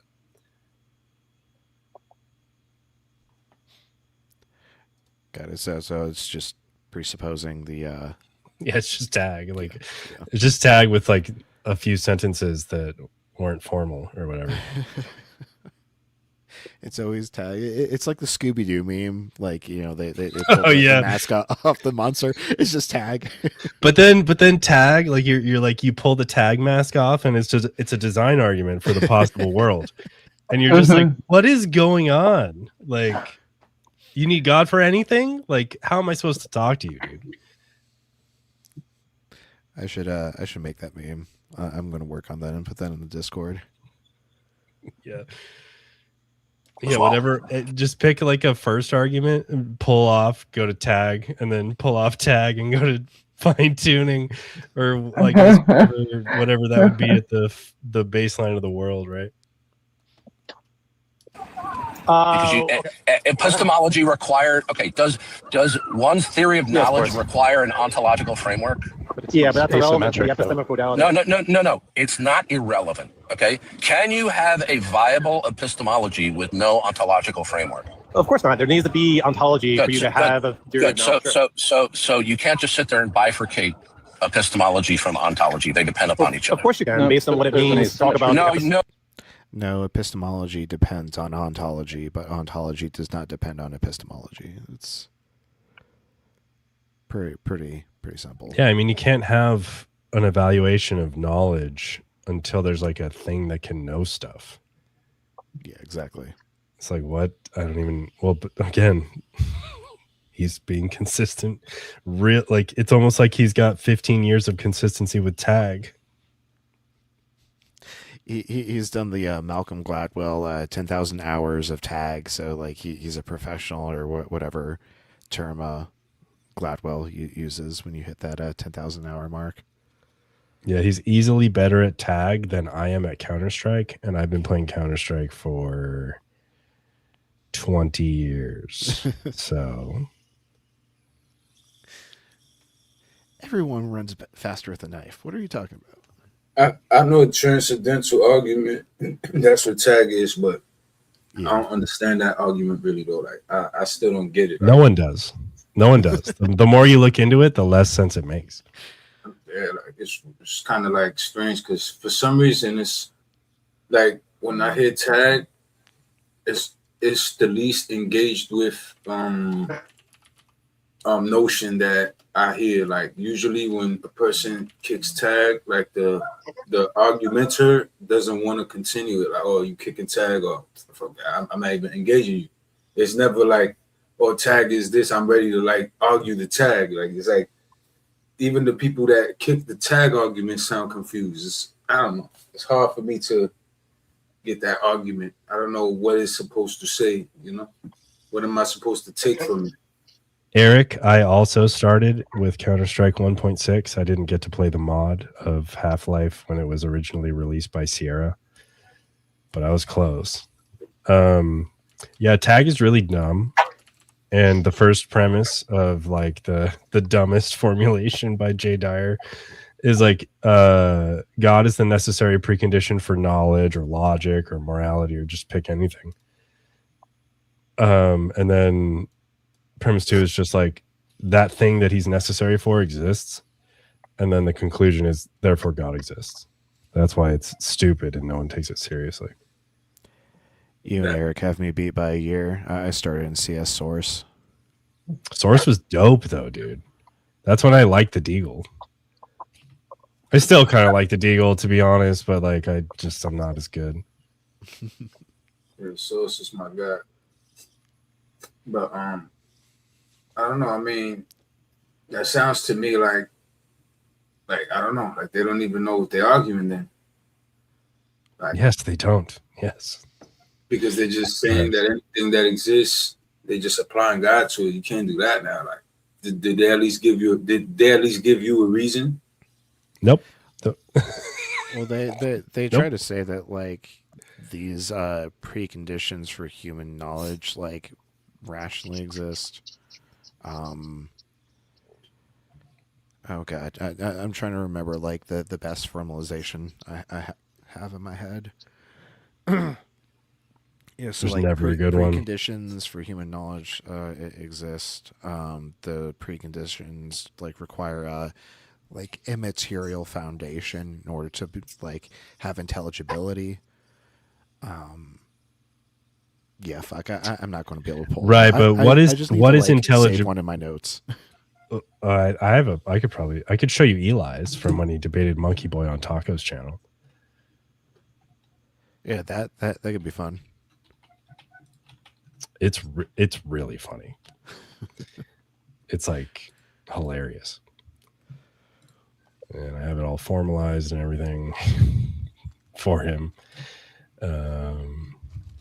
Let's see. Yeah, he does say that it's modus ponens, but yeah, okay, I got it. It's only two premises and a conclusion. Yeah, it's really how's that even tag then? Well, a lot of tag is just a straight syllogism. But hold on, I'm moving shit around on my screen. I feel like most tag arguments I've ran into are chain arguments with at least like 3 or 4 premises. Okay, so here it is. Hold on, I moved shit around my monitors. There we go. Share window. There we go. Okay, so this is Eli's argument. I can't quite. Oh no, I'll be able to see it on my other screen. Okay, so all right, I'm not looking at the stream, so I can't see you guys when you talk. But so the argument's at the bottom, and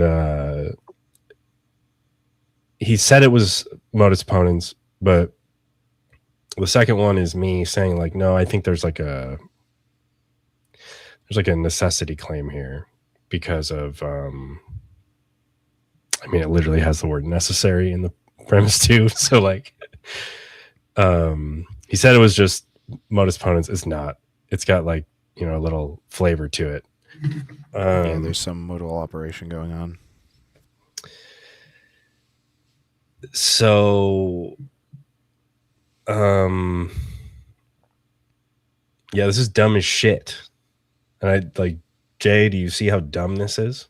Like I think you can see the text fine. I can't quite see the stream. It's like small because I'm on the StreamYard thing. So as you know, it's like small. I got to put it full screen. Give me 1 second.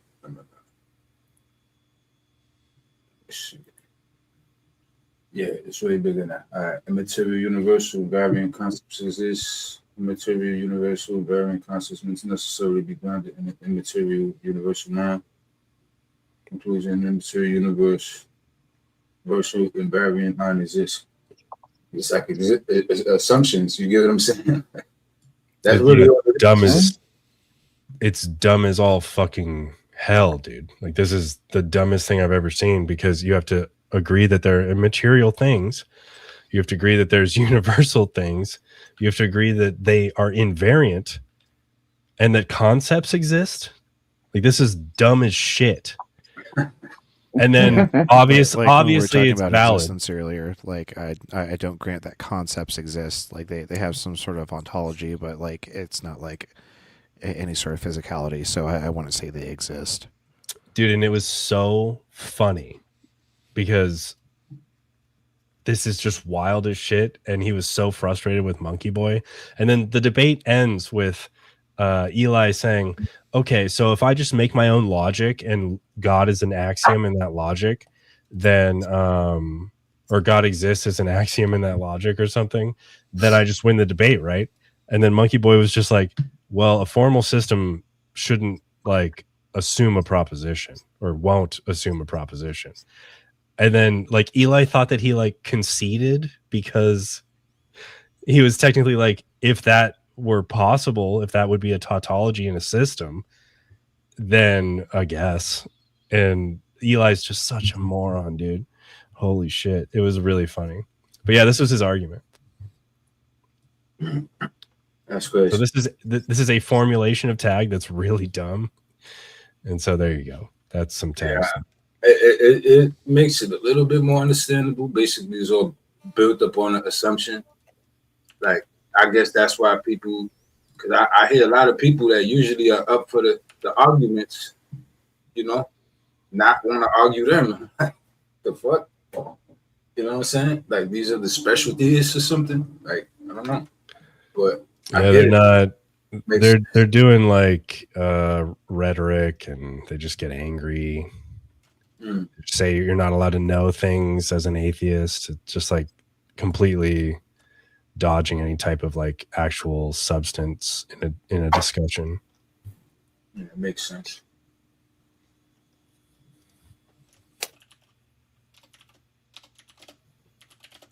I'm just doing some that's what behind the scenes stuff. Okay. Yeah, for sure. That's what I try not to do. I mean, I always admit to you when I don't know something, I just tell you, man, I don't fucking know. You know what I'm saying? But at the end of the day, if I'm prying somewhere I shouldn't, I'm also gonna tell you that. I'm not just gonna make the assumption. I'm gonna let you know, look, I'm wrong for this. Like, you know, the only true, honest answer, in my opinion, is the agnostic, the one in the middle, and that applies against me. Those words play against me. They're still coming out my mouth, though. You know what I'm saying? Because I'm not an agnostic, right? So I'm a theist, I'm a believer. So that's me acknowledging that I know I'm technically wrong for doing it, but I can't fight the gut feeling, right? So it's like two different things at play. It's the knowledge of knowing that I know I'm overstepping, but it's like a faith, it's like a belief thing that I'm doing it for the right reason. I don't know. With that amount of humility, do you really have faith? Like you're stepping into the darkness, right? You're stepping into the dark. And you can't see because of the spotlight cuts off there or whatever. And that's fine. You're still only granting yourself like the spotlight area for sure. Like I don't know. It just sounds like, you know, it's the same thing that I kind of do where I'm like, it'd be cool if other shit was real. But like, but you don't lean towards it, right? Like in your eyes, that's not what's likely. Well, I have reasons that I disagree with like people who call themselves physicalists, but it's not like it doesn't really mean that much to me, you know. Like, yeah, no, I see this possibility and it seems appealing, but I'm just kind of like, all right, like could be, I don't know. I mean, I don't feel that way. I feel like there is something, like, you know, again, I can't prove it. And I know I'm unjustified in running with it. I know how science works. So that doesn't fit that criteria. You said, yet still is that gut feeling, right? How do I circumvent that? Right? By just being me, by just experiencing, by just taking my good with my bad, my flaws with my pluses. You get what I'm saying? And I'm going to find out one way inevitably. So that's kind of my reasoning for that. But like, what do I believe? I believe there's something. I do believe there's something. Like that's what I'm always going to lean more towards. You know, if you're asking me to place my bet 10 out of 10 times, I'm going to say, yes, there's a God or something beyond. Wholeheartedly on a lie detector test. That's what it's going to say. It's not going to say I'm lying in a lie detector test. You get what I'm saying? Like, I really feel this way. So it's not like if, or it would just be cool. I think this is happening. I just can't find it and prove it to you. You understand what I'm saying? You know, grant that you believe that. because, like, you know, our beliefs happen to us. Like, we can't choose our beliefs. Like, you are convinced that this is the case. Yes. But you just simply haven't given us a reason to believe it. Exactly. Nor do I have good reasons that I could put forward, right? That are good for objective, right? Objective, meaning like they're not good to you, but they're good to me, right? So that's not an objective good, right? Like it has to be good overall for everybody for it to be technically objectively good, right? Mm-hmm. So that's what I mean by that. So it's good reasoning for me. That's what I mean when I say I do feel like I got good reasoning for the things I say. You get what I mean? Because I do feel like I got good reasoning, but that might not be good reasoning to you. You might just be like tripping. That's not good reasoning. Like you bugging. Like what are you talking about? And you wouldn't be wrong because science makes it so that you're not wrong. See, I can't argue you. I can't get mad at you or whatever. You know what I'm saying? Because science backs you up. You see what I'm saying? Mm-hmm. So it's about knowing where to apply what it is you think and not just run around making crazy, like at least try to ground it in a way that it makes sense to you. You know what I'm saying? Which is what I try to do. And it does. Like I could sleep good at night with my my ideas. You know what I'm saying? I don't feel like I'm lacking anywhere. I don't know. It feels just like this is life. It's concepts, ideas, you know what I'm saying? It's not that deep to me. But then you got people like earlier that'll be like, you definitely going to hell, 100% sure. You're going to hell. You know, I don't understand shit like that. It just never going makes to sense. hell for advocating for people to be more knowledgeable in certain subjects. Yeah, such like a terrible thing. Oh no! How dare they? That's wild. Yeah, hey, okay. How you tonight? Yo, Yeah, pretty good. Eric? What up? Yeah, hey all. Heard you guys were talking about tag, so I figured I'd pop in briefly. Yeah, my favorite. Yeah, I got to go to bed soon, but actually, I've had a kind of an idea rolling around in my head for a few months now about tag. I wanted to run it by you guys. It's pretty half baked, so but I wanted to see what you guys thought about it. So, as long as I don't want to be strawmanning people who purport for presuppositional apologetics, or not tag. I'm sorry, presuppositional apologetics, but.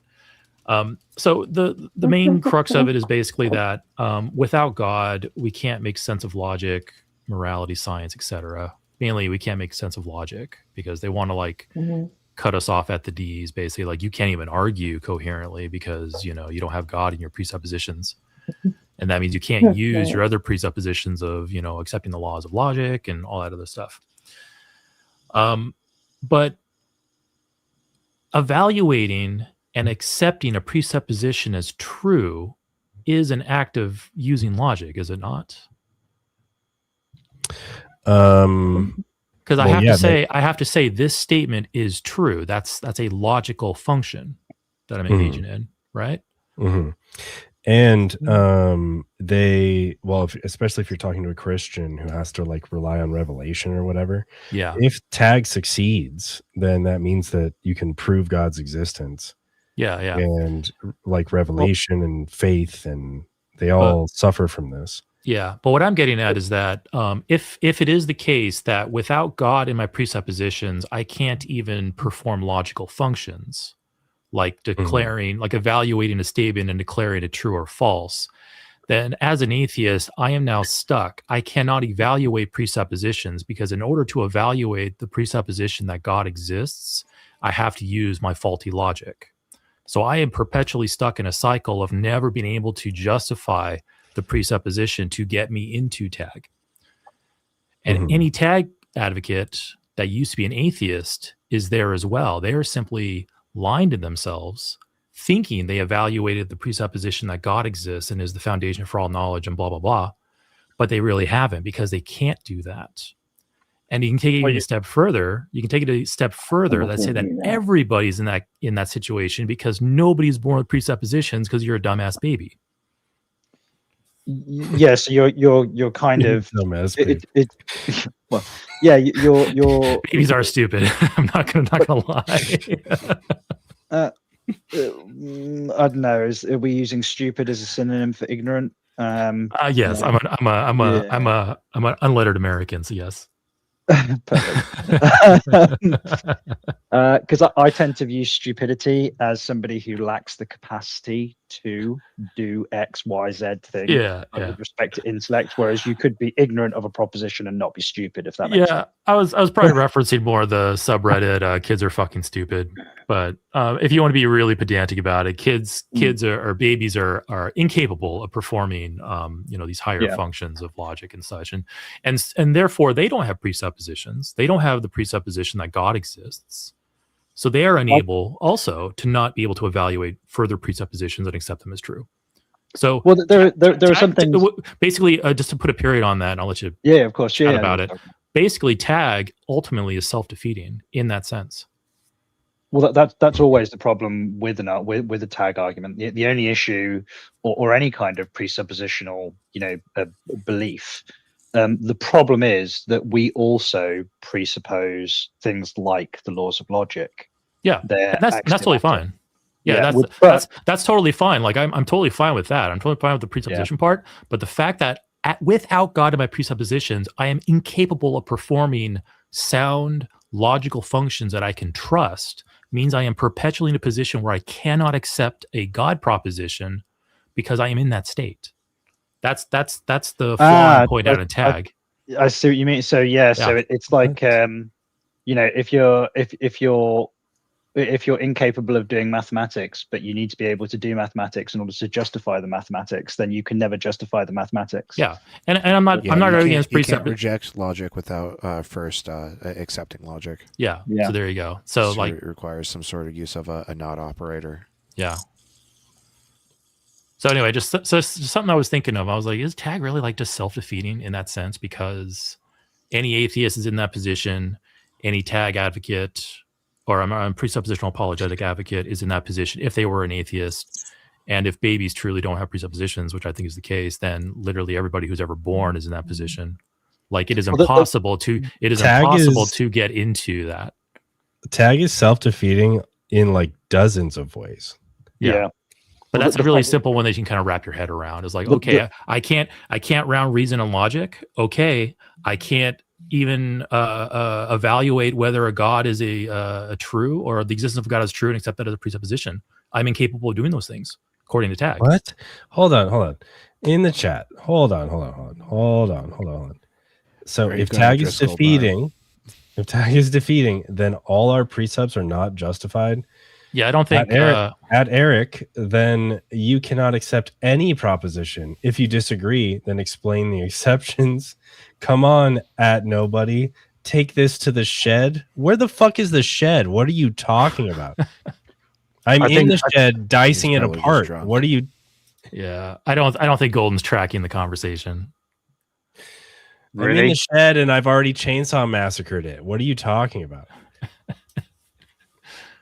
But anyway, I've never liked the tag argument. I just really don't like it. I understand its utility, but I've never, some arguments you're like, oh yeah, that you just have like an affinity for them for no particular reason.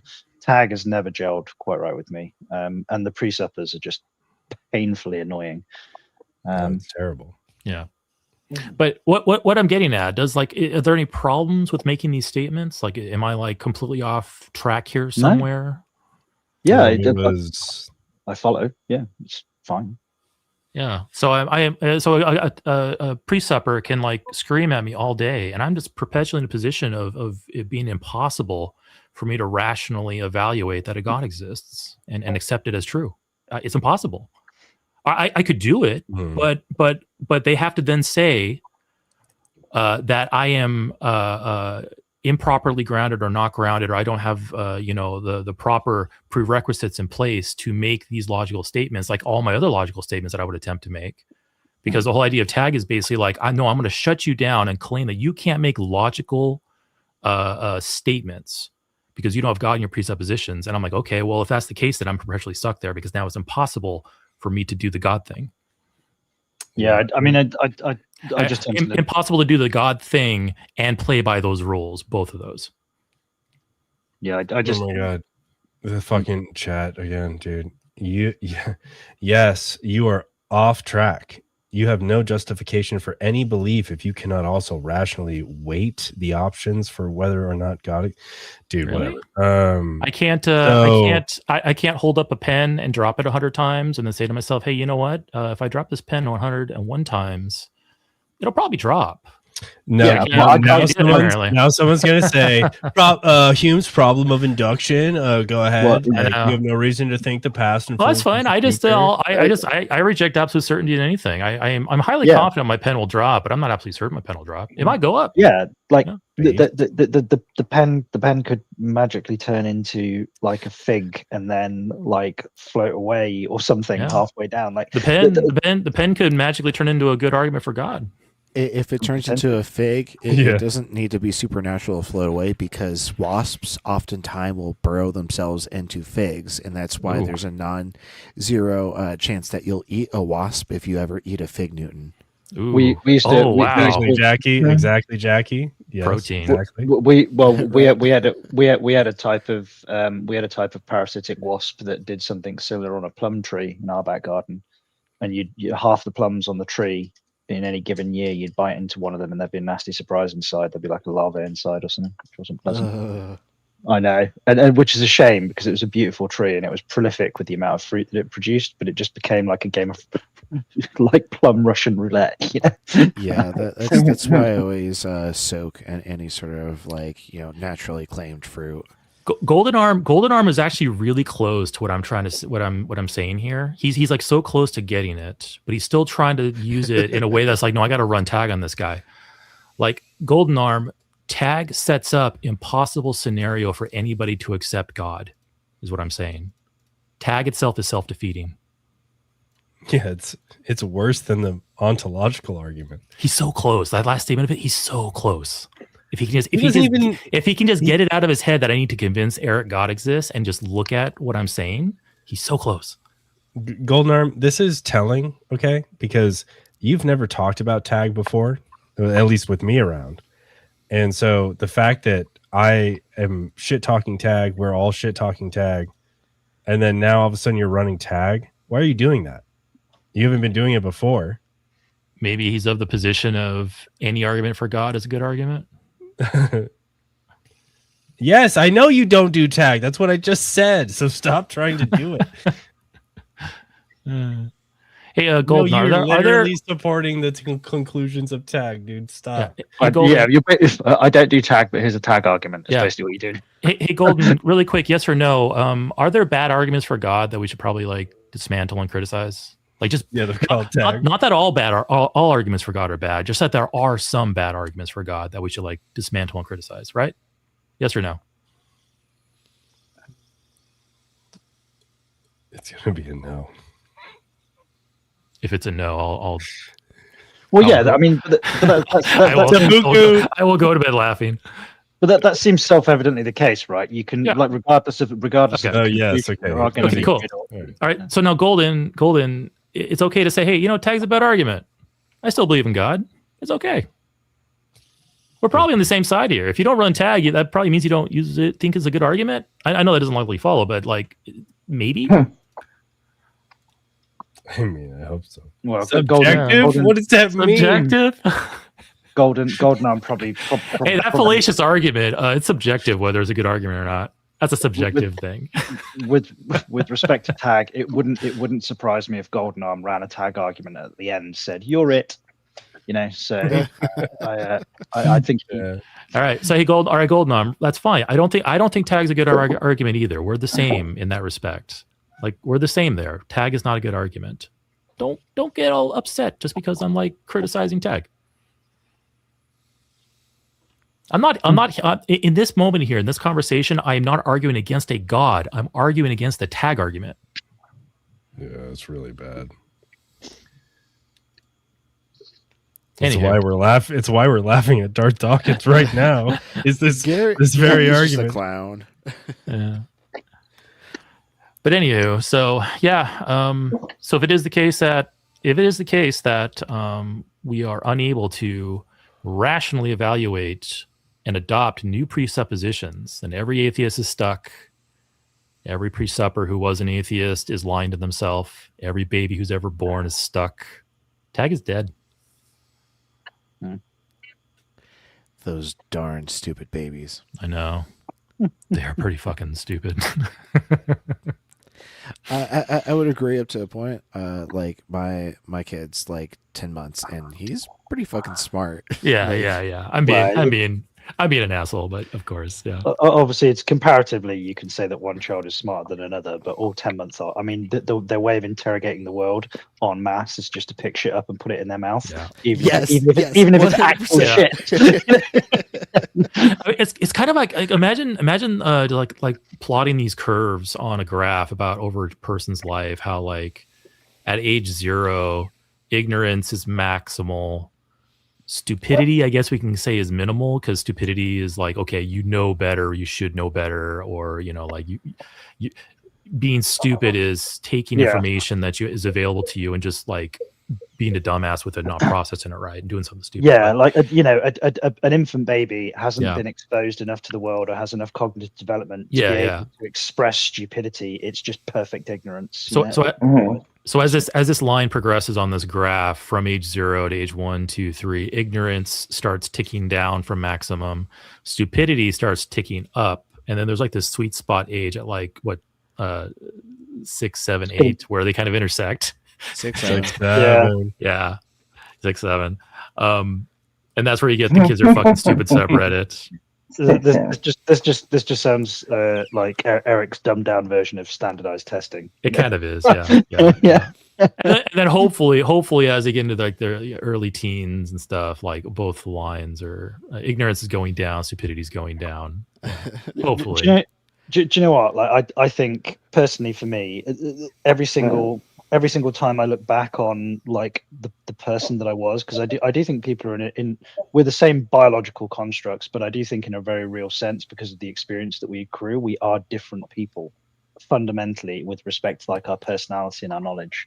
And I look back on who I was towards the end of my 20s, my early 30s, and that was like the sweets. I was young enough that I could still go out and play football, play rugby. I could take a few knocks. You didn't groan when you sat down, and also you'd accrued just enough life experience that you weren't a complete and total moron. And that seems there's a theory out there, like cell regeneration, like every 7 years you become like literally physically a different person. It's like the ship of Theseus, but for like your at a cellular level. Different cells replaced at a different rate. Like your liver replaces itself quite quickly. It's why the Chinese used to call the liver MAGA, because you can abuse it and it recovers. There are other. But over the course of like 7 and 9 years or something, like every single cell in your body's been replaced. Hey, Golden, if there's a misunderstanding, that's fine. Maybe just so I can like succinctly summarize it, I was running an internal critique on tag. Let's put it that way. I was adopting the tag position to show that it self-defeats. But I can't believe anyway, I think it is mostly true. You get most of your cells replaced over certain cycles, like 7-10 year cycles. Yes, I think some. I think some don't. Like your skin is the fastest replacing organ. But I think there are some. Not all. It's not a literal thing, but yeah. Yeah, there are some chunks of your brain that once you get beyond a certain point, they don't replace themselves. Yeah, especially the microplastics.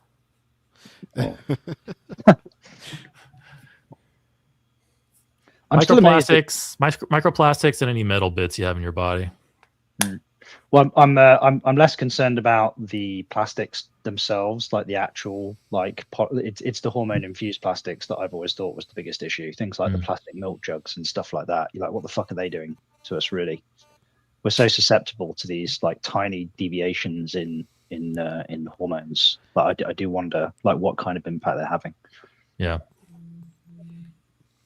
I grew up in Las Vegas, and that's near the Nevada nuclear test site. So I always had that in my mind growing up. Well, yeah, there's interesting. Like there's there are some people that claim that the radiometric dating, because of all the nuclear testing that we've done, has yeah, it gets this massive. We can account for it somewhat, but it's being because we just. I wouldn't doubt that. But it's all just a product of hubris, isn't it? You know, like we'll rip fossil fuels out of the ground and assume it's not going to be an issue. We drop nukes on the Bikini Atoll and just think, oh yeah, it'll be fine, no problem whatsoever. Actually, it's more insidious than that. It's not that it'll be fine, no problem. They know there's going to be a fucking problem, but it's not going to be their problem. Oh, because they're not going to, because the problem's only going to become like another. Yeah, it's just part of the boomers' curse against the world, you know. Yeah, and there are definitely,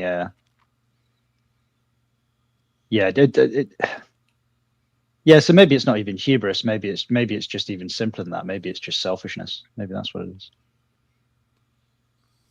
I think so. Somebody's talking about Las Vegas in the chat. Ramesis. I mean, Jason, you're more than welcome to jump up here. Yeah, there's more stuff in Vegas than just the Sphere, but it depends on what your tastes are. I kind of wish I had the financial freedom to have been able to move to Vegas, because I feel like my music career would have been able to launch a little more successfully. Yeah, maybe. Vegas has got a bit of a underground music scene. I mean, The Killers started in Vegas and various others. Do you think location with respect to music, with the advent of the internet and how people can self-publish and stuff, do you think it's less of an issue now with respect to geography, or do you think it's still a big issue, because you still need to get shows and have like a local presence. Yeah.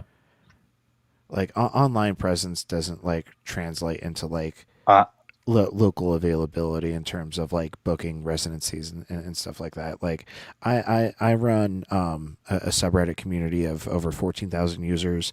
I had a 100 episode internet radio show deal, and it still didn't really translate into too many local shows. I just had a nice online presence.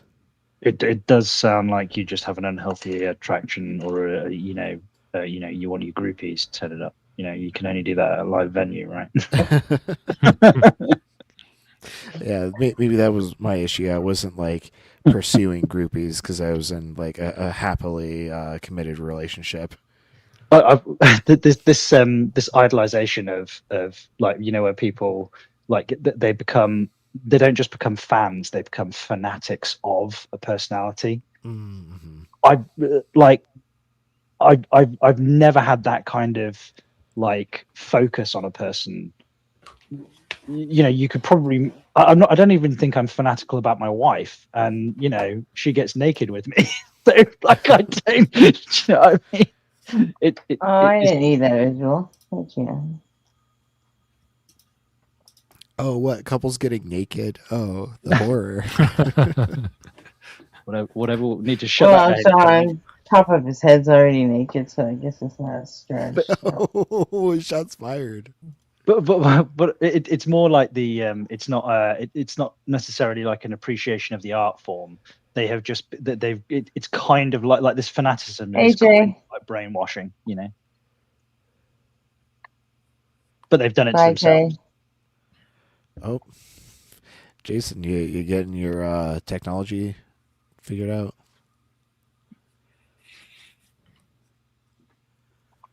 Anyway, that's all I came in for, just to drop that. But anyway, all right, I'm gonna head to bed. I got work in the morning. Yeah, sounds good. Thanks for coming there. Yeah, thanks for entertaining me. Bye. Have a good one. Bye. Also, All right. Golden, you're clearly not listening. I said I'm not even fanatical with my wife, so I don't understand how people get fanatical with people that they don't really know. They just play the guitar really good. I can understand being a fan, but the fanatical part, this lunacy, where they'll just you just do anything to get close to them. I've never got that. It sounds nuts to me. I'm kind of that way with my little boy. I'm his number one fan. that shit. Like the Oh, world. my bad. The world is all him in my eyes. Like as long as she's good, as long as everything's good, I could die, and as long as he lives, you know what I'm saying? Give your quick Eric devotion, Jason. Maybe he'll hear it before he goes to bed.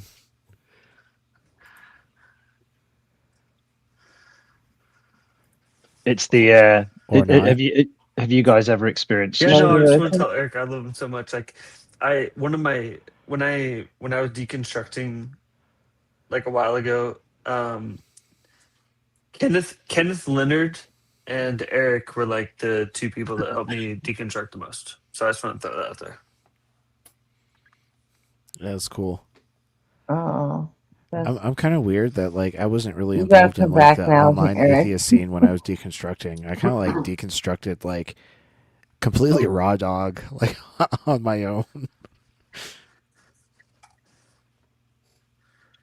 Yeah, so some of the like for example, when Matt Dillahunty goes up on a stage and starts arguing about philosophy, for example, I kind of cringe because he does fuck it up on a fairly regular basis, and he's always claimed that he's not like a philosophy bro or anything like that. The bit where I really enjoyed Matt Dillahunty because he had this almost encyclopedic knowledge of the Bible. So, and that's where he really shone for me. And the same with Aaron Ra, like, you know, Aaron Ra, his philosophy game is dog shit, but when he's talking about cladistics, I'm fucking all in. You know, he's one of the best with respect to communicating that. Yeah, I would say Matt's strong suits are definitely the Bible and then analytic philosophy. But when it gets like beyond like the analytic like logical frame of philosophy, then like Matt's I wouldn't really say he's a layman, but he's not a professional. Yeah, he's reasonably well read, but not a professional. But would I guess would be where I'd go. But that's no different. That's no different to me. You know, like But his reasoning ability is unmatched. I always liked he was actually like I say still is when it comes to his comedic approach. Like, when he did the monologue with like, you know, so anyway, the human race has existed for 100,000 years, and it was you know, and he says things like "oh my me" instead of "oh my god." He had quite a good delivery. I forget where he did it, but that was it was like his opening at a debate or a show somewhere. And it was just, you know, how ridiculous that the human race like was scratching through the dirt for the best part of 200,000 years, and it was only in the last 2,000 where he decided that Jesus was going to show up. You're like, what was the point of the other 198,000 years? Yeah, fuck all those humans. Mm-hmm. Just completely unworthy. But should we dive back into this? We're only about 10 minutes into a 58 minute video. Sure. Yeah. Yeah. Did I miss I think you're supposed to put up the filter when we're gonna do the other half of the J-Dub thing? Oh no. Eric was only up here for a little bit. He hasn't even I know. been in chat all night. I know. Did you talk about when we were going to do that? No, but Eric accepted me on Discord, so I can correspond with him on that and see like what nights work best for him. I'm just curious. Is Dylan and Bacon and Bush in the Discord? Yeah, I think they both are. Okay, yeah, Bacon definitely. I'll try to correspond with them too to see like what night they might be available. I'm just curious because I wanted to get my friend Sabra to. Gretchen, have you got? I definitely wanted to call into the line when Owen and Eric were there, but this might be on my end, Gretchen, but just to check, have you got 2 lives going at the same time? I'm looking at my overhead on YouTube, and I've got one with 28 people watching and one with 4 people watching, but it's all the same chirons. It's a vertical and horizontal. Yeah. Right. Okay. Fine. Yeah. It's so we hit the shorts feed and get like the crazies, but then also, you know, have the dedicated viewers in horizontal. Yeah. It's just exposure strategy. I don't think you're allowed to expose yourself on YouTube, but you do you. There are plenty of nude videos that are completely within the TOS. So Really? What, like they're Blunder, educational? Slowboy. I don't know who they are. What? I spend some time here, but I'm not. Nobody heard slow Someone, when he yeah, piped someone, up. did someone say my name? I know. Legend. Obviously, I know there was the lunatic covered in peanut butter a little while ago, but other than that, Yeah, like if you like point to your taint and just say this is the vas deferens, and then like continue showing yourself off, it somehow escapes the TOS. Yeah. I remember there being an entire subreddit just dedicated to like nudity on YouTube. would you? I've had popping up on my Facebook, and it's the first like. Obviously, I'm not averse to how can I put this, adult content on the internet. I'm not a prude or anything.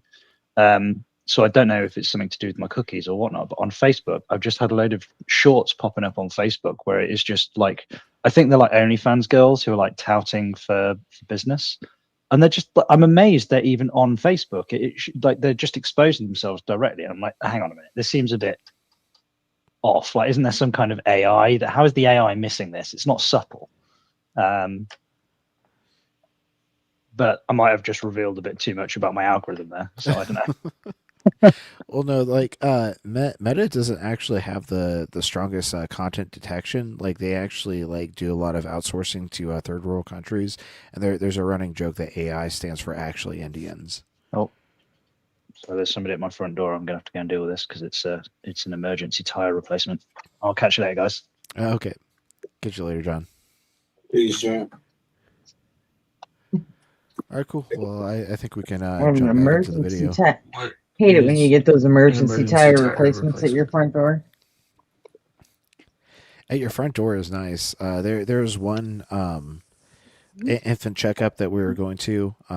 We're taking our RP Junior. I think it was like his like 3 or 4 month checkup, and like we were really trying to save money as much as possible at this point because we didn't really understand like what our financial future was going to look like for the next coming months because my partner was like having a career transition, and so we drove her Jeep's tires like down to the cords, and it finally like wore through, and we got a flat on the way to his appointment, and luckily we made it to the parking lot of the doctor's office, but we had to have like AAA come out and like do a tire replacement for us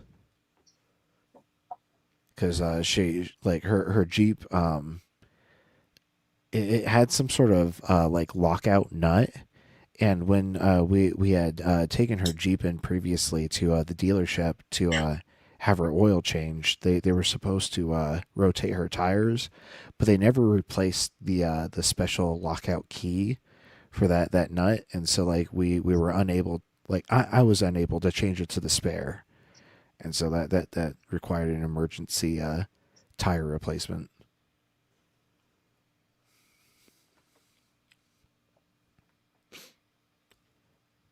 Now she's got, you know, four new, well, not new, like it's been new in the last like 4 to 6 months tires, but she constantly goes out to trailheads. Oh, speaking of trailheads, Gretchen, the Friday night / Saturday morning stream, I might need to go a little early because Mrs. RP is going to be going out to a 14er to hike with her friends.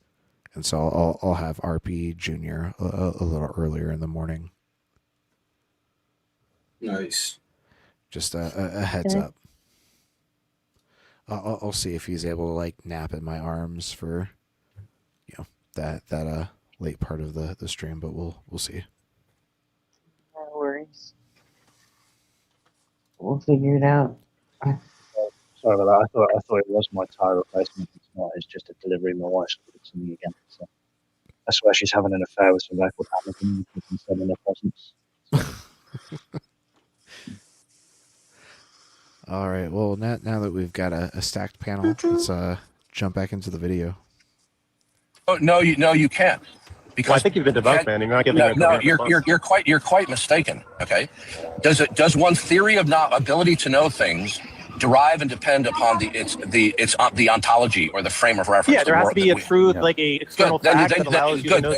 Yeah, to recontextualize the conversation right now, Darth Dawkins is currently trying to defend the claim that ontology and epistemology are reciprocally related, as in, like, you can't have one without the other. However, like, I've put forward the claim that, like, you can absolutely have ontology without a need for epistemology, but, like, of course, to make epistemological, like, claims, you're going to need to, like, have some sort of ontological evaluation.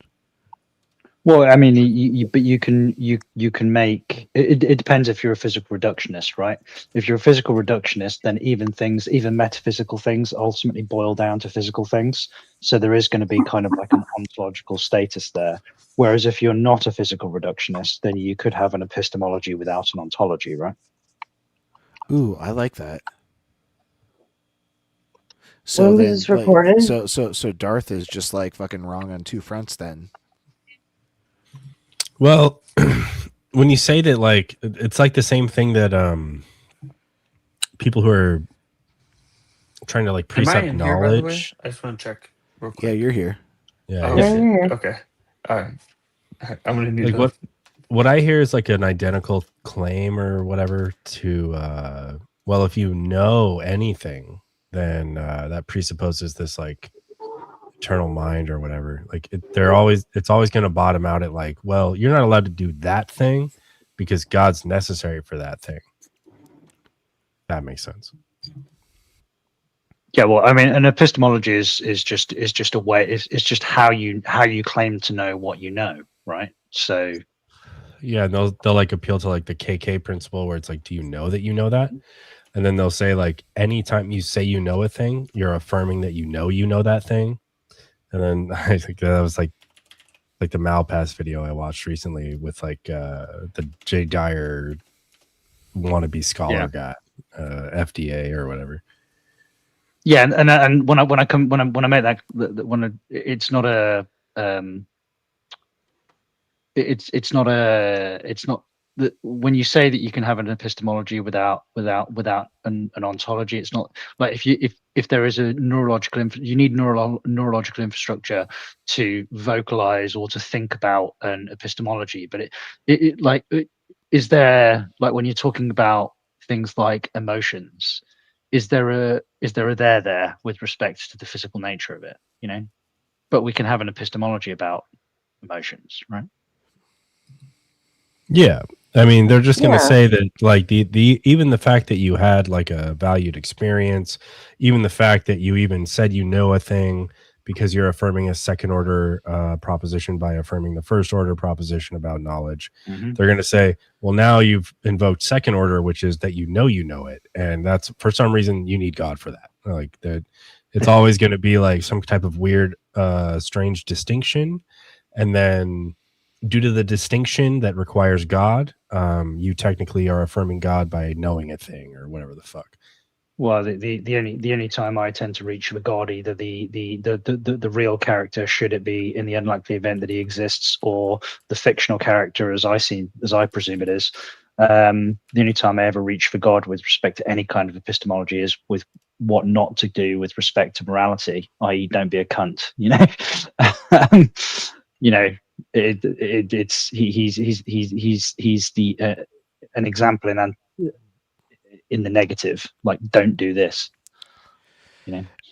No, nobody can you correct me if I'm wrong? I thought the KK principle was, like, the implicit implication that, like, knowing something just automatically implies that you know it, as if it's like an escape from like Russell's paradox in terms of, like, a set of knowledge.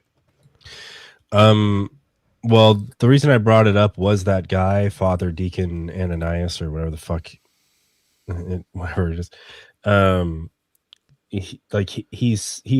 He mentions the KK principle, and I think that that's an attempt to trap you in that, like, due to the KK principle, and you like have to know that you know it to even know it or whatever. That means that you must affirm that second order, that he's going to make the distinction of knowing something, knowing a proposition is true is first order, and then knowing that you know that it's true is second order.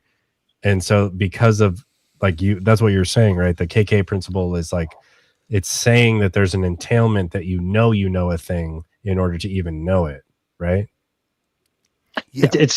It's kind of I've, in the same way as I've never been I'm not a huge fan of Gettier cases, because I think you can have unique examples with the Gettier case where you can like have a false positive, but you think you're justified, like the broken clock example, but that doesn't speak to like a whole system, right? And the same is kind of true with the KK principle, in that like if you claim that you know something to be true and then you claim that you know something's true, then because it is it's a second order based on the first order knowledge, then actually the second order is you didn't actually, the first order is you don't actually have knowledge because it's not true. You just believed that you had knowledge, which means that the second order case is the same as the first order case. You then believed that you had knowledge, but you didn't have knowledge. And then you just believed that you had knowledge, but you didn't have knowledge. Right.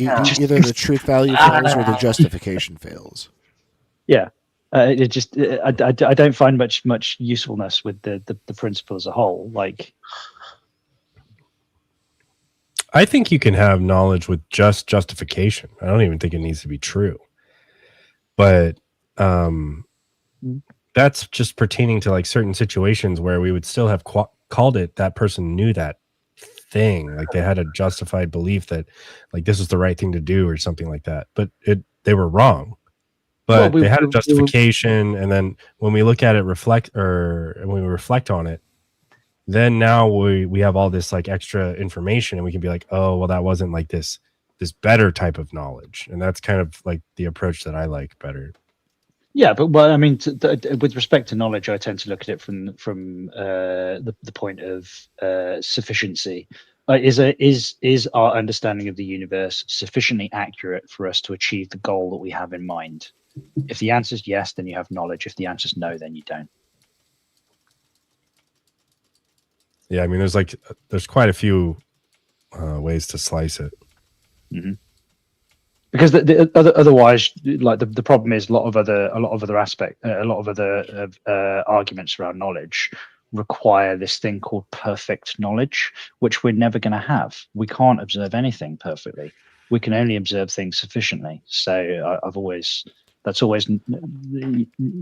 say always, since I started thinking about this kind of stuff, that this notion of, perfect knowledge has never sat right with me. It just doesn't seem to be achievable at all. And if it's not achievable by humanity at large, then why waste your time with it? Just go for sufficiency.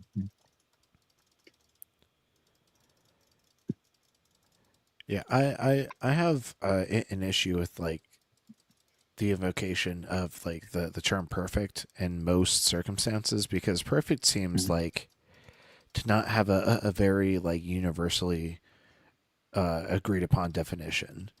Like perfect could mean like most optimal, or the most without flaw, or like the most whole. Like it just really seems like context dependent on what like perfect is actually implying.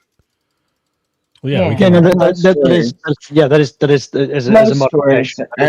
That is definitely true. But then I just think, I think you're then just using, you're supplanting the words. I think you could then just insert the word sufficient instead of the word perfect. They become. I don't know what's the word. Yeah, I could probably grant that. Yeah, you're like deciding on a better use of it in the context that you're using it. Like, oh my God, I had something. I think I lost it. Oops. Maybe I'll think of it. Okay, cool. Well, we can probably just continue the clip then.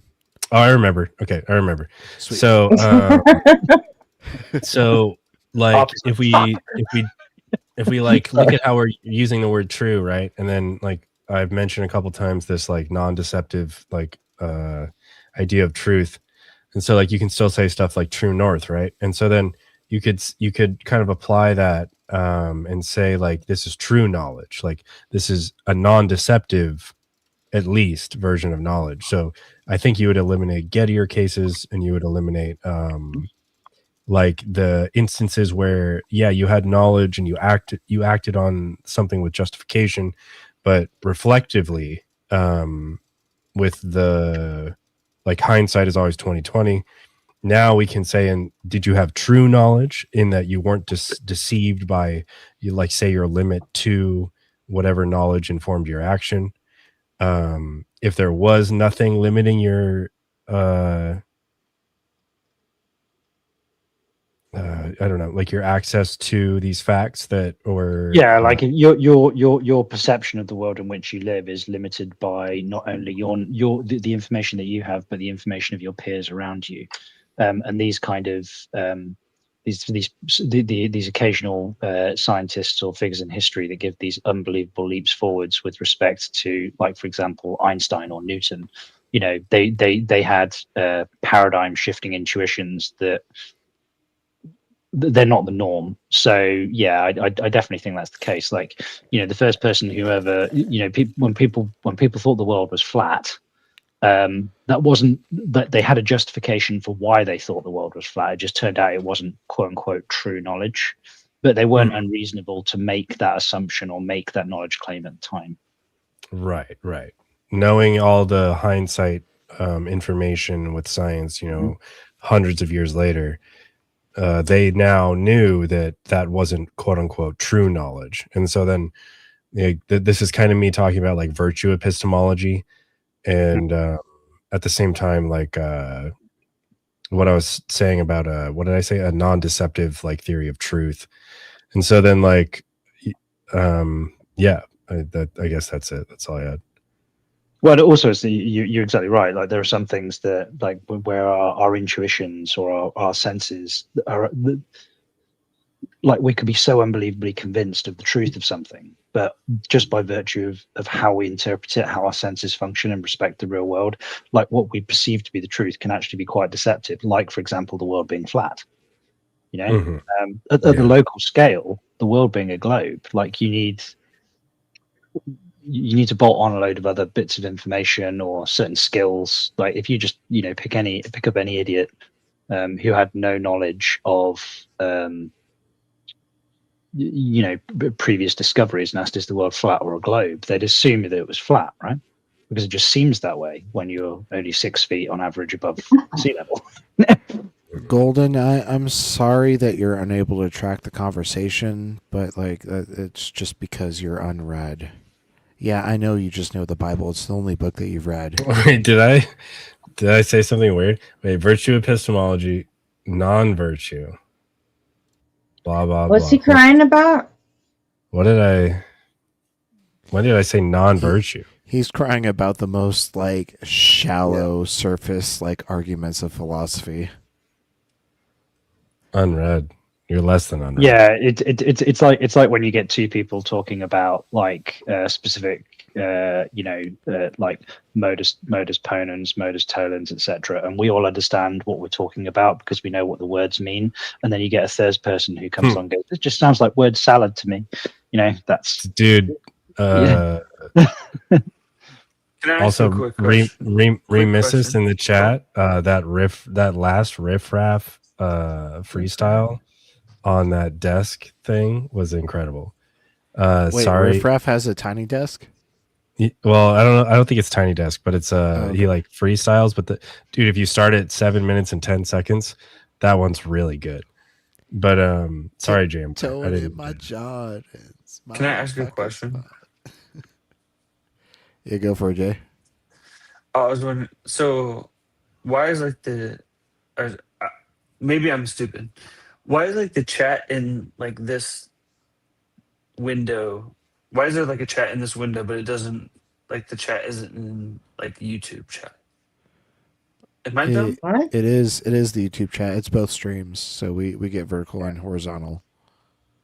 Also, there is a bit of Oh, lag. I'm in There's, like there's I'm in the vertical. yeah, That's this why. Okay, the YouTube I'm chat dumb. and the YouTube chat and the video also runs. To me, at least, seems to be about 10 seconds behind. Yeah, that's So, fair. Okay. yeah. No, I'm just dumb. I was in like the vertical chat. I was like, why is there like one person in here? Yeah. Like, what the fuck is this? You're in vertical.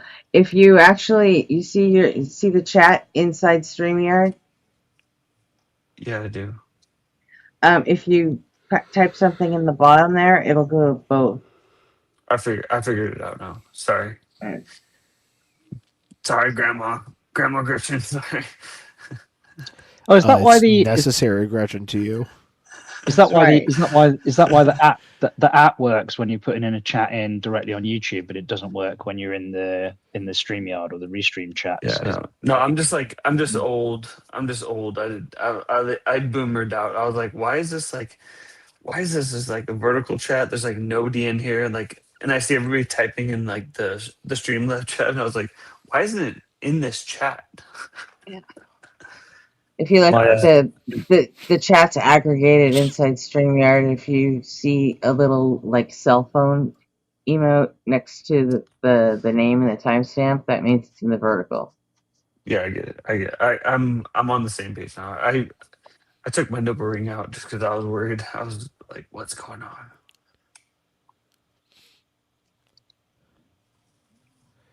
But we got it. Goldie, I was on it doesn't vertical take chat. 5 years to get up to speed. Just like, start with like easy concepts. Like I think a great introduction to philosophy are different moral frameworks like utilitarianism.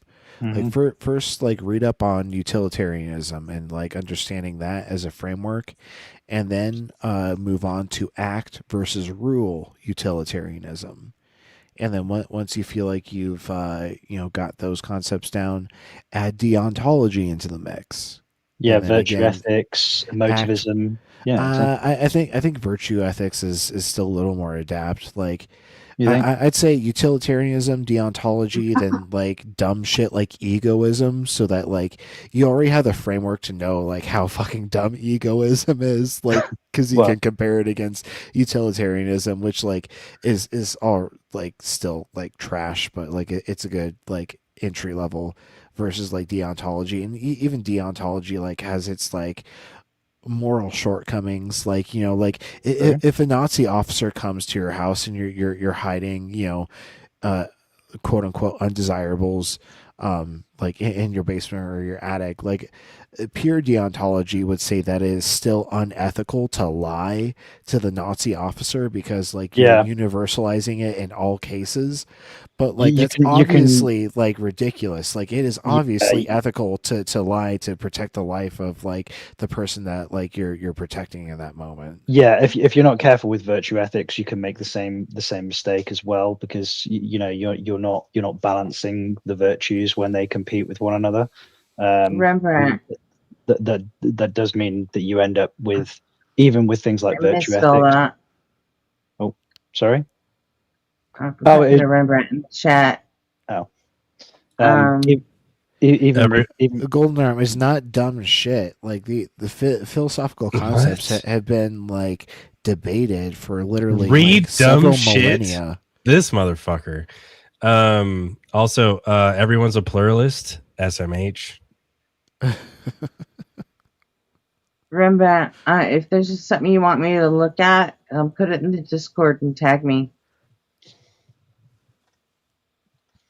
Yeah, I definitely like mixing emotivism with virtue ethics. That to me seems to be perfectly functional, reasonable. I was calling egoism dumb shit, but like it's important that like you actually like get the framework and how it's formulated against other frameworks like utilitarianism and deontology, because like the more you're able to render these different frameworks from the bottom up will equip you to better be able to handle like switching between frameworks, because you understand like where to like begin and how to build it up. Well, yeah, of course. Like you need to have a you need to have a grip of the core principles of each of well, for want of a better word, for each of the modalities with respect to, ethics or morality. If you don't understand the basic core principles of them, then of course you're going to struggle when people start throwing like terminology at you, because like if I was to say like emotivism, then that speaks to a whole philosophical construct with respect to morality. And when I say that, most of us in the panels and things understand what that applies to. So of course you need the bricks and blocks of the net basic knowledge of the systems at play. Okay, Goldie. Yeah, my bad. If I like came at you too hot for that comment, I didn't get the context that was a joke. So my apologies. Comment retracted. In fact, I just opened a new channel in the Discord called Links for Panel. So now the chat can post links for us when you guys want us to see something. Oh yeah, that's cool.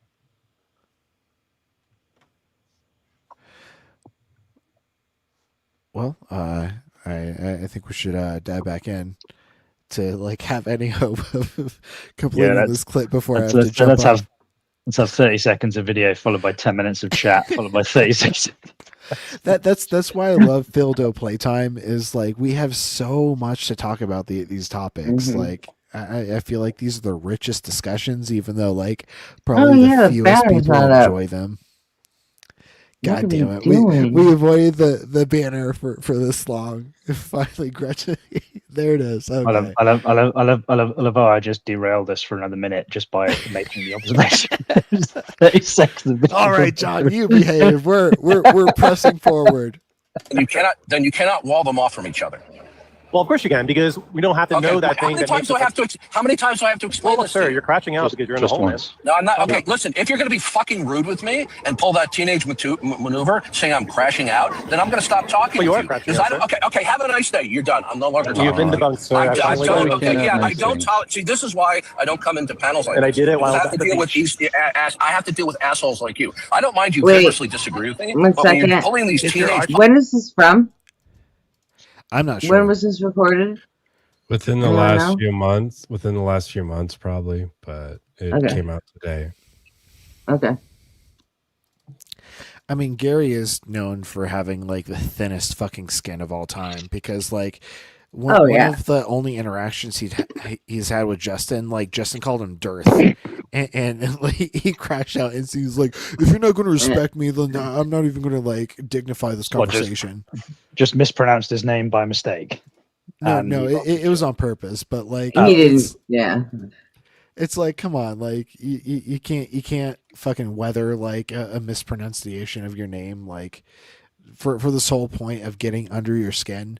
By letting it get under your skin, you're proving like whoever's mispronouncing your name's point. Yeah, but I've always found it quite surprising. The principles of things like free speech and the fact that most rational people agree that you can, like, there's no protection from being offended.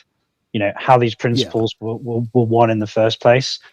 These poor like bastards that were running up beaches into MG42 fire or like fighting civil wars, and now our culture has become so like soft and Play-Doh like that somebody can just get bent out of shape because of a mispronunciation of a name or something. But I don't like the it's just banter man arguments, because sometimes people can be right cunts with banter. But maybe there's an argument to be said that everybody should probably just toughen up a little bit. It's not that bad. Right. That's why I don't crash the fuck out when I get misgendered. Well, I think it's also the case. I just politely correct them and continue to assert that correction.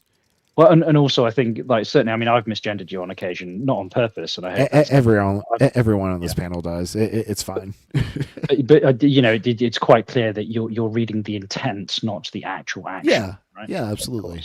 Yeah. Someday, RP, I'm going to ask you to explain the they/them thing to me and how you actually got there. I mean, John and I had an offline conversation. Well, not offline, but like backstage conversation about it after one of the shows. Yeah, it was what, about a month ago now, something like that. Yeah, within the last month. Like essentially, I don't. What, I wasn't there for view it, so I don't ever get to ask the question? No, I didn't imply that at all. I was just saying that like this is something that like I've recently talked about with people who I consider friends, but essentially I don't feel like I perform masculinity. Masculinity just isn't something that I identify with. And so like in terms of my gender identity, because I don't identify with masculinity or femininity, I just simply take the non-binary distinction. Mm-hmm. I mean, you come across pretty masculine, dude. My dude, I don't know. Well, what define what of my personality traits is masculine? Like, you don't fuck around, or somebody come at you crazy, you know what I'm saying, you're gonna go back. You know what I'm saying? So women aren't capable of not fucking around? No, I'm not saying that, but that's like a aggressive trait. You get what I'm saying? Some people don't got that. No, I don't accept that. I feel like women are able to defend themselves just as adequately. If aggression is something we're judging by, then I should be non-binary. No. No, I'm telling you, like, oh no, it's not non-binary. I'm not basing it on that. I'm talking about like just like I've seen people that just don't have the aggressive bone in them. Like no matter what, they don't clap back. They just I wouldn't don't. say anything I do is aggressive. I'd say what I do is assertive. Like I stand ground. Yeah, there's definitely like there's definitely like if RP got in an Uber or a taxi or something and thumped somebody upside the ear every time they misgendered it. Sorry, them. I fucking did it. That wasn't even a joke. That was just like happened. Whereas if RP just every time somebody makes the mistake, just politely reminds them that he's being assertive, and there's or at least that's the way I perceive it. But the most masculine thing, like obviously RP and I have never met in real life. I don't know what RP looks like. I don't know what RP dresses like. I don't know like how like what RP's day-to-day life looks like. It's so with respect to judging the masculinity or femininity of RP, it's almost exclusively in the tone of his voice. He just because he fucking he. Wait, you didn't get the toe pictures? You didn't get the RP toe pics? But it's how deep the voice is, and that to me automatically, because on average deeper voices do typically belong to masculine people. It just defaults for me, and I can't help it. I guess everybody is different. But also with RP, he's very generous with respect to how the interpretation at play here. So. Yeah, I appreciate that. I'm just saying, I don't think that you know what I'm saying, going for a certain type of thing, and just haven't struck me as the type that is. So. Yeah, exactly. I'm not going for a certain type of like femininity or masculinity. Like that's what I'm saying. Like I'm just me. But that in itself is, if like whether you see it or not, like that's a bold whatever. Like I guess that's an alpha thing to do. You get what I'm saying? You got people that just will not do that. You understand what I'm saying? You alpha, I'm more sigma. Yeah, just kidding. I'm still gonna ask you about it at some point because RP's. I mean, I feel like I just went through like the majority of like. No, I have very specific questions, and you didn't answer a fucking one of them. So, but don't have to do this now. It's fine. What's funny? Actually, RP. The likelihood of us getting through this clip is like, but before I have to go, is like near zero. So like, we could just like go ahead and hash this out right now. I'm not even live. No, we're not. Okay. Well, I say for later what you can do now. You know what I'm saying? Well, I mean, it's good. Obviously, with respect to the comfort of us answering the questions, RP, that's kind of on you, isn't it? Obviously, if Gretchen doesn't want to do it, she doesn't want to do it. But that's. Yeah, that's on her. Yeah, I'm willing to talk about it anytime. I really just wanted to talk to you about it. I don't want everybody else fucking involved. That's all. Okay, yeah, that's fine. Yeah, that's fair. I you know, Poppy and I had quite a nice offline chat about it and just laid our positions on the table, and it was great. I have a better understanding of RP, and you know, it was worthwhile doing. You know, it was a decent. The thing with that I definitely like about your approach, RP, is that every time somebody does make a sincere mistake, like it is a mistake. They're not trying to be disrespectful. You don't pick it up and beat them around the head with it, which some people are want to do. You know. Yeah, that's not the purpose of my identity. Yeah, exactly. Yeah, that's a fact.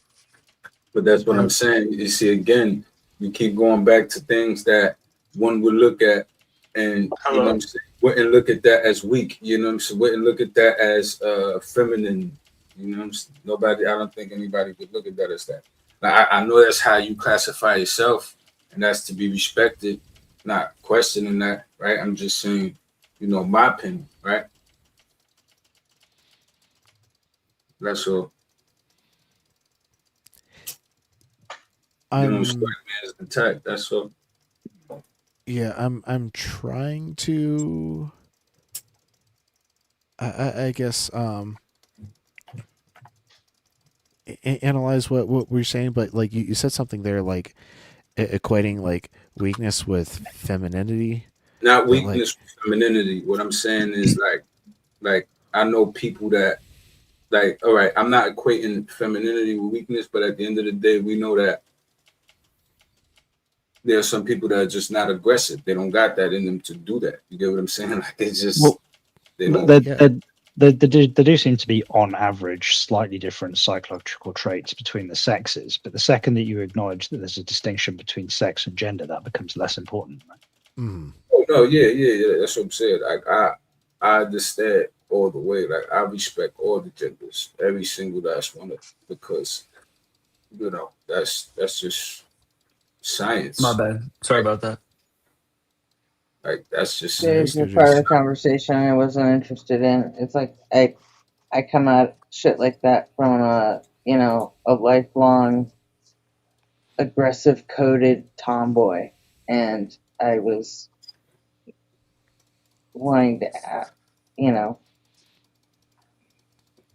Yeah, and I grew up getting called the F slur constantly. So that's my favorite. That's my favorite slur. What does that have to do with?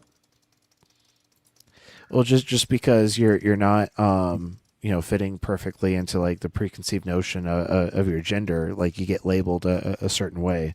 So you're being labeled a tomboy. I'm being labeled an F slur, just because like we're not conforming.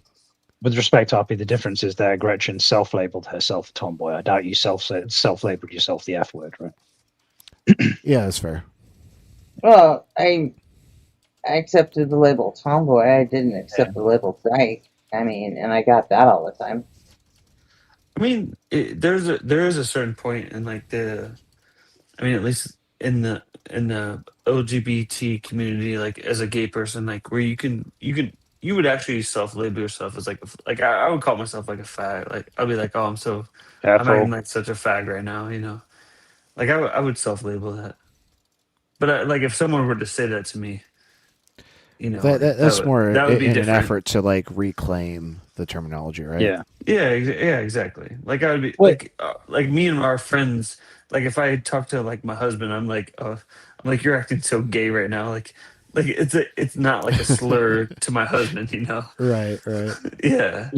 But like if someone were to like see my husband and be like, oh, look at these fags, you know, like then that's gonna be like a different situation. Like that's gonna be uncomfortable situation for you at that point, you know?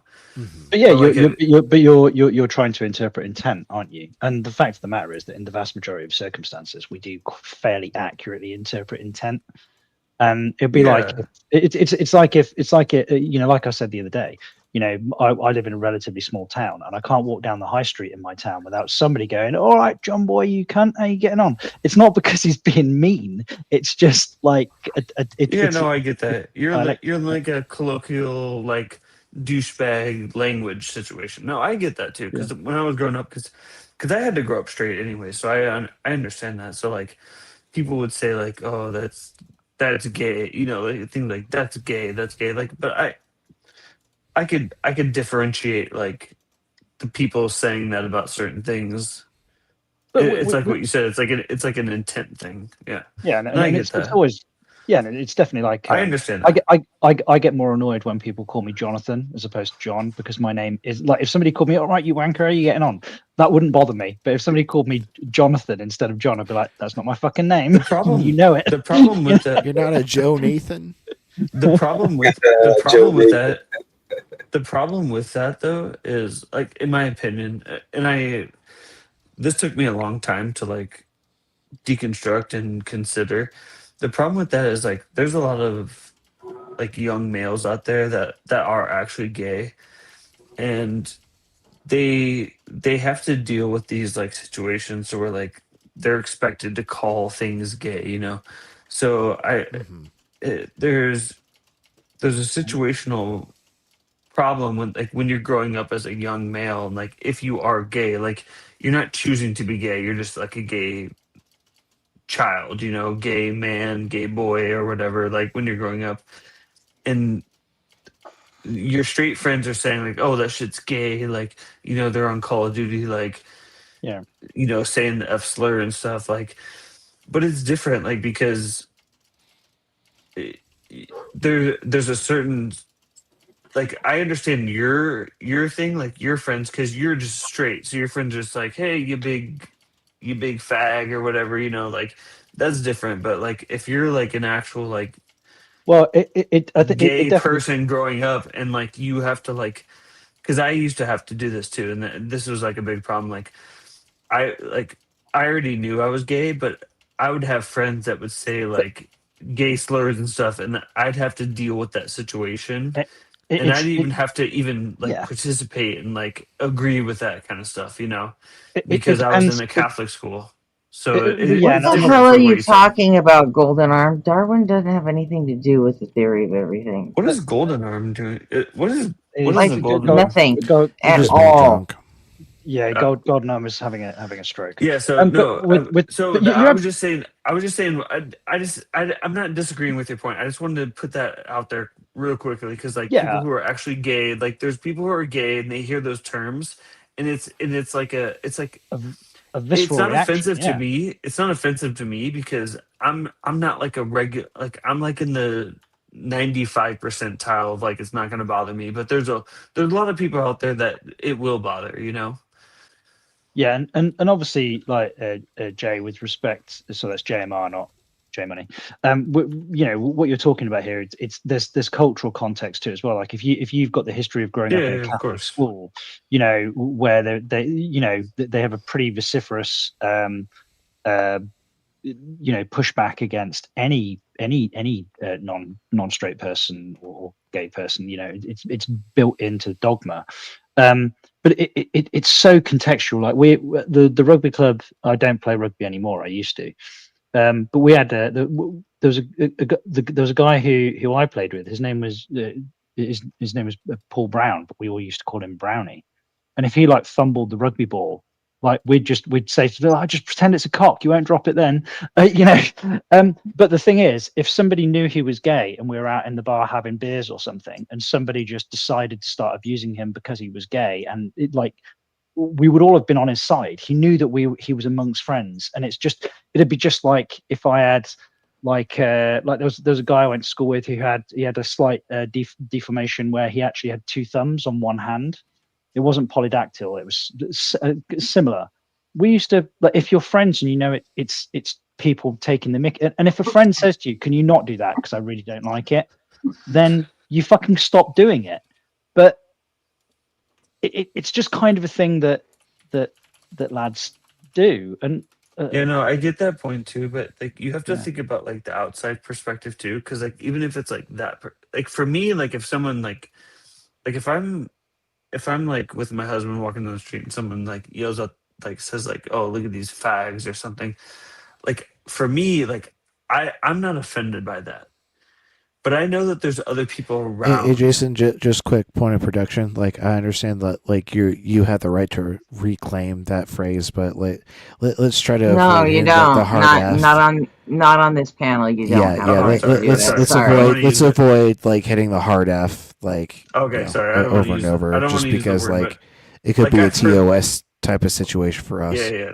No, if I hear like a slur, and if I'm with my husband, like it doesn't offend me, but I know that it offends like other people around us. Like that was my whole point, and I didn't mean to No, use the slur and because absolutely, I've heard the slur so many times. Yeah, Like, just I don't. get Just it. Yeah.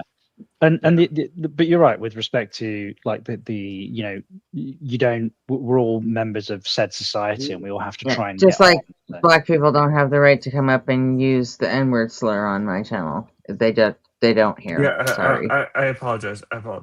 Well, and the other thing with respect to like it's not just about being abusive either. Like it is in living memory in the UK where we chemically castrated a war hero and drove him to suicide just because he was gay. Yep, And you're like, and that's Alan Turing in living memory. Like, I can't. You know, he literally saved millions of lives, and even somebody like that, like who saved, like not that they should have connected his sexuality to his intellect or to what he gave the world, but the notion that even that person didn't get a pass. Then any Joe Bloggs walking down the street who just happens to be attracted to the same sex, what fucking chance do they have if we just let this behavior just go, unregulated, uncontrolled, or you know, at least without somebody saying, "Oi, dickhead, wind your fucking neck," you know. Alan Turing is my favorite gay icon. He's just my favorite in the what is it, computer science field in general. Yeah, Well, he's the original person in the computer science field. Yeah. Well, in AI, I guess. I you know. But yeah. Yeah, when it comes to classical compute, Alan Turing is definitely a top contender. But like, if it comes to like more modern concepts like cybersecurity, Kevin Mitnick is probably like my top pick. Yeah, Snowden is really cool too. It's interesting how some of the terminology that we use is a hangover from the ancient original computers. Like, I say ancient, obviously, but like, you know, like when we say a computer's got a bug, it's because it used to be the case that bugs actually get in computers and fry transistors and resistors. Yeah, it was the vacuum tube. Yeah, exactly. Into the vacuum tube technology. Yeah, and they used to literally pop them. Yeah. Who is that name of that guy? He used the Captain Crunch whistle on the Kevin Mitnick. Yeah. Oh, that's Kevin. Yep. Oh. The FBI or like whatever, like in jailing agency, like they were afraid that he was such a competent hacker that they didn't allow him any sort of phone privileges because they were afraid that he'd be able to like freak like nuclear codes or some shit. And so they denied him some like, you know, basic personal rights. Yeah, I mean, like, what do you do when someone is using non-technological methods to break technology? Like, how do you protect against that? But I can understand, like, because they didn't understand how it worked, why they would go to such lengths. Doesn't mean it's right, but right.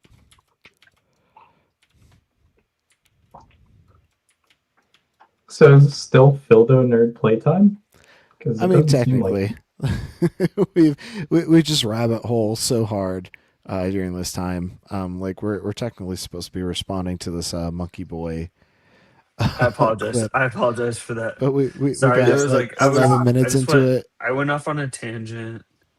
No, that's good. That's the best times, actually. The tangents. You all went off on tangents, which is why I didn't want to talk to RP about this with everybody else involved. Because I'm used to being this is allowed this is on. all original content. Because we're being dragged into like sexuality and all that shit, and I'm like, that's really Well, because not. I'm used to being on. That's not what I was, gender what I identity was has nothing asking to do with about in the first sexuality. place. Gender Huh? identity has nothing to do with sexuality. Yeah. I know, but We were here we are talking talking about about it anyway, homosexuality. aren't we? I'm used to being like a main guest on like Thinkers Live, and like she just kind of lets me say like whatever I want, so I can use like, So I feel bad. I'm still trying to get over the fact that tomboy is now an offensive term for whatever Tomboy? reason. I think tomboy is like a. The Gen Z That's like kids do not fucking like it Really? at all. Tomboy is. I think tomboy is like that's like an attribute. I mean, it's only been the last like I don't know, like year and a half, 2 years, but I don't think I've ever. I've been chided for using the term. I mean, over the last couple of years, I mean, and Gen Z is in a perpetual state of victimhood. Yeah, it's always Gen Z, but still, Gen Z is soft as fuck. Like I'll fucking say that. But like, they're tomboy- normalizing it, and I'm like, all right, I guess I just got to get used to that. But Tomboy females are like tougher than like Christian men these days. Like Christian men are so weak and boring these days. It's so gross. Like they're just all crying about like Jesus, and it's so crazy. I don't think I've ever heard anyone use tomboy in a derogatory way. Yeah, no, tomboy is like a. I never have. I'm very neutral. Yeah, tomboy is a big W. I never have. I mean, I've identified like that since I was like 4. So He's my favorite tomboy. But I'm kidding. I've been like barked at for using it to describe myself. I'm getting banned. You get the woke scold. So I gave this channel a shout out last night on JL Warren's channel, Bridge to the Divide. You did what last night? I gave a shout out to Async. Oh, thanks for that. Cool. So hopefully we get some people from there. Oh wow. Yeah, jail usually, tells people to come sub to Async every time he sees me in chat, so I like jail. I sent out like a bunch of like hate async like messages the other day, so I was hoping that your channel would fail. Like I'm just saying. Well, maybe we should run it. I'm kidding. Run it. Kidding. Do you think Gen Z are more wet clayish? Everything gonna kill me. Or more what, John? Wet clay, like a bit Soft. soft, and impressionable when it comes to things like quote unquote offense. Yeah. And I think there's a bit like, because I can get offended by something, but like I said before, it depends on the person. If somebody's intending to be offensive, then the words used don't really matter. You've identified that they're intending to be offensive, as opposed to try to make you laugh or like wanting. And again, like Rembrandt, go to the links for panel channel in Discord. I asked you. I got some questions. It's an odd, like, it's an odd attitude, because you can insert any collection of syllables or create any in order to convey a meaning, But I do find it peculiar. I really hate applying something to an entire group of people. Mm-hmm. I think it's entirely nuanced. And I don't think that, because, like, for example, my half brother is not offended by a lot, but then again, he is not like most other people. I think as a whole, though, I think they're trying to be more socially conscionable, and they're figuring out life just like every generation does. And it may seem more soft to us, but I think that's just the tone shift in generations. It just seems like, for practicality's sake, like we should find some, like, obviously chemically castrating people like Alan Turing, completely and totally fucking unacceptable. Right. But, you know, people getting bent out of shape when somebody like Gretchen uses the word tomboy, also fucking lunacy. There must be somewhere in the middle where we can settle, right? Yeah, like millennials.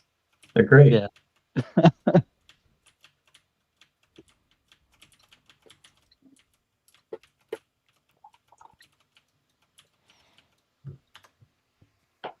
Yeah, I still can't quite believe that people get shitty about the word tomboy. It's just a useful descriptor, right? It's Punky Brewster, basically. Goldie, stop! You're now sexualizing like a group of self-identifying people. Well, and that's as gross. as I understand it, that there's not an analog for the opposite that isn't offensive. What you mean, Oh, femboys? You mean like Yeah. an effeminate man? Yeah. Femboy is just as offensive as tomboy. I mean, I could Do kind you of think see so? what Because I don't think so. Right, I could kind of see what Gretchen is saying, because I have heard people use femboy in a derogatory way, but I've never heard someone use tomboy in a derogatory way, and or tomgirl, or Well, then tomboy. it sounds God like damn that it. cuts against Gretchen's That's a terrible argument. name. Then Huh? Are there big swaths of boys who don't mind being called femboy? There are. No, they're mostly comp sci degree holders. Yeah. the groups that hold up the internet infrastructure as we know it. Also, like 50% of them are furries too. Yeah. It does Well, seem. that's what I'm saying. It's like, I mean, tomboys in general don't mind being called that. Well, do you think Yeah. do you think it's because you know, people who would typically be either self-described or viewed as tomboys generally tend to get affirmation in society? Like if my daughter wanted to Well, play, I was gonna make the comparison that, you know what, when it's a female, you know, like me, I would identify as a tomboy, whereas the opposite, probably they them, non-binary. I wouldn't actually identify as non-binary. It doesn't make sense to me. But no, I get that. But I think it's generally the same thing. You know, like I don't perform femininity well. I don't perform masculinity well. I'm in what, you know. yeah, but it's speaking about it's you know, everybody knows what it means when you know, to be a bit more not clinical about it, but everybody knows what it means when you say that male has like it has a slightly more effeminate character, or that female has a Right, slightly but it's usually an insult when you say it about a man. yeah, but I think that's just because of like male culture in general is a little bit less forgiving of stuff like that. So I don't in principle, yeah, there should be parity between them with respect to their moral content, but because men do on average seem to be a bit more ruthless with stuff like that, like when it comes to effeminate males, especially in the younger years. It's like when you're in your teens, there's not much quarter given, you know. And again, I don't know this firsthand. Yeah, I haven't been a teen for a long time now, so that's just my. The only access I have to just the concept of being non-binary would be the tomboy thing. But I'm just looking for some kind of rationale why tomboy seems to be socially acceptable and femboy isn't. There must be some like. I think it's how you use it. I don't know. I've never heard tomboy used in the derogatory way. As time goes on, it seems like they're trying to make tomboy less socially acceptable. At least Gen Z is.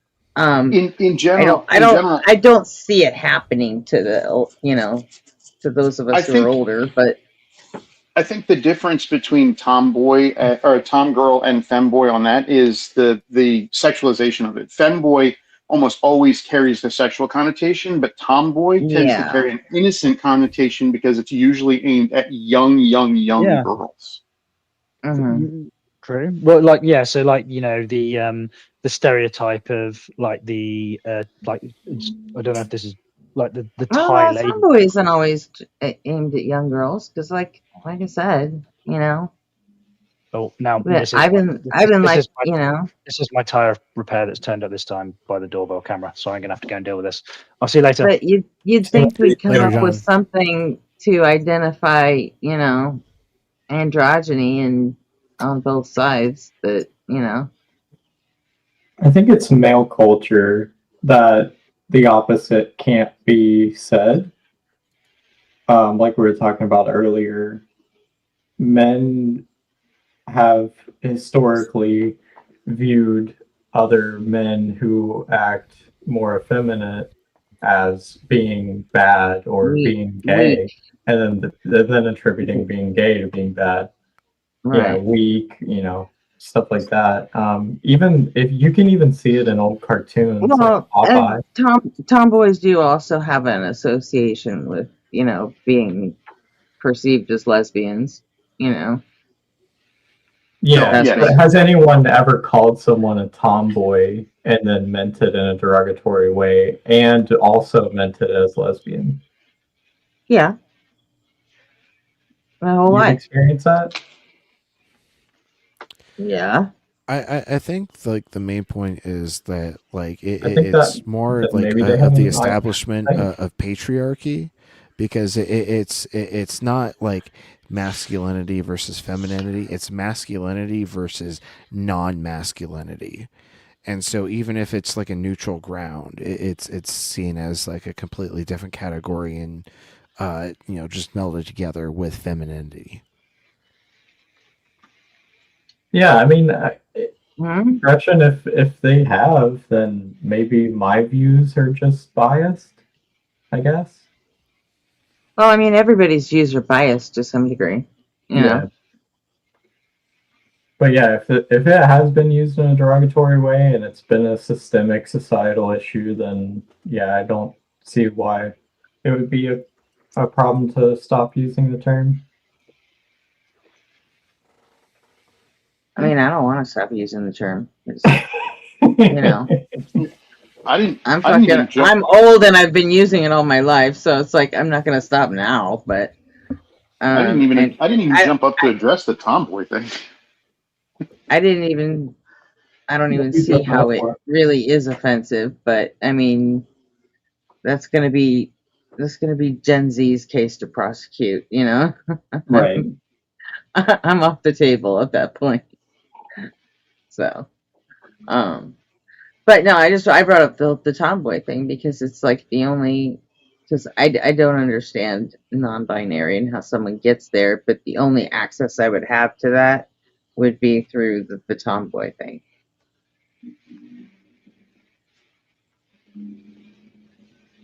What did you want to talk about, Beard? And wondering if maybe that's just the acceptable male equivalent of being a tomboy,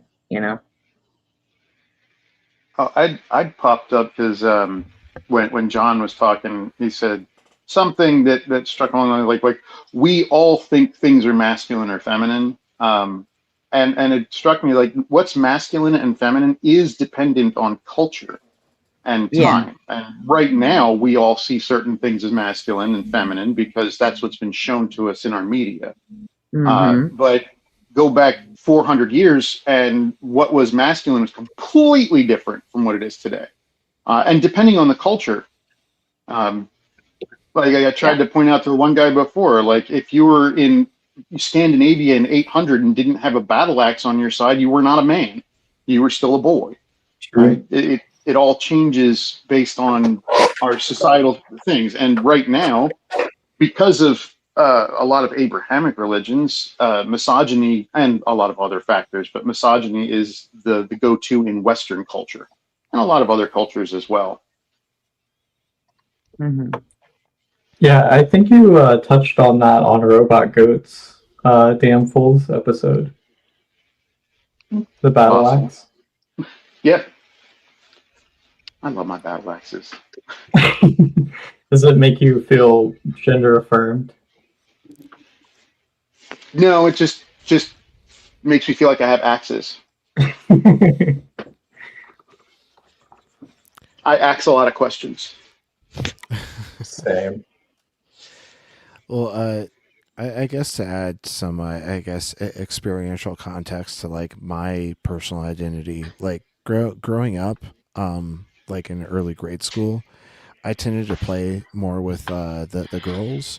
I like to like play pretend like we're puppies and stuff, and like play house and things like that. Whereas like all the other boys were going off and playing basketball or football and that kind of shit. Ugh. Yeah, I was out with the boys. Yeah, so like we were kind of like flip flopped, but like I also like enjoyed some things that would be like considered like more like boy oriented interests, like robots and like video games. But that's not necessarily because those are inherently masculine. It's just like because like society is like said like, oh, more boys are into these kind of things, and so it must be a masculine type interest.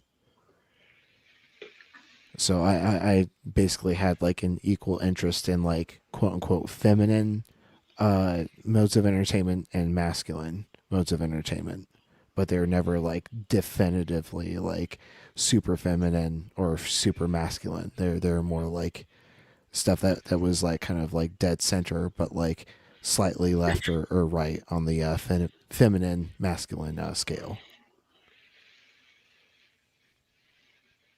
Yeah. Just makes me wonder if I hadn't been born in the generation I was born in, that maybe I don't know. I'm curious if I would be calling myself non-binary. Potentially. That's possible. I mean, being Gen X, there's just very little chance that it, Yeah, a lot of his generational context. I think so. But I really didn't have the vocabulary to describe what I was until like well into my adulthood. But I just knew that like, you know, this had been my life experience. Yeah. Whereas I had never even heard the term non-binary till I was fucking 40, at least.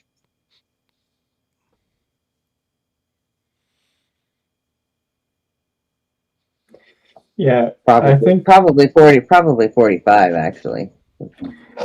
it's not it's not just generational either. It's the culture as well. I mean, down here in the South. Yeah, this generation is just it's an aspect of it, Right.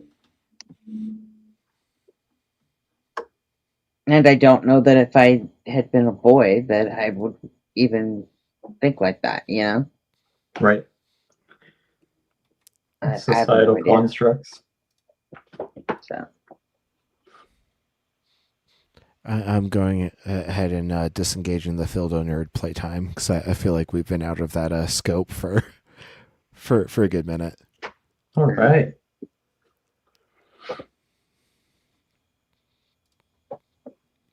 I've got an important doctor's appointment today, so I hope everything goes well.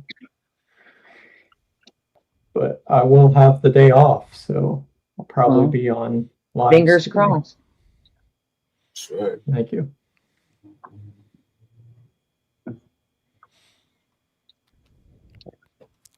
It's today, Thursday? Yeah, Thursday. So like, you know, Ian streams every day. Blitz is off. Mezzo did a late. Joel and Mezzo were yesterday. So. Yeah. And Justin is Monday, Wednesday, Friday. So Thursday is actually a pretty stream light day. Oh wait, was Joel yes? Yeah, Joel was yesterday morning. Yeah, earlier. Yeah. Hump day, dump day, doody dump birthday. I was modding in his chat. Oh, you're a Joel mod? I am. Let's go. I didn't ask. He just made me one day, and I was like, I don't want to be a mod. But Do you mod for Mezzo too, or just Joel? Just Joel. I really, honestly, I don't like being a mod.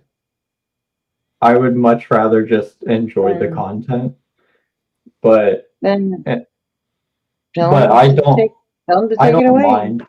I don't mind. I mean, like, it's good that I'm able to help out when there's no one there, like no other mods. So I just rarely use my powers.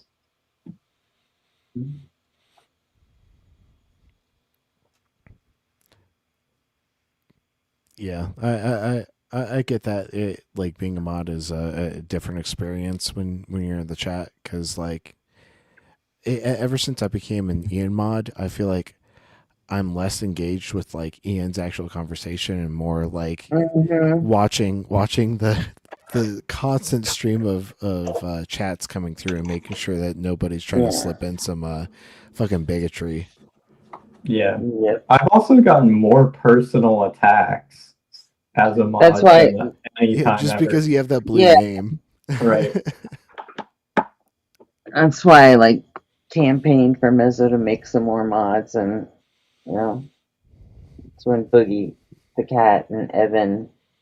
I think you mean Pastor of Muppets. Actually, because I just meat sauce. Pastor of Muppets, but yeah, because it was getting for a while there. It got to the point where it was just me and Lilith, and Lilith isn't around most of the time, so. Yeah, I would say put me in, coach, but like Mezzo is on most often when I'm trying to get like my nap in before async. Like I'd only be useful during tits. I love Mezzo's content. It's just so late for me. I often can't watch it real time. I have to go back and watch it. A lot of the times he's on while I'm at work, and I can't pay attention to him and clients at the same time. What do you mean it'd be an ethical breach?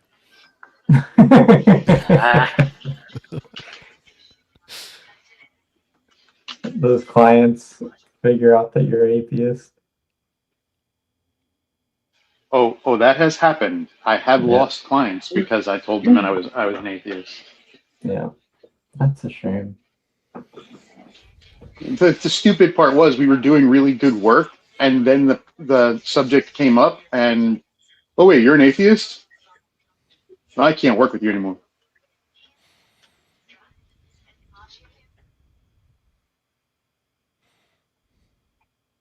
The best therapist I've ever had was a Buddhist. Yeah. Yeah, that'd be that's a great religious background for somebody who's a therapist. It's definitely all about help and reducing suffering. It was right in line with the ethics of that religion. Yeah. Might make it a little easier too if you remove your material conscience and try to focus on well-being. I mean, if you can remove your material conscious from your body. That's what they think, anyways. Well, ones who like follow the path or whatever. They remove all sense of materialism. I used to want to be a therapist, and right around the time that I got my bachelor's, I was like, looking into master's programs, and I was just like, you know what? I don't like people, and this is probably the worst fucking thing that I could choose to do with my life. And I was like, I bailed out quick. I was like, this is, I'm gonna finish the degree because I was so close to finishing it, but I'm like, no. And I had to bail out. there's just no way. Can you It's imagine not me for as a everybody. therapist? Like just somebody like telling me their problems, and I'm like, I don't give a shit. I'm sorry, I just don't. Oh, the attrition rate in counseling programs is huge. Like we Yeah, I started, would. my cohort started with like 65 people, and we graduated with 27. Wow. I would have had to. I mean, I did look into like doing research for a while, to maybe it could make it work that way, but in the end, I was like, nah, nah. Yeah, it's unfortunate. Like it Psychology is a was. field where you kind of got to get multiple degrees. Because just a bachelor's Yeah, isn't going to do much right. as far as It doesn't. careers go. You get a great So understanding of people, but not much for the career field. yeah. So and then I was just at a point where the certain program that I was going to school for is more like to pay for multiple 4-year degrees that they really don't help out with advanced degrees at all. So it just, made more sense to just switch and collect 4-year degrees, I don't know if you guys have seen Volsey Thoughts, but It's another waste of our tax dollars, the way they work veterans in school. Oh, yeah. Just saying. Yeah. I don't know if you guys Volsey. know. I like Volsey. Yeah, he's in school to be a counselor right now. I found that out on Sunday. So I'm trying to reach out and get in touch with him to kind of see if we can start up a counselor, psychology-based kind of group within the community. Yeah, the Psych Bros. Yeah. I've also talked to Dr. Joe about trying to set up like a for therapists, like a supervision style group where we can talk about the difficulties of being a atheist therapist. Well, I mean, that wouldn't be for me, but I would definitely. Yeah. I think we ought to start the Psych Bros. We should psychoanalyze all of the Phil Bros. Yep, absolutely. All the Phil Bros. RP. All of them. All of them. RP.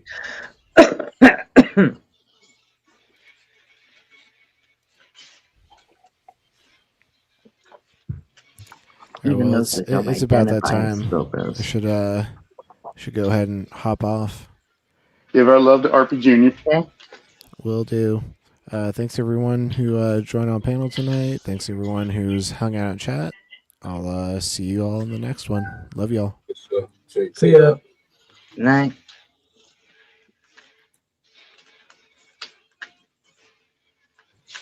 Fun. So, Rembrandt, did you ever answer me?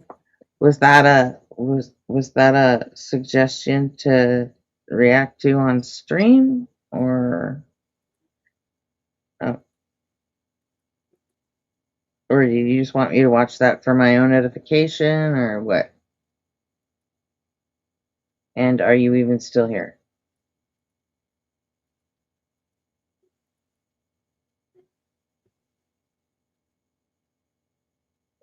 And so,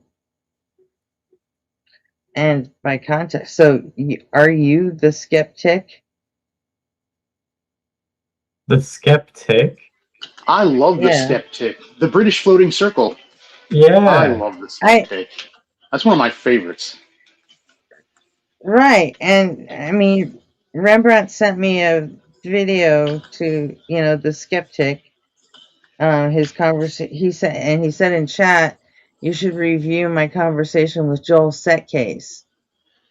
And then he gave me the link, and it's a skeptic video. And I'm like, so Rembrandt is skeptic? Because I didn't know that. That would be awesome. I would love to talk to him. Rembrandt, are you here? I really love his content.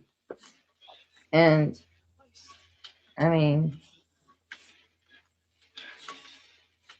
if I'm connecting the dots right, then it sounds like that would be the indication.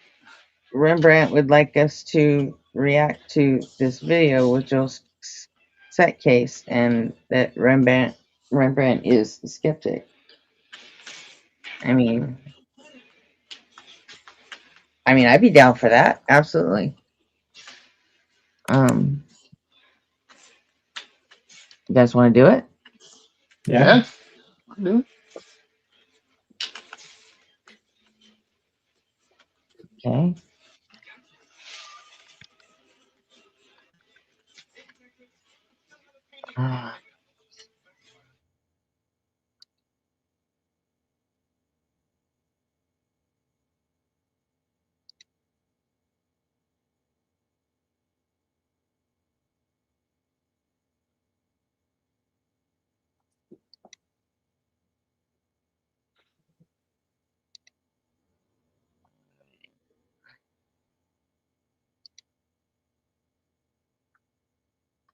Let's see.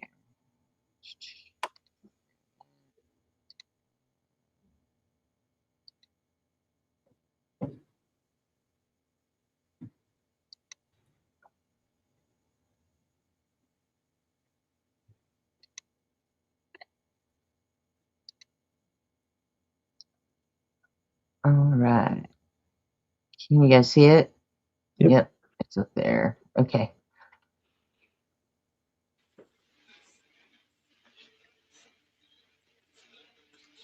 All right. You did that.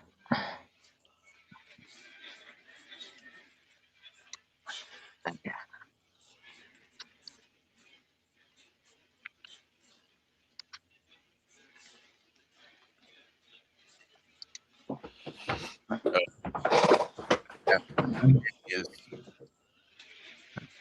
Hey.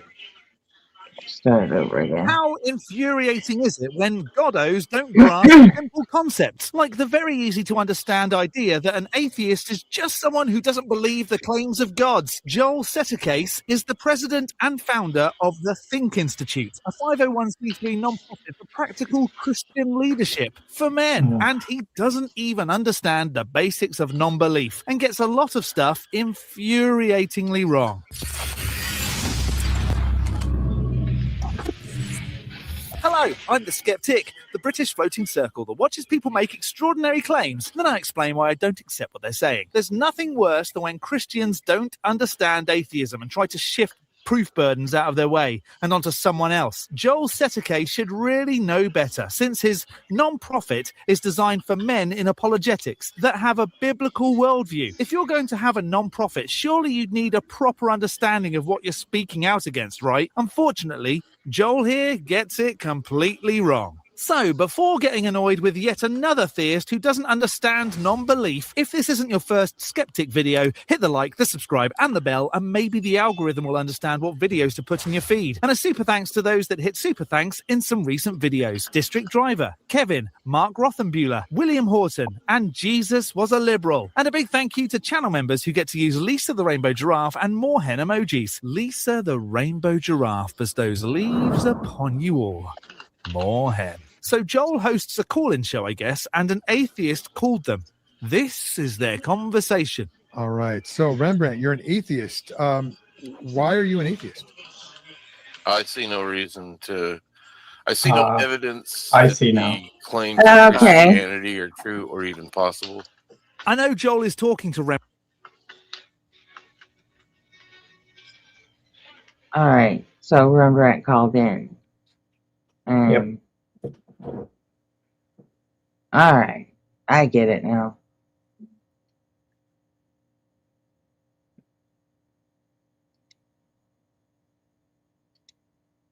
Rembrandt here, but I think I'll sometimes give my answer too, just in case it differs from the atheist. And here it does. I'd go further and say all gods and religions, nothing convinces me. Okay. So why do you start with atheism? Why not just, how did you arrive at atheism as a as your position? How did you get there? What evidence did you see for atheism? Atheism in this context is a rejection of religious claims. I see no evidence that the religious claims of Christianity are even coherent. Already, Joel doesn't understand that atheism is a rejection of the position, and you don't need evidence to not be convinced. Just like you don't need an empty stamp collector's book to not be a stamp collector. I see. Okay, so would you say that it's fair to say that your adoption of atheism was sort of arbitrary? You weren't driven to it by evidence. You chose it because you wanted to choose it. Is that fair? No, it's the default. Silly. And it also sounds like Joel is trying to sound smug and intelligent here. You don't choose atheism. In my case, I'm unconvinced of the existence and claims suggesting that existence of the gods. And so the best label for my position is atheist. I don't really know of the word. He's smuggling in the answer to his question and then trying to trap him into it. Right. Like, he's saying, "Oh, so you just got there arbitrarily." No, like nobody comes to their conclusions arbitrarily.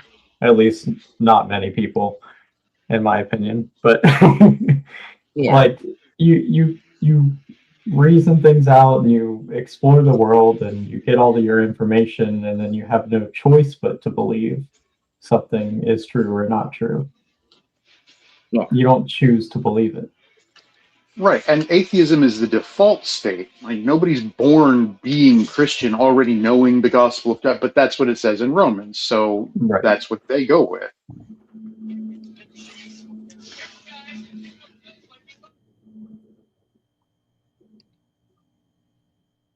Sorry for interrupting.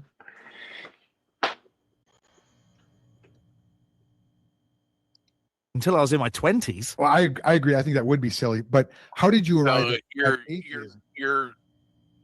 Your question is downright silly. Let me explain why I asked it. A lot of times atheists will assume that atheism is the default position. And then they'll demand evidence from the Christian. Well, duh, because it's not atheism or Christianity is the only two options. It's not being convinced of God or gods, or a plethora of gods to choose from.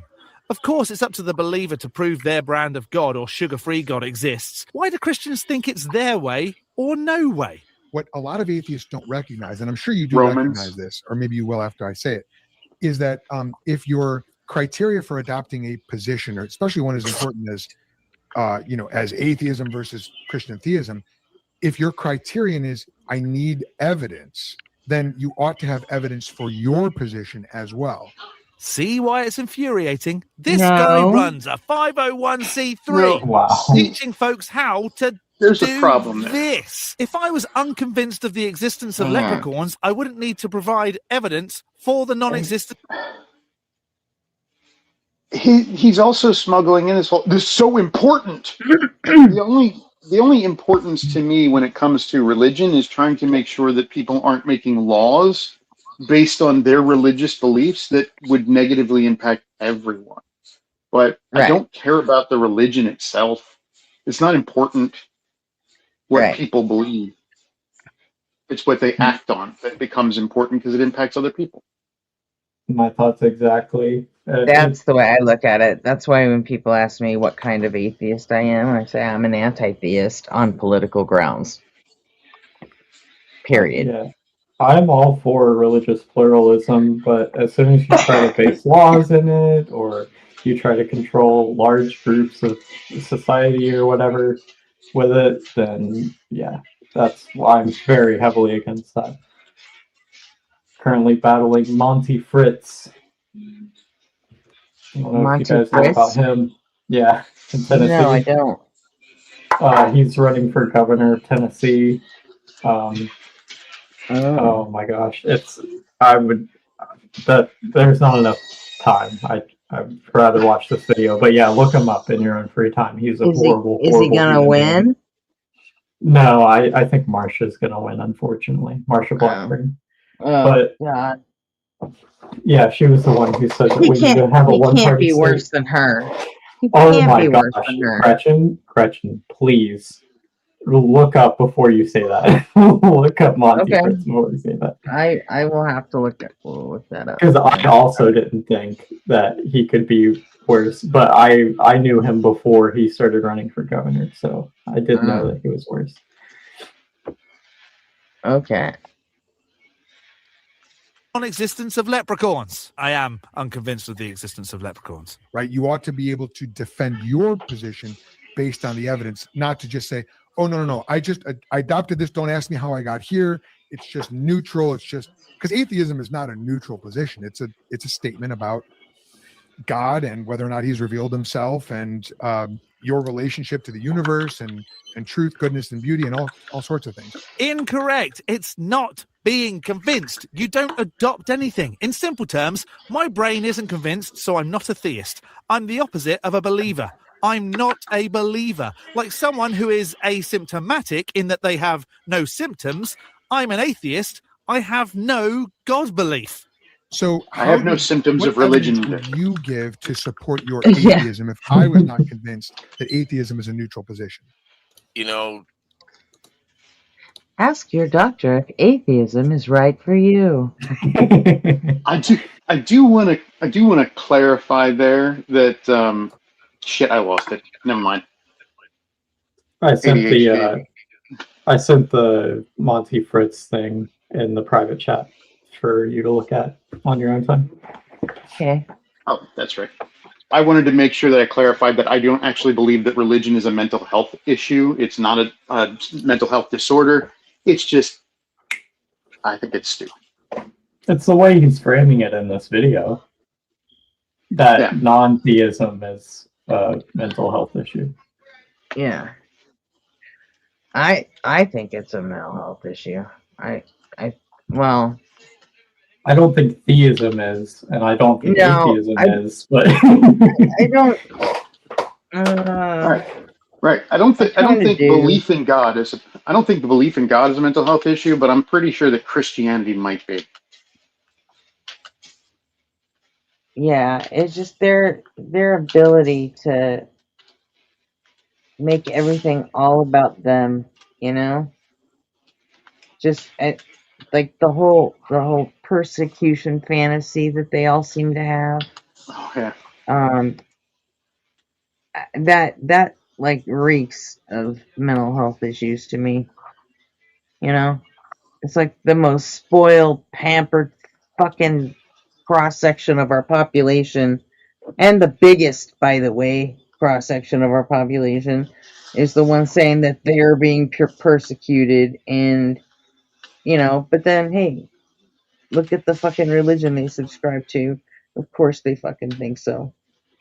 I don't think nuts. it's specifically Christianity, and I don't think itself is a mental health issue. But I do think because like you can look at Islam and Hinduism, and they all have extremes. But yeah, but you know what? Their numbers are such that it doesn't fucking matter in in the U.S. and most of the West. It's Christianity's the one that's the problem, because the other ones just don't have the numbers in our society. You know what I mean? Sorry, my internet keeps going out. It doesn't you.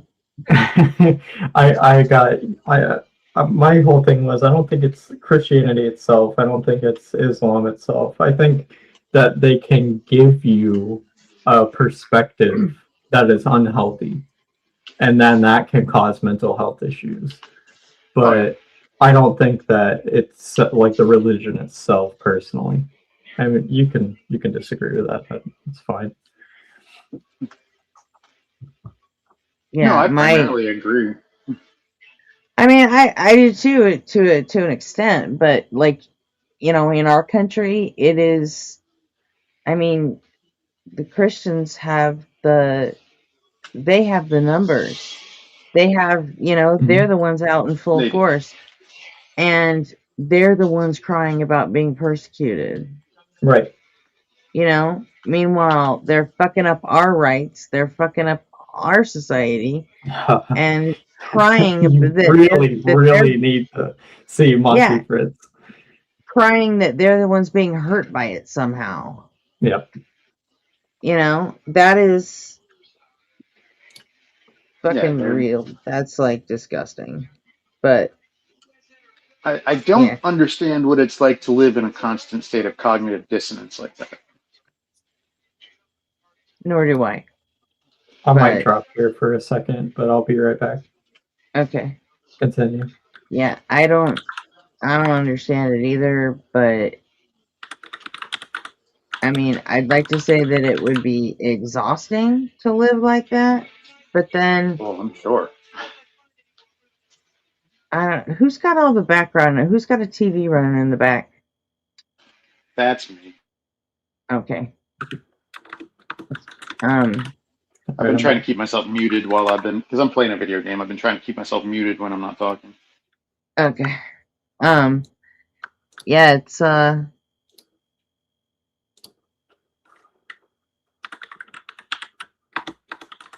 Is that you typing too?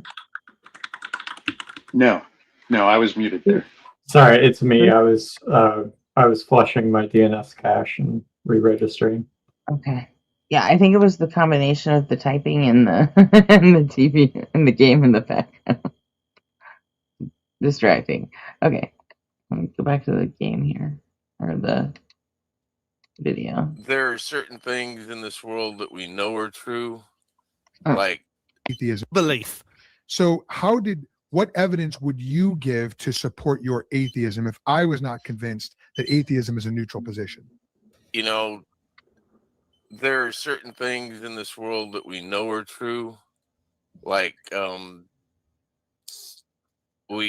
anthropologists have have written a lot of peer-reviewed accepted literature on how gods are created.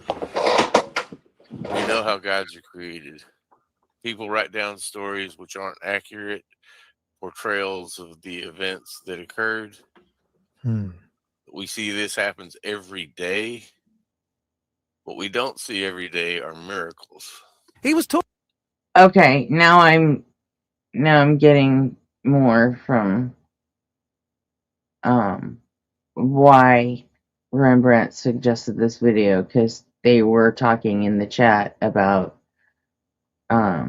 creating gods, and Golden Arm was barking about God creating us, and then we created the gods, and all the shit. So and now it all makes perfect sense.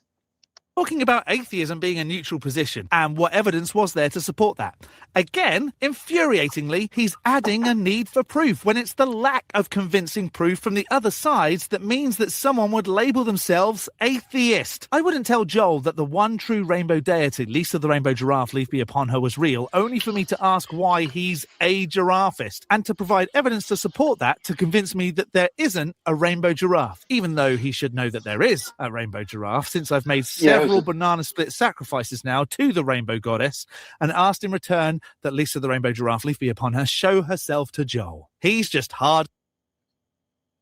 What's up? It was a burden shift. That whole question was shifting the burden. Yeah. Well, that's sort of Joel's whole thing, isn't it?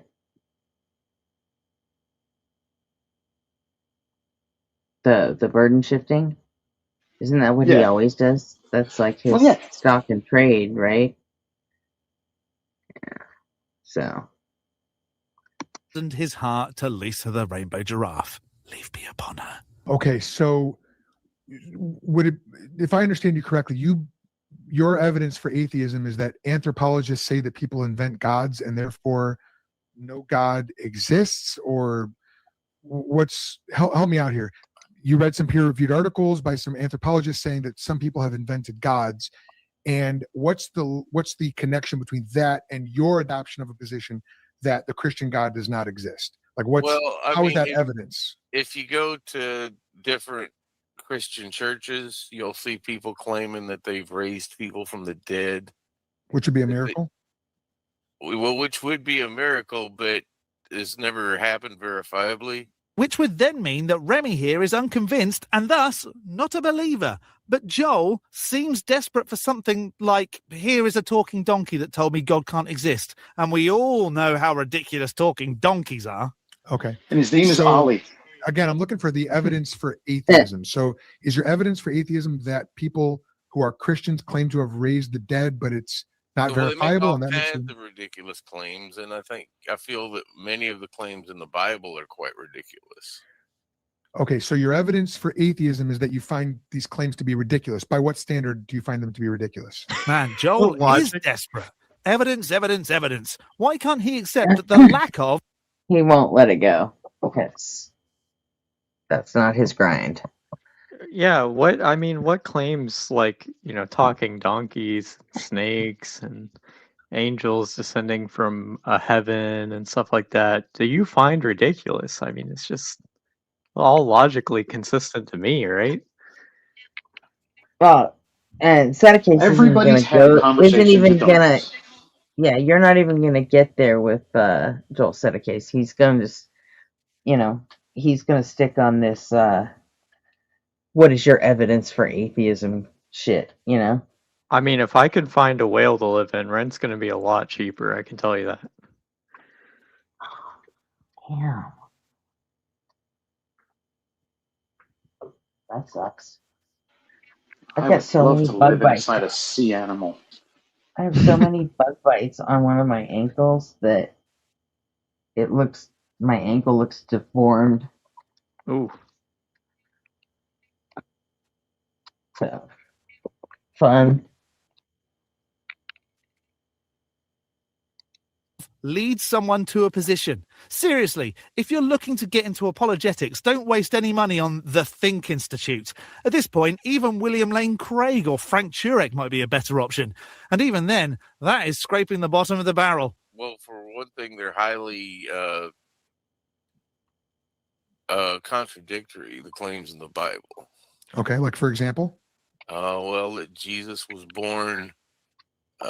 Matthew says that Jesus was born during the days of Herod, and Luke says that Jesus was born after Quirinius annexed Judea from... Really? Is that so, Golden Arm? Didn't we look at those and you were fucking wrong?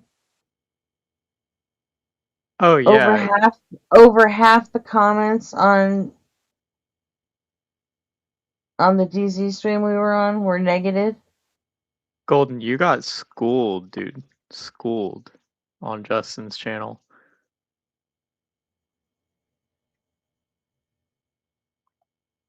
Do we need to go back and look at the comments again? Like, have there been a lot more comments now? And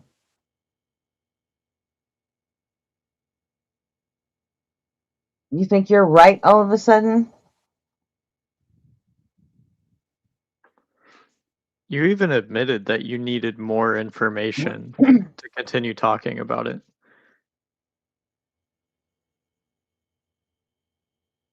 And you are welcome up back on Justin's channel. Mm-hmm. Who? Golden. Yeah, he is. Is he saying he got kicked off?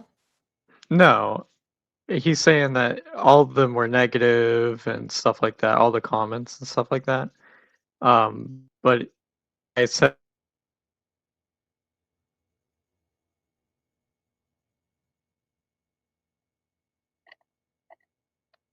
continue talking. Huh? He I said didn't that. hear it. Yeah, my internet keeps going out. I might have to Okay. actually drop. But Golden said that he needed more information before he can continue talking. So what are you talking about, Golden Arm? Like,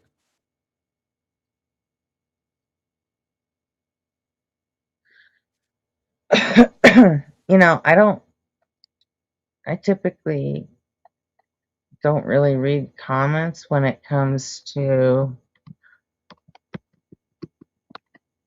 stuff that's gonna judge me, because I just don't. Okay, I have to go. My internet keeps cutting out. Oh, that's too bad. Yeah, sorry about that, Jack. All good. See you later. Bye, Jack. Yeah. But let's see here. What's the date? Was that the 10th?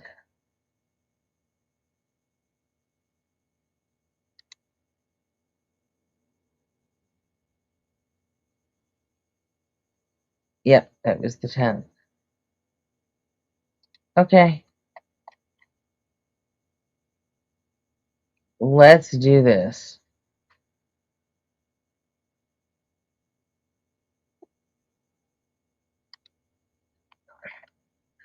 It's 368 comments.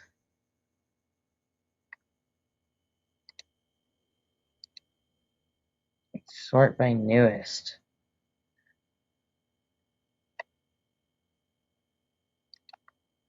All right, Golden Arm. Let's look through. Let's see where all these negative comments are.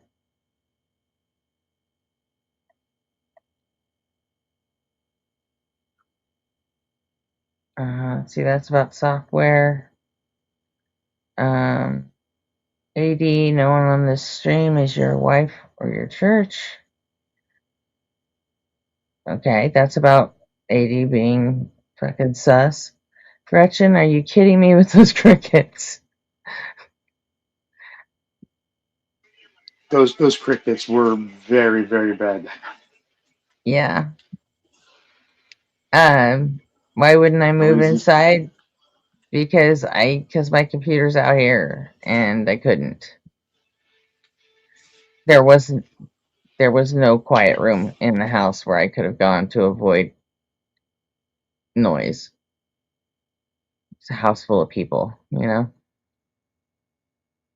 I did start muting eventually, so, like, once I actually heard how bad the crickets actually were. So, but, you know, my bad. Sorry.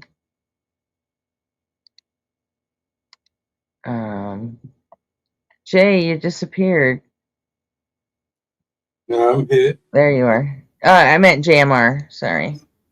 Oh. He disappeared again. Damn it.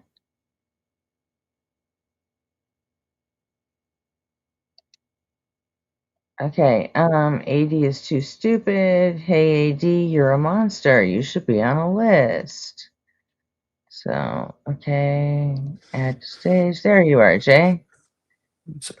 Or JMR. Sorry. Yeah.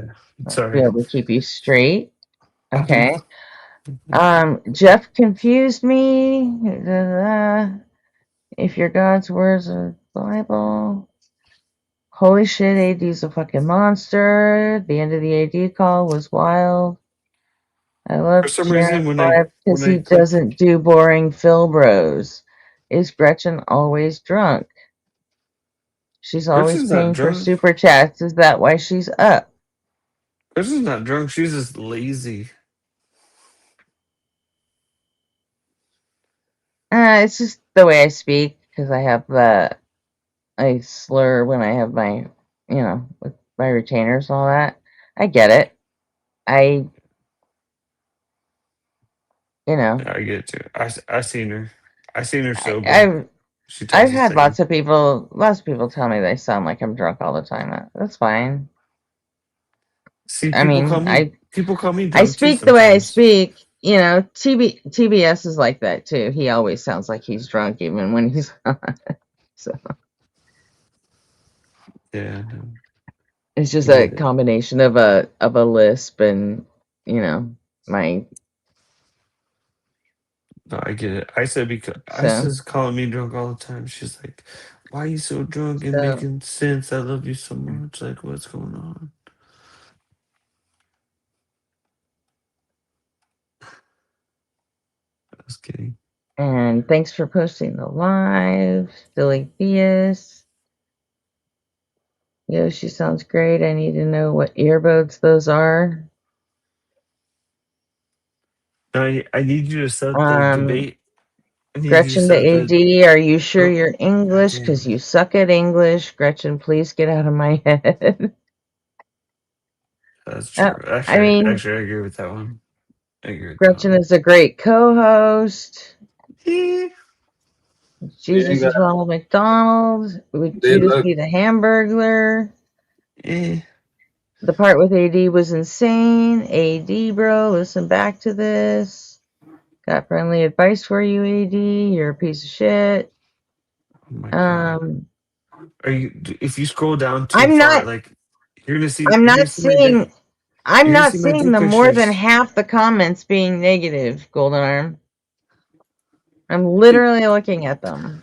Golden Arm is a crybaby. He's like a little Christian crybaby. Like he's. So Don't worry about what that guy says. I know exactly who Golden Arm is. There's my name, I've met these Felix. persons Exactly, 1,000 Gretchen. times. Exactly what? And laughing. Okay, so I'm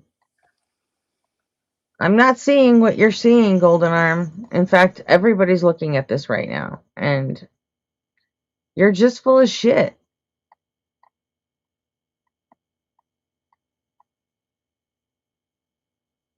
You know? Way too much Golden Arm. Yes, Gretchen. He worked backwards to go forwards, of course, and he was not getting it. And kept saying it was a mistake to call the serpent Satan, but he doesn't actually think it's a mistake. Super annoying.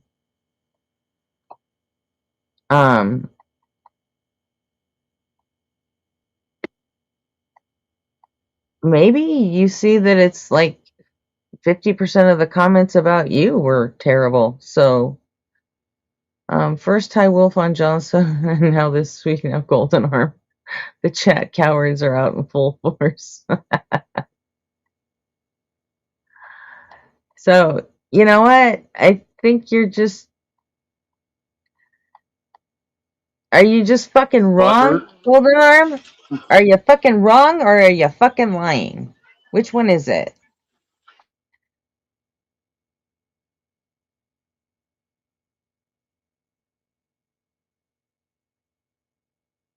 I mean, come on.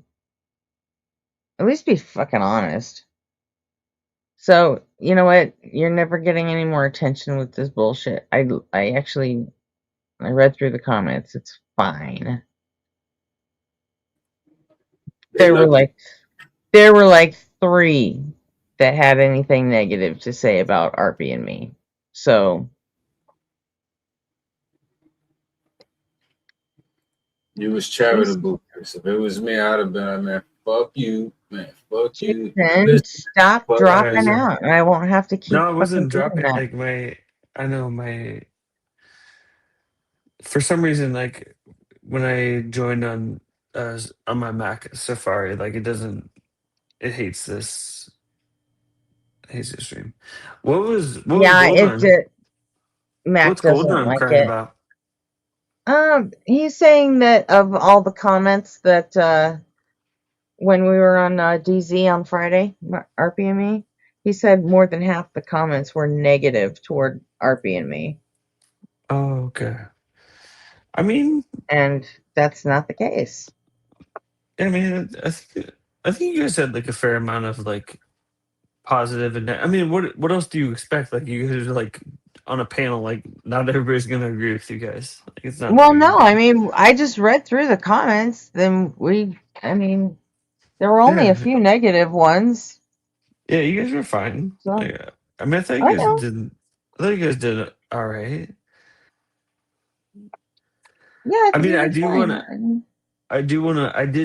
did challenge Golden Arm to a debate though, and I want to talk about some things. So if you want to host it on your channel, you're more than welcome.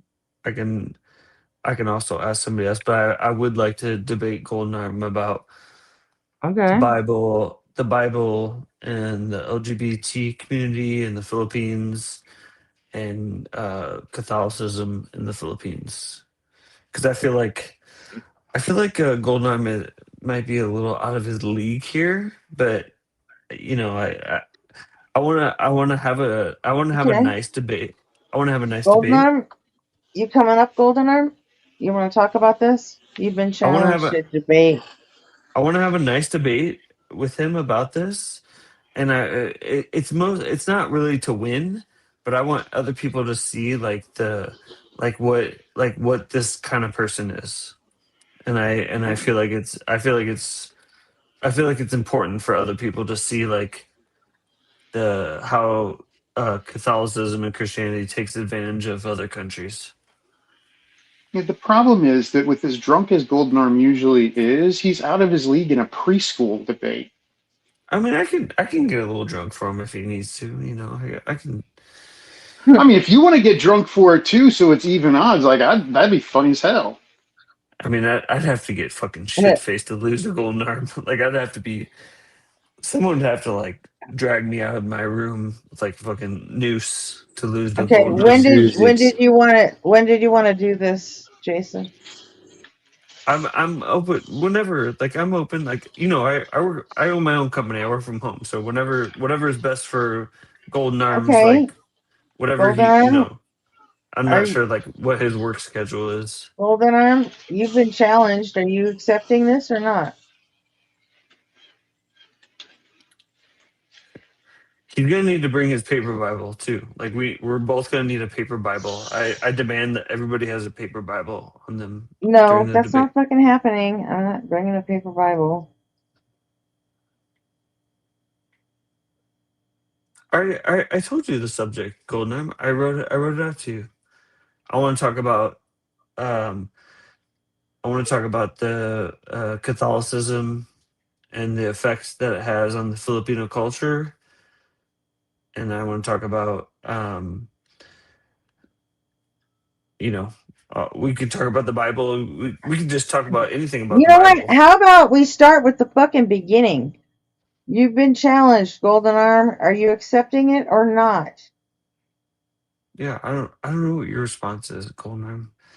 Like, it doesn't even matter what your response is. Like, I know more about all these subjects than you do, but Nobody fucking my goal cares, is to talk. Jason. If he's not going to debate you, then it's a fucking moot point, isn't it? Isn't it? You know what? I'll even give Golden him Arm, are you accepting his challenge?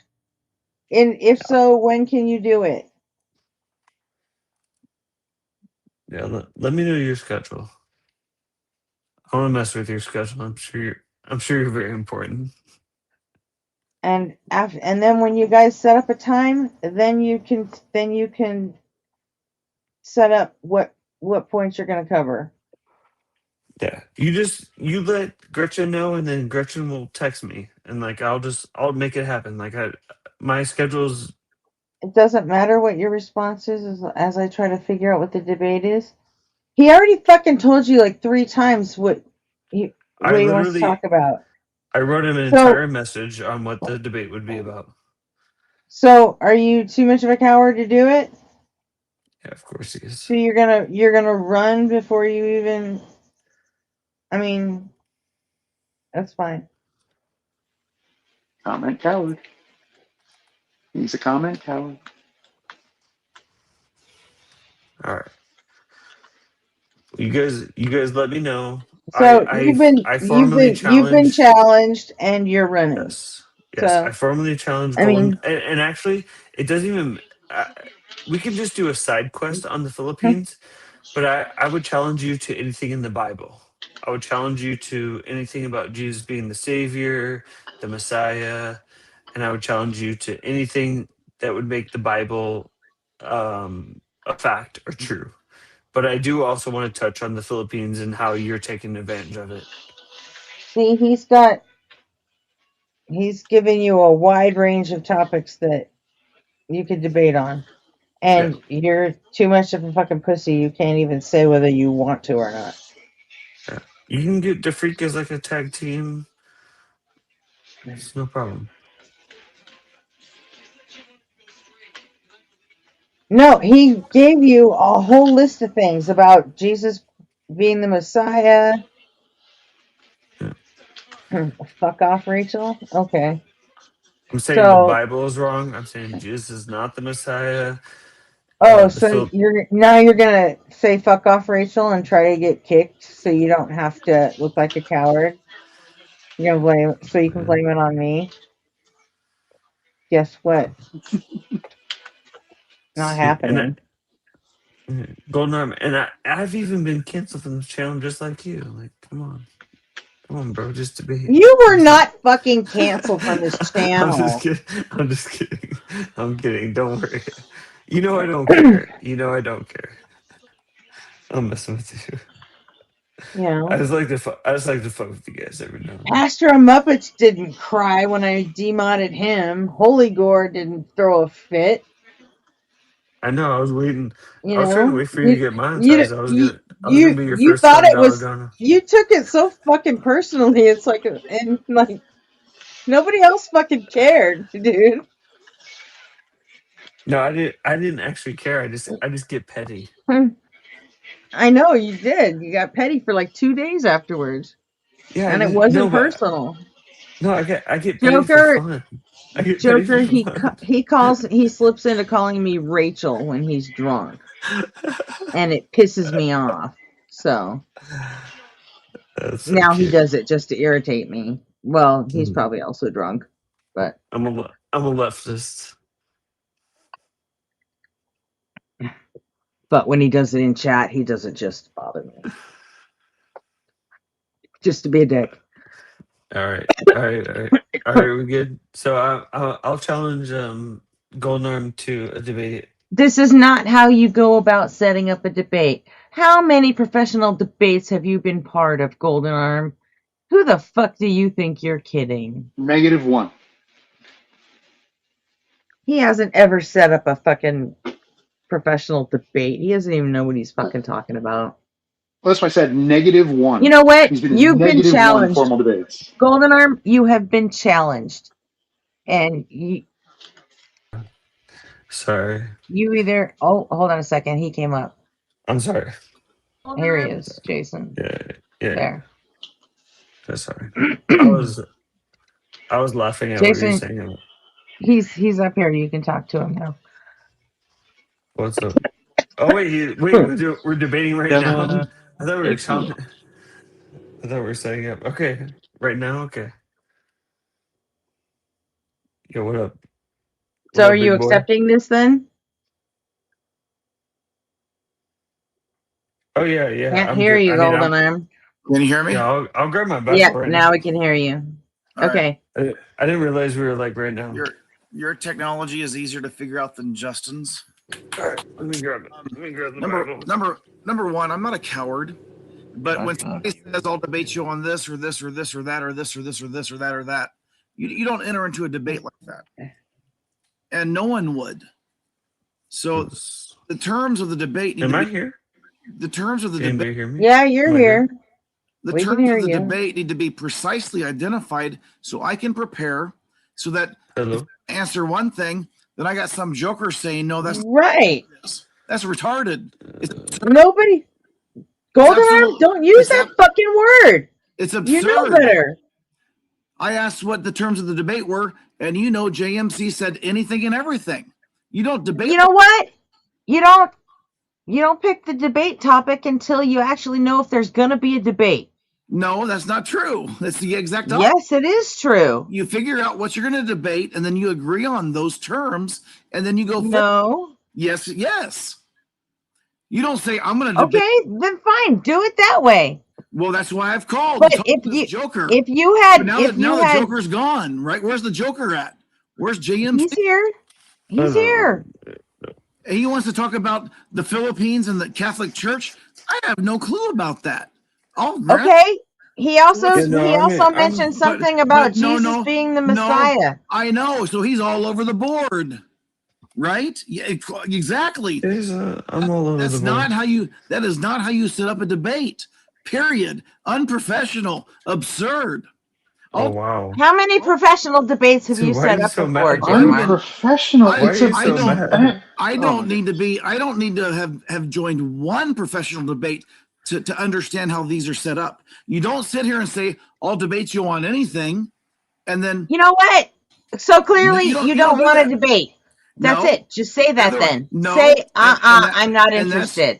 I'm up here. Is it a Just say you're professional not fucking debate? Interested. I'm up here because all This isn't a professional debate, but dude. I'm not going to let you trash talk me about Nobody- coward or whatever. No, ain't going to happen. This guy's so funny. This guy's so funny. Because you wouldn't answer the question. I was answering the question in the comments. Yo, Golden, chill. I didn't out, see an bro. answer. Why are you so I'm mad? sorry because you guys are pissing on me unjustifiably. I know, but like, chill. Oh no, I think it's completely justified. Now it's chill. Now I'm it's sorry. chill, right? Yeah. You want sorry. to call Just me a coward? relax. And say I debate you over anything? Whoa. No, ain't gonna happen. No. Wait. No. I'm sorry. Who's in the comments pissing people off? You're in there talking. You're in the comments talking shit about me and RP. Yeah, and you didn't scroll down far enough. I read it. It's there. Anybody can go fact check me. Over half the comments? Because I did. I scrolled through them. You didn't go all the way to the beginning. That Friday night, actually the Saturday after my discussion with Justin, I went back to look and see what are people saying about me, and all I saw was everybody was talking. How'd your discussion with everybody Justin go? everybody was talking about AP, mostly. AP got AD. I'm sorry, you're right. AD got most of the comments, but scattered throughout that, there was 1 or 2 or 3 comments about me, negative, of course, and a lot of comments about the co-hosts. That's what I saw. I mean, how'd your discussion go though? Like, how'd you? But like, half of them, how'd your half biblical of the comments go? were bad. Or half the comments, or half of the comments with my name in them were bad. Yeah, half of the comments with your name or more were bad. Yeah, I thought I'm okay with that. Most of the comments were about AD. I'm totally fucking fine with that. I don't care. That's cool. That's fine. How did my conversation with Justin? I'm not going to let an internet comment section determine how I fucking talk to people or what I do with my life. Yeah, my conversation with Justin. Yeah, my conversation with Justin went fine, except for the Bible stuff. I'm not really a debater, and I don't have tactics like Justin does. He's on 3 times a week. Because he read the Bible. He's read the Bible. I've read the Bible too, but he's got debate skills that I don't. Okay, so are you saying debate skills don't exist? I mean, debate skills do exist, but okay, so somebody who debates often has debate skills, and somebody who doesn't. I mean, I don't. I'm the worst. I've never debated anybody on the Bible. Yes or no. I've never debated anybody in the Bible, but yes or no. But I do own a Bible. Yes or no. And I can read a Bible. You're deflecting my question. No, I'm not. I said debate skills. Yes, you are. Yeah. You know what, so Golden? I'm saying Justin has debate skills, and I'm saying I don't. So in that context, I think he did well in the conversation, but I was appealing to what the Bible said. And you are out of your fucking mind. You got scared about what the Bible said. Yeah. I didn't get scared about what the Bible. Why would I get scared about? You're out of your mind, Golden. How many hours? We've read the fucking Bible. How many hours have you spent on my panel, on Taco's panel, on all over the place, just debating people? And you're gonna say you don't have as much debate experience as Justin? I mean, just barely. Because you've spent hours up here getting your ass handed to you. Are you serious? Justin spends 8 hours 3 times a week on his lives. I spent 3-4 hours with you a couple times a week for the last. I've never debated anybody. Well, that should have helped you with your debate skills. Well, it should. But I've never debated anybody. But I've read the Bible. I'm talking about. I know the Bible. I have Bibles. I'm talking about RP with whatever philosophical Philbro crap he wants to talk about. I'm talking about something else. Oh yeah, RP's too smart for me. If you're gonna, I'm a normal colloquial. Justin, I'm just a normal colloquial guy. I'm a gay man that grew up in Missouri. I'm from St. Louis, Missouri. I'm gay. I have a boyfriend. I'm married to a Filipino for 2 years now. We've been together for 10 years. I've been to the Philippines many, many times. So I feel like I'm on the same level as you with like Okay. certain aspects. Okay. So I know the Bible. I know the All right. Philippines. I feel like we can have a discussion about things, and I feel like I know things that you might not know.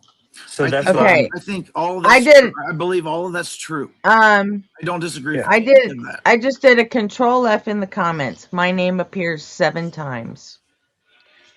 No, I Hey, just hold on. Out of I'm gonna out type your of name. I'm gonna type your 300. name. I'm gonna type your name one more time. What do you Just mean no?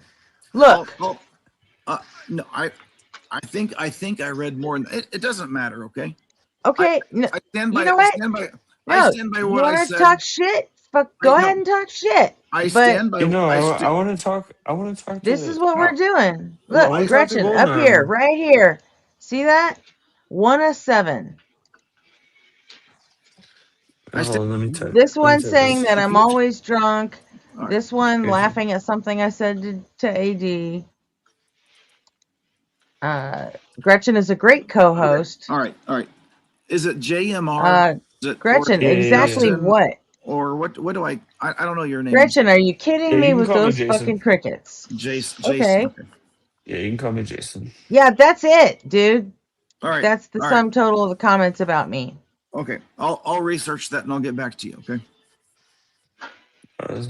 What are you gonna research? So. I'm gonna. Oh, that's how he concedes. I get it. Huh? That's how Golden Arm concedes. I'll research it and get back to you. That's the same as him saying, "Yeah, that's right." That's the beard. I'm not going to talk to Beard, man. You can bug off, dude. I don't know. Yeah, I don't know who that is. I'm not sure. Your whole conversation about the method of Darwin, when I had mentioned the observation, I have no patience for you. You can bug off, dude. I got no patience for you either. So we're on the same page. Good. Then don't talk to me. Yeah, I'm not really interested in like other people's opinions. Like I feel like I can talk to Golden Arm about some things because I feel like Look, if you guys want to fucking set up a debate, then set up a fucking debate. Yeah. You know what? It's whatever. You know, we're here from, Yeah, I think it'd be 9:30 at good for the night channel. to whenever into the morning. We can do it any fucking night you want. You guys figure it the fuck out. How about that? I mean, I could turn my cam on for Isa just so she, because Isa be like thirsting on me, like I just can do. I just want to know what we're debating because generally the topic of debate is given to the debater so they can research, they can study the. I don't need. I'm not like a Yeah, research you guys person. need to agree on that. That's right. Yeah, That's how it's done. And Gretchen, you guys need to agree on a topic. Gretchen, that's what I was trying to do in the chat, and you said you're a coward, right? So screw you, man. I told you, Golden, what I want to debate on. I want to debate on. I'll debate on Jesus being the Messiah. I can debate on that, but I also want to touch base on because here's the thing that I'm interested in you about is because I've been involved in a situation with DeFreak defending you for you getting mad at Rainbow 666 for like banning you and stuff. So I'm interested in you for that point, but not that it's your fault, but I saw bits and pieces of the conversation where you're talking about how you're going on a flight to the Philippines, and Did you ever talk to the freak about that, Golden Arm? Here's the thing that I know about this situation is my husband is Filipino. I've been to the Philippines a lot of times. I understand these sort of tropes that are said from like white men talking about how they're going to the Philippines and you may be a legitimate person. I think you were in the military or army. His spouse is also Filipino. Yes, I understand that, and I think that that is okay, and I'm not even I don't even want to challenge. I don't even want to challenge you on that. Jason, but I want to talk about. I want to talk about. I want to talk about. I want to talk about. I want to talk about your view of Christianity, and I want to talk about your marriage to your Filipino wife, and you go to the Philippines, and I want to talk about the cultural impact that Christianity has destroyed on the Philippines, because it's very important to me, because Christianity has had a detrimental effect on the Philippines. He's already All right, told you Jason- 3 times that he doesn't Jason- disagree with you on that. Jason, no.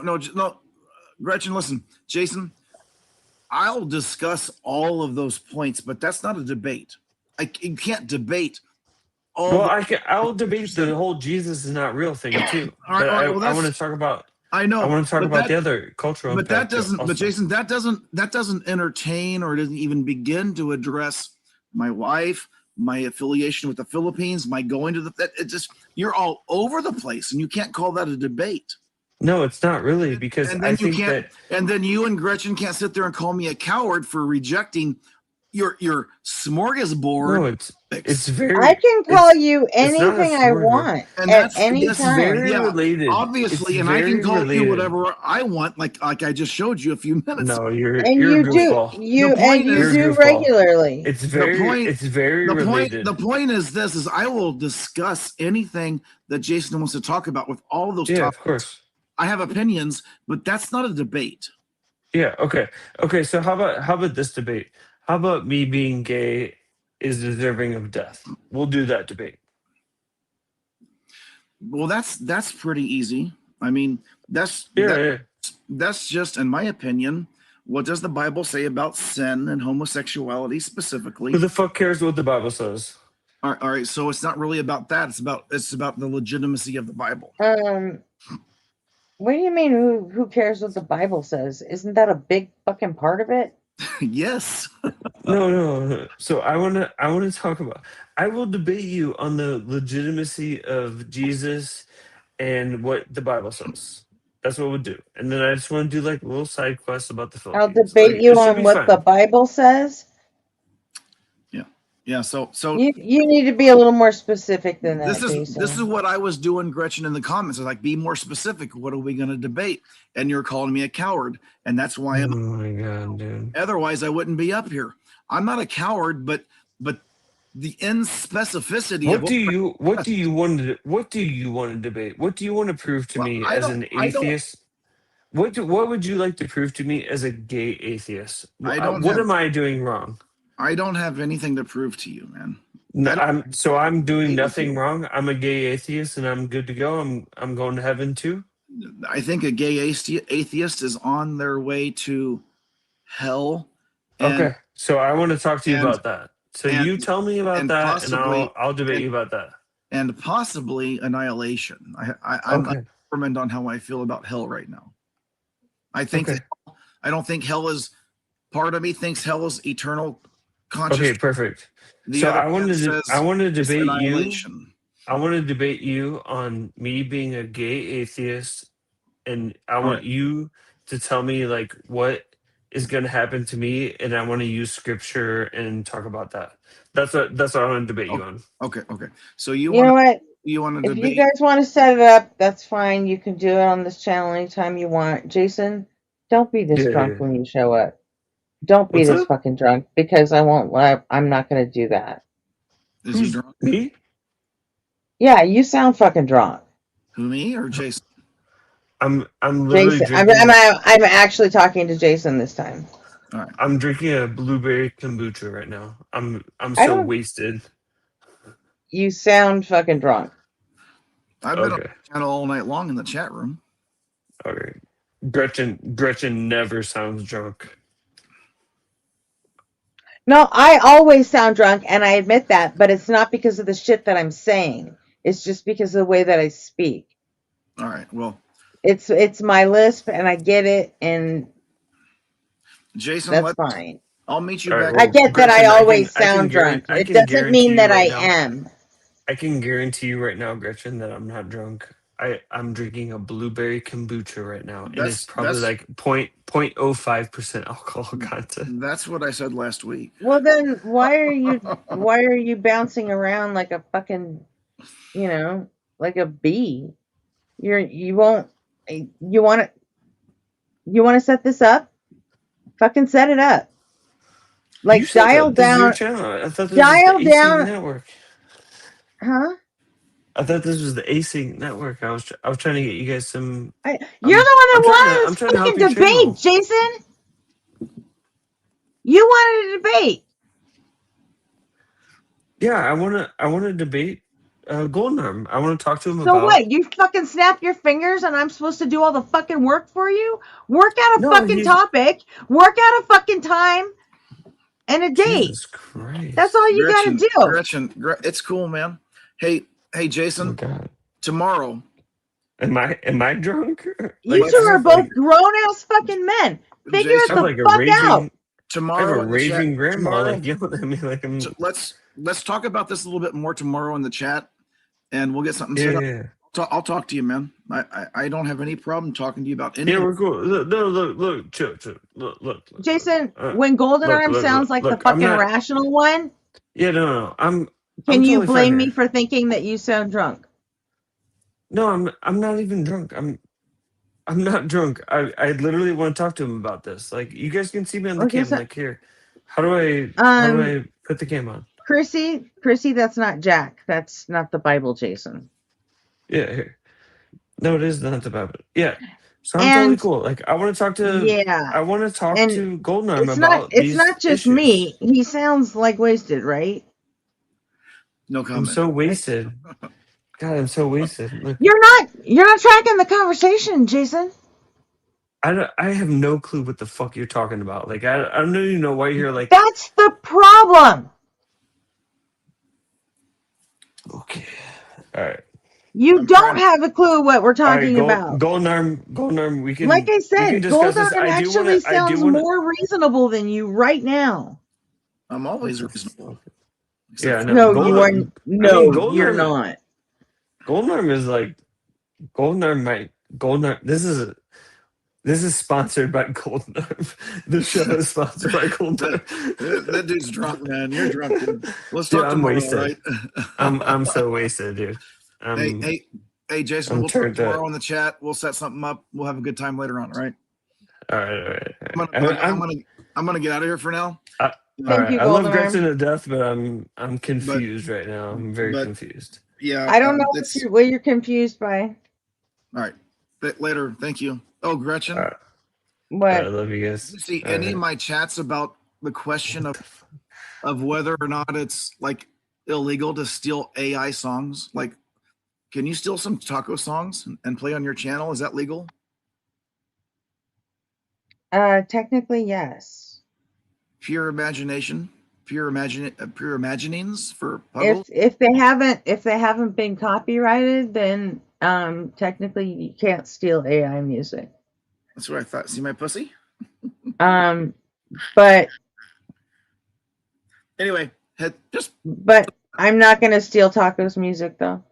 Yeah, I won't. I won't even play. I won't even play my song because even though I fucking love it, because he threw a fucking fit. Yeah, I'm sure he would. Yeah, you probably shouldn't. I'm just tempting you. Yeah, he's had nothing but shit to talk about me and Nobody on Fire and how we fucking are traitors or something. So whatever, fuck him. Yeah, fuck him. Gotcha. All right. Good And luck. I'm not gonna, if he doesn't want me playing the song that he made for me, then fuck him. Yeah. Then I won't. That's respectful. I appreciate that. All right, I'm gonna go. Good night. All right, bye. Bye.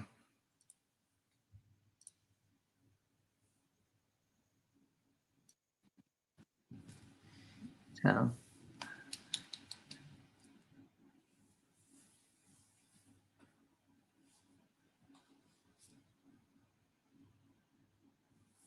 Am I still on? Yes. Better. Okay.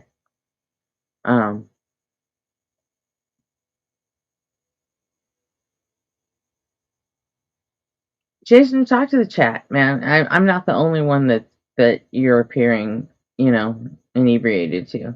That's all. That's all I'm saying.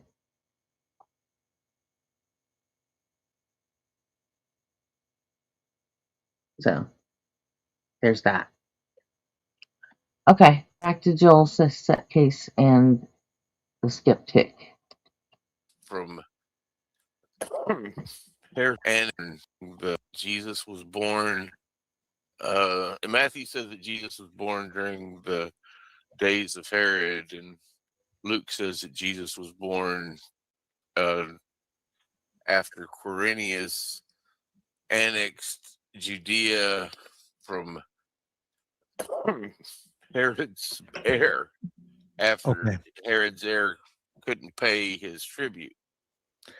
Okay. We know that. Where does it say that? Good night, Golden Arm. So I want to look that up. Where does it say that? The first few verses of Matthew says that Jesus was born in the days of Herod. The first few verses of Luke say that Jesus was born during the census of Quirinius. What kind of apologist doesn't know the Bible? Oh, yeah, this is basically every Christian who only reads the good bits or the bits that make sense to them. One of my favorite contradictions that... Come on. Golden Arm, yes, not the Bible, Jason, is JMR that you were just talking to. And now he's going on about whatever. I'm really not in the mood. Still has people defending it is when Jesus apparently ascended to heaven. Luke says it's on the day of the resurrection. Acts says 40 days later. And still Christians try to say that it all makes sense.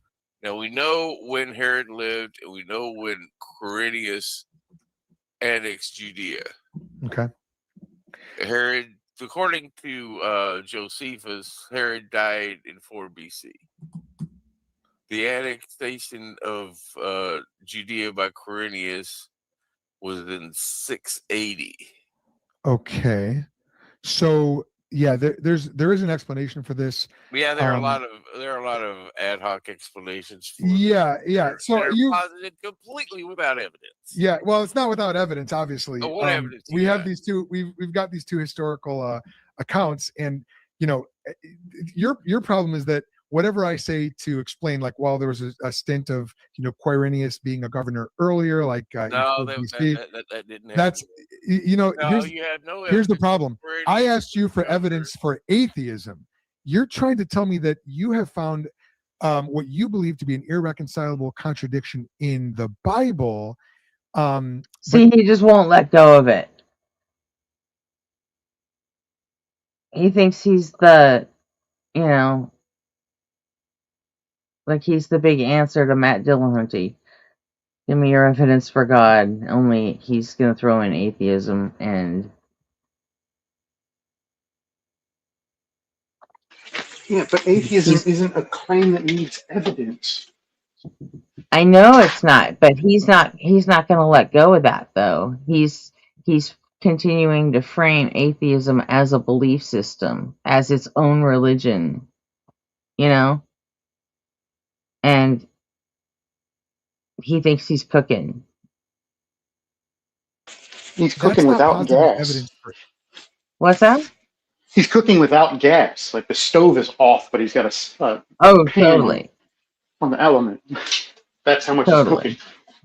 Yeah, but I'm curious to see how this, or if it, resolves. Atheism. So, look how flustered he got. It's not positive evidence for atheism because that's not how it works. It is, however, a point to show how silly the stories of gods are, and in this instance, the magic floaty man of Christy Bobs, and yet another reason not to accept the claims that it exists. What I'm going to ask you is that, Bye. and I'm going to keep one. asking it until you can produce something. Okay. If your criteria is evidence and no violations of the laws of logic, I'm going to ask you not only for the evidence for atheism, but also I'm going to ask you to... Sorry, did you want to say something, Bear? Not really, but contradictions in the Bible are evidence that the Bible God isn't real, because that's the claim. That is a logical contradiction, and that is evidence that the Bible God itself is not real.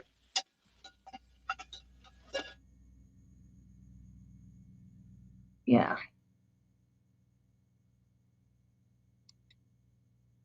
So, hey Zap, how's it going? Yeah, the Granny Perks is.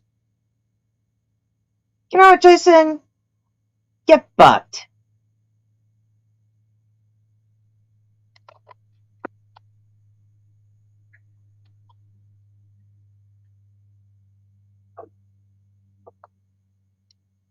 Seriously, you're just gonna be a fucking petty little cunt asshole? Then, you know what? Go do your debate somewhere else then. How about that?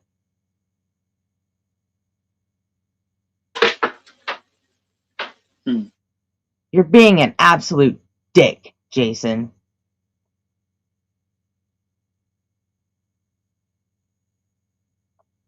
And talking shit about me doesn't make you look any fucking better. Ground your assumption that evidence is a meaningful concept and that the laws of logic are actually real, such that it's a problem to have a contradiction. Well, there you have it. It's not a problem for Christians to have contradictions. Seems like they'll believe anyway, thus throwing out the need for logic. Come on, Joel. Stop trying to play smart and listen to what you're saying. So go ahead. I don't care where you want to start, but please actually try to defend your atheism if you can. Okay, you seem to misunderstand what atheism is. Well, you present it as a Yeah, neutral position. that's the whole problem, is that he's intentionally misunderstanding what it is. Yeah, no, he doesn't misunderstand it. He's just purposefully couching it in a different way, trying to manipulate the argument. Right.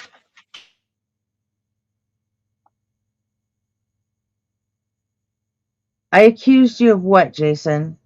Not being able to track a conversation? Because you want to know why? Because you weren't able to track the conversation.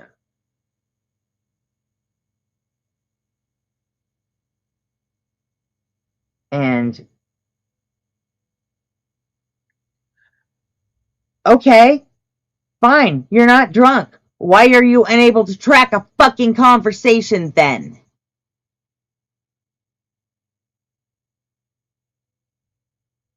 Are you just stupid all of a sudden tonight? Did you get some brain damage since the last time I fucking talked to you?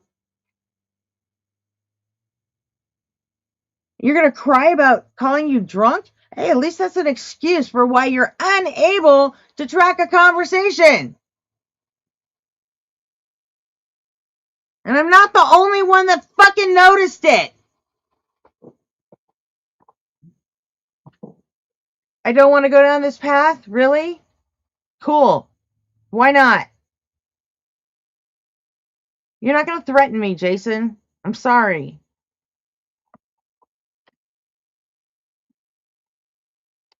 But I don't grant that. Atheism is I reject the claims, all the God claims I've heard so far. I mean, they're all incoherent for one thing. But atheism is not a neutral position. I'm not going to grant you that, my friend. Atheism is a positive claim about what you believe about the world. I'm looking. No, it your isn't. criterion is evidence and no violations of the law. I and no know. contradiction. You can't defend your position, so you have to attack.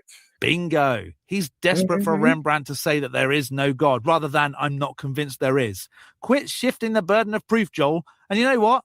That better be a proper T in there. That's he won't. No, he won't absolutely stop down it. And Golden Arm, I know. This is what it's like trying to reason with you sometimes.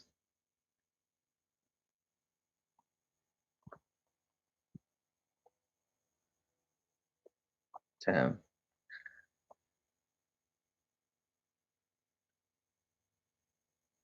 Yeah, when Golden Arm That's not admits evidence that for he's your drunk and is tracking a conversation more effectively, that can be an issue.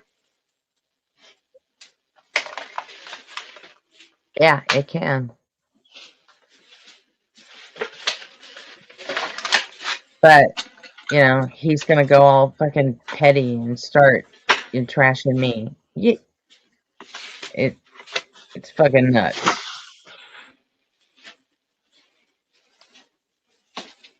And all that's gonna do is make him look worse. So he needs to figure his shit out. For your position, do you have evidence for your position? What do you think my position is? Your position is that that the God of the Bible is not really there. He's not real. Because why? Well, for many reasons. One is he's completely incoherent.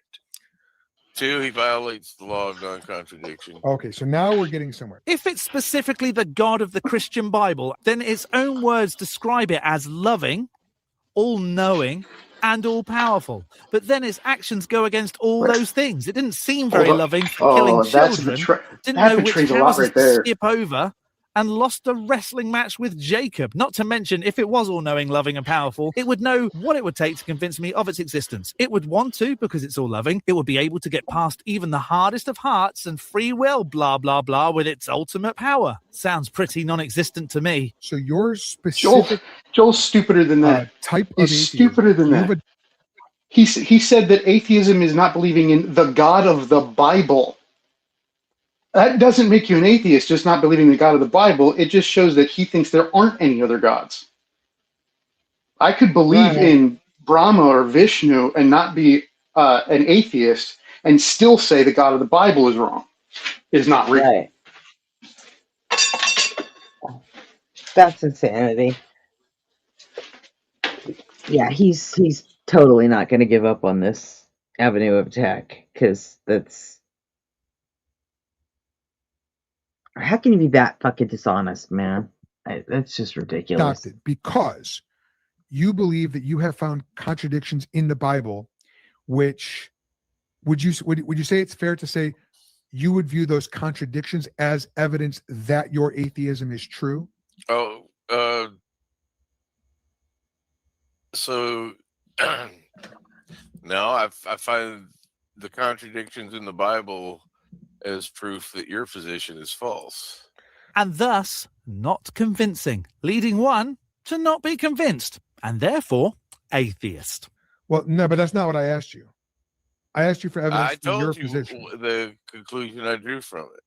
Timu Jordan Peterson here, but with better facial hair, obviously. He gets an answer, but plays word games, albeit unsuccessfully. Which was not what you said my conclusion was. So, so you're not really... That's one of the greatest lines. It's fine. Timu You Jordan get it? Peterson. Yeah, that was good. Okay, Jason, it's fine. You get it. What do you get? What exactly do you get, Jason? Because I don't think you do.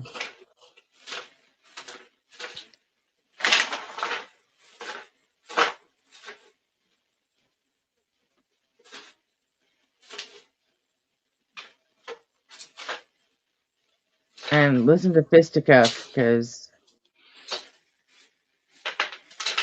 someone might have a point. Like Christian, is that fair? Well, I think the proper term would be anti-theist, but that is one section of atheism. Oh, here we go. When Christians feel attacked. Okay. So here's what I'm going to do. In the chat, I'm going to send you an article. Not that I think, well, you can prove me wrong. Not that I think that you'll care or want to be convinced, but I'm going to send you an article explaining the timeline between Matthew and Luke's gospel. I think I just scanned it. I skimmed it.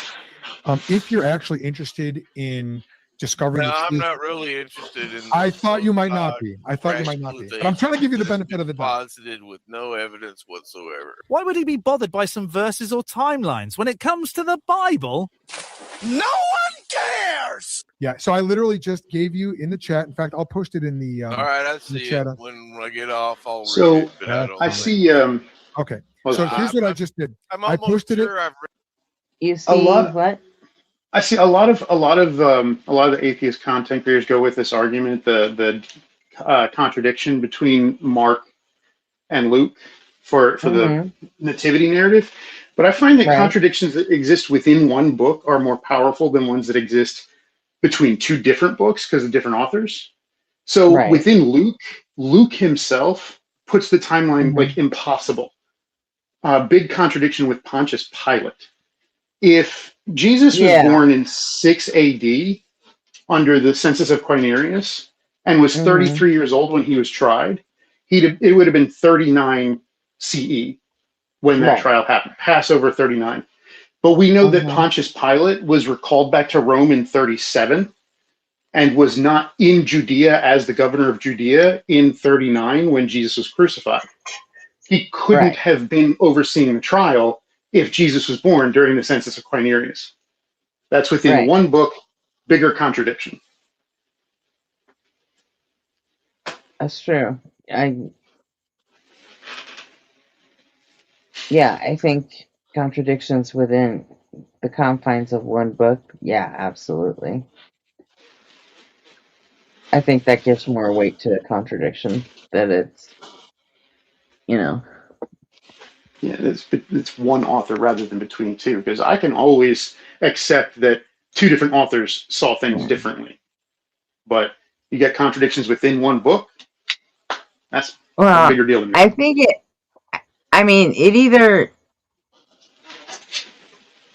either takes away from the credibility of the author of the book, or it, I don't know, it's also likely it makes me entertain the fact that there's probably more than one author to that fucking book, Yeah. So, and they just didn't catch it when they were putting it together. So, well, and this is why I'm not interested in debating that contradiction with you. And let's actually cut to the chase, because your adoption of atheism, and let's just be very clear about what that is.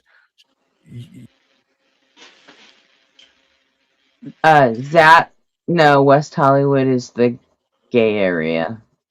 It's the nice part of Hollywood.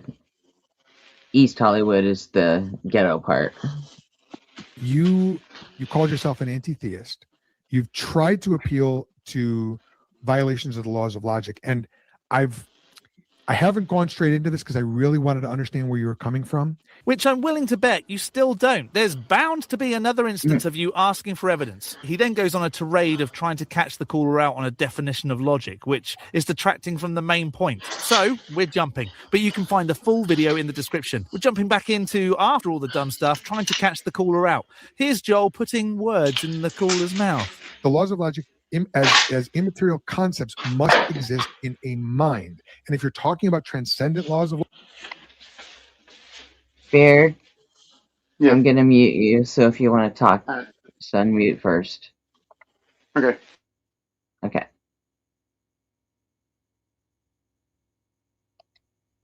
It sounds like you're building a house over there. Logic, which what other kind could there be? No. What about the brain just recognizing what does and doesn't make sense? Naturalistic explanations exist, but you, Joel, trying to make transcendental the default is very dishonest. He's definitely going to say that it's transcendent, and thus you can't do it without any God. We're talking about a transcendent mind. Cut to the chase. Your worldview requires God. Yeah, bingo, called it. Because you want to argue against God using logic, your worldview requires a transcendent mind. That's God. Your worldview requires God. Your very argument requires God. So in other words, as an atheist, your position is self-fulfilling. He's not going to let it go. He has no chance. No.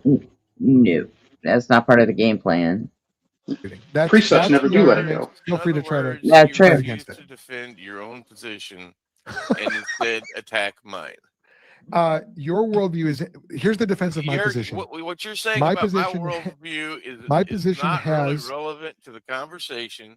What you're saying about my worldview is demonstrably false. It's not relevant to the conversation. You define the laws of logic as conceptual. You refuse to defend anything about your own worldview. All you did was attack mine. And, I might add, make stuff up to then knock down. Someone go to McDonald's and get me a Dr. Pepper and a paper straw, man. Okay, here's the defense. Are you ready for it? Unlike your worldview, my worldview grounds the laws of logic. Your worldview appeals to an No, it invisible man doesn't. in the sky that can't be demonstrated, one that contradicts its very existence because of a book that it supposedly inspired, describing it as one thing on some pages and shows its actions to be in opposition to those descriptions. Sheesh. Because In the laws of logic are grounded in God. character in a book that violates the law of non-contradiction. That's not an internal critique of The Bible Christianity. says that no man may look upon God's face and live, and yet he walked in the garden with Adam, and he ate lunch with Abraham, and Jacob. That's solved by the Trinity. That's not a problem. That's solved by the Trinity. Do you have another argument? A trinity that also hasn't been proven, other than words in a storybook. No one has ever seen Trinity God, that's also but logically only impossible. God has made him known. Jesus, the only begotten God, the only begotten Son of So God, Adam didn't has see made him him when they known. walked together in the garden. Adam saw the second person of the Trinity, the Word, in a pre-incarnate state. It was a Christophany. Wow. Just wow. The mental gymnastics to make things make sense. Joel might as well have done a backflip and face planted here. Where on earth does it say that anywhere? I guess now Jacob wrestled with a spirit that wasn't a spirit or something. No wonder his face looks so derp here. That's solved by the Trinity. You need to look into these things before you. Trinity- I say this It doesn't- respectfully. the Trinity you need to look doesn't into these solve respectfully anything. before you raise them. One does not equal. What's that? The Trinity doesn't solve anything. Like you're saying, okay, here's a contradiction. No. Okay, well, this other contradictory idea that can't exist, that's going to solve this contradictory idea. It's fucking ridiculous. Yeah, it is fucking ridiculous. So, but then also so is saying that, my worldview grounds the laws of logic, because I no, don't it even know doesn't. what that means. It I've yet to doesn't have a mean Philbro anything. actually explain what grounding is. Yeah, I have a big problem with it too. Like,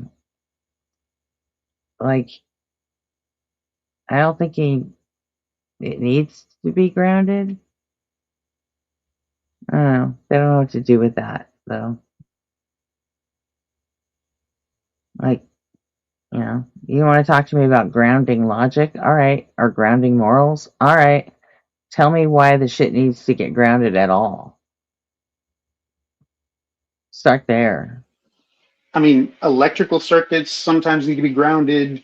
Pilots, when they're drunk, need to be grounded. Logic, I don't like. Logic is just what we observe in nature. That is the grounding. And morals, I mean, it's morals have their neurobiological basis. Yep. Oh shit, did I burn myself? Oh no, I stabbed myself. That's what I did. So. Okay. That's not the Couple Trinity. minutes Again, left. Let's you get need to through look into this. these things before you try to raise them. And no offense, sir, but you're slurring your speech. I don't think I'm not sure if you really understand what you're saying right now. And I say this very Like I respectfully. said, you refuse to defend your own worldview. I literally just defended it. My worldview. Attack mine. My worldview grounds the very argument you're trying to use against it. That's the No, it defense. doesn't. I just explained how it did. My worldview grounds this. My worldview grounds logic quite well. How? By stating that logic is a language invented by humans to describe the things we observe around us. You said that logic was conceptual processes going on in the human mind. Now you're saying that they're conventions. That's a completely different be worldview. both. Why did your metaphysics of logic just radically change? Yeah, this guy is an idiot. He's clinging on to anything he can, just saying that the Trinity explains things, despite the concept being the most ridiculous thing of any belief. A thing is another thing, but the other thing can't be the third thing, only the first thing. Honestly, it hurts my brain trying to imagine that ever making any sense to any normal person. It didn't. I would say that that's a sign of a failed argument, and I say that very respectfully. If you have to radically change your metaphysics mid-argument, You have no respect for anyone who doesn't toe the I line. respect, sir. I respect you enough, and I love you enough to tell you the truth, even You though I don't don't know love you. me. You don't even know me. Ah, there we have it. When any Christian has exhausted their Trinity making sense or the Bible is proof, they have I love you or God loves you, as though that's the final nail in the coffin. It's irritating, perhaps even infuriating, that they just don't listen. But why are we surprised? I respect you and I love you enough to tell you the don't truth. love me. Your problem is not. Your problem is not logical. Well, it is obviously, but your problem is preeminently sinful. Like me, you are a sinner before Sin is a Almighty God. silly concept. You can't tell I me. agree. Sin. You can't tell me Sin that you is think. a reality in your life and mine. You've done things you know you No, aren't it's supposed not. to do, just like me. You have sinned against the Almighty God, just as me. You're an evil sinner, just like me. This is descending into madness. Now you're just preaching and telling the guy he's a sinner, despite the concept of sin being a Christian idea too. Apologists are at least meant to understand the opponent's position a bit better and not tell them what they are or what they think. Jeez. And I think we can leave the last few minutes of this video, as it's likely to be much of the same. Joel not understanding, trying to strawman, and then giving up and saying 3 things that haven't ever been demonstrated to exist are a better explanation for Godfrey the Skyherder, and constantly demanding evidence of atheism. Shifting the burden of proof isn't apologetics. Like I said earlier, if you want to become an apologist, you're not going to learn much from the Think Institute if this is all they have to offer. Jesus may love you, Joel, but everyone else thinks you're a and I'm not even sorry for getting personal there. It's infuriating. Though you may disagree. Do you think Joel made a decent apologist? Let me know in the section below. I'm going to skeptic an apology to anyone that made it this far. If you did make it to here, leave a leaf be upon you, Joel, more hen in the comments. A big thank you to this month's top level ticks on Patreon. Dark Ether Piao, Tamo, the Barely Bearable Atheist, George, Godless Granny, Addy Rockart, the Enixes, Jakari, Elizabeth, Whiskey Tech Fred, and Rick, as well as all the $3 base ticks and channel members. You can become a supporter on Patreon too at patreon.com/theskeptic. The link is in the description, along with links to all my other socials, or become a member by hitting the join button below this video. Don't forget to hit the like button and subscribe if you haven't already. From me, the Skeptic, stay safe, keep thinking logically, and ask questions. Skepticism is the first step towards truth. See you next Saturday. Given that I have very little respect for apologists in general, I can say that Joel is an exceptional apologist. Yeah, he's a burden shifting nightmare. Yeah. It's like fucking ridiculous. Let's see. You're trying to be in a position where the mods can't kick you. I don't choose mods based on whether they're Christian or not. I don't think we need to have any Christian representation in the mods.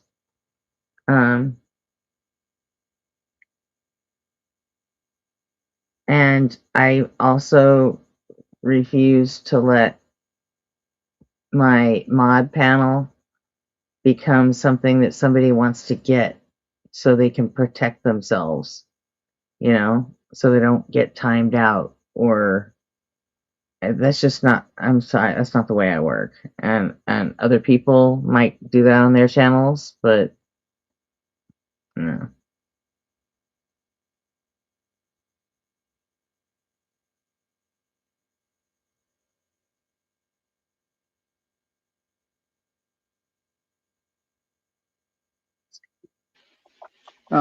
I am going to jump off here and go make some breakfast. So I'll see you probably tomorrow or later today, somewhere. Okie doke. Yeah, I think I'm actually gonna probably call it early today. I've got some things I gotta get done. So, and it's almost 6. It's 5:30. So, All right. We'll talk to you later. yeah. Okay. All right. Bye, Beard. You got anything you want to talk about, J Money? Saying, look, man, you know I'm always chilling. What's up? What's on your mind? What's on your mind, man? Actually, my hair. That's so good. I need to do my roots and dye my hair, so I'm thinking I could probably get that done and then catch a nap, That's probably the best. That's probably the best move, man. Do that. Yeah. Start early, I guess later. Whatever. or don't. You know, just get rest. Yeah. A lot of drama today. You know, no need to indulge that. You know what I'm saying? Every day's fucking drama around here, man. So good. Drives me nuts.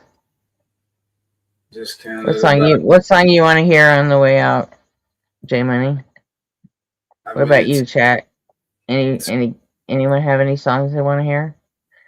That Welcome to Async is granted. That's always going to be the last song, so you don't have to worry about that one. That one will always be.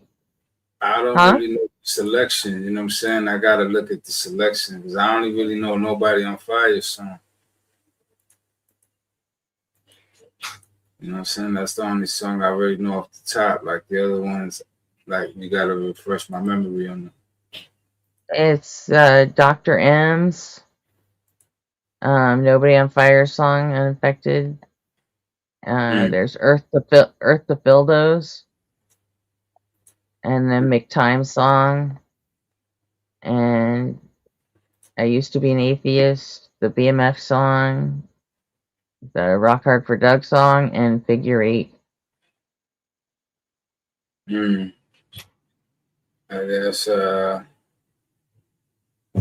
Figure 8. Yeah. Love Ric Flair, Figure 4. Okay. Cafe likes the Fildo song, so we'll definitely. What's that? I like Ric Flair, so I might as well go with the Figure 8 since he did the Figure 4, you know. Okay. He did the Figure 4, so Figure 8. All right.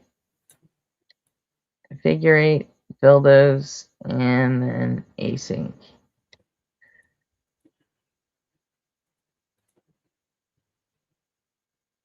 Alrighty.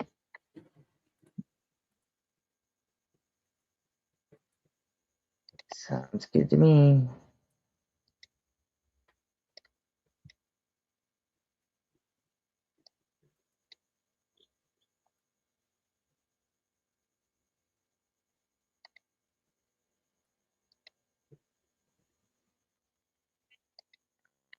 Set. Oh no, I have to put it on stage.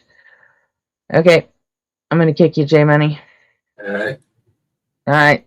See y'all tonight.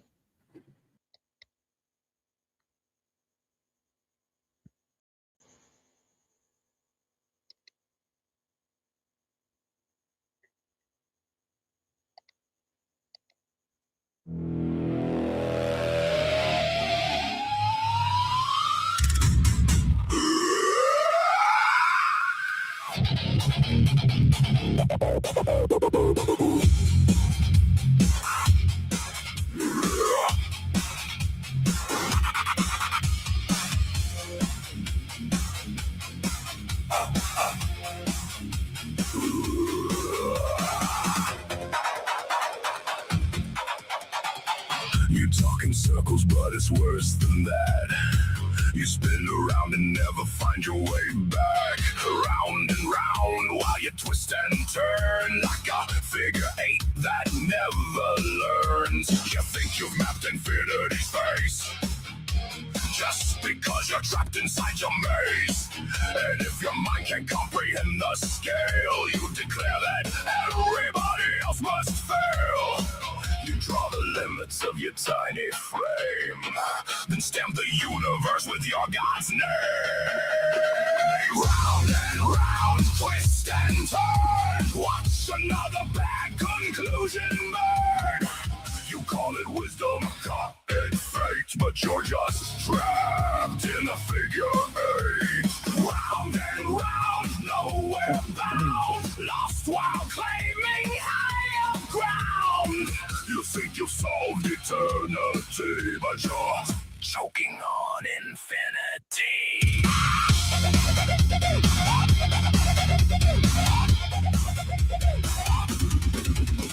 You learn to want to chapter of theology. Now you're lecturing on cosmology, dismissing every paper that they write. Like decades of research can't survive your insight. You say the experts got it wrong somehow, that you've got all the answers figured out.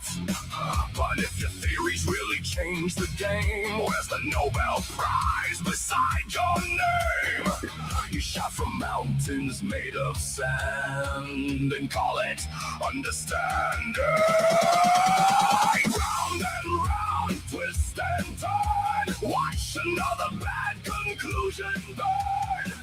You call it wisdom, call it fate, but you're just trapped in a figure eight. Round and round, nowhere bound, lost while claiming higher ground.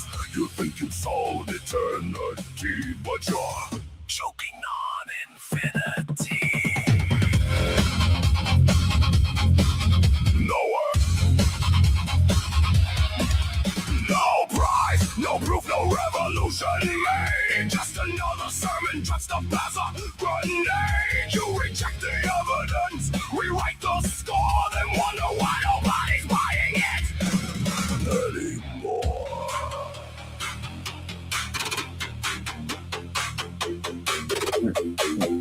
You cry about evolution every day, cause you need to feel you're built a special way. A soul that lasts forever after death, a cosmic guarantee with every breath. You'd rather trust a tale that's centuries old, a man from dirt and a rib turned whole, than scream, why are there still monkeys from the crowd, while screeching like one twice as loud.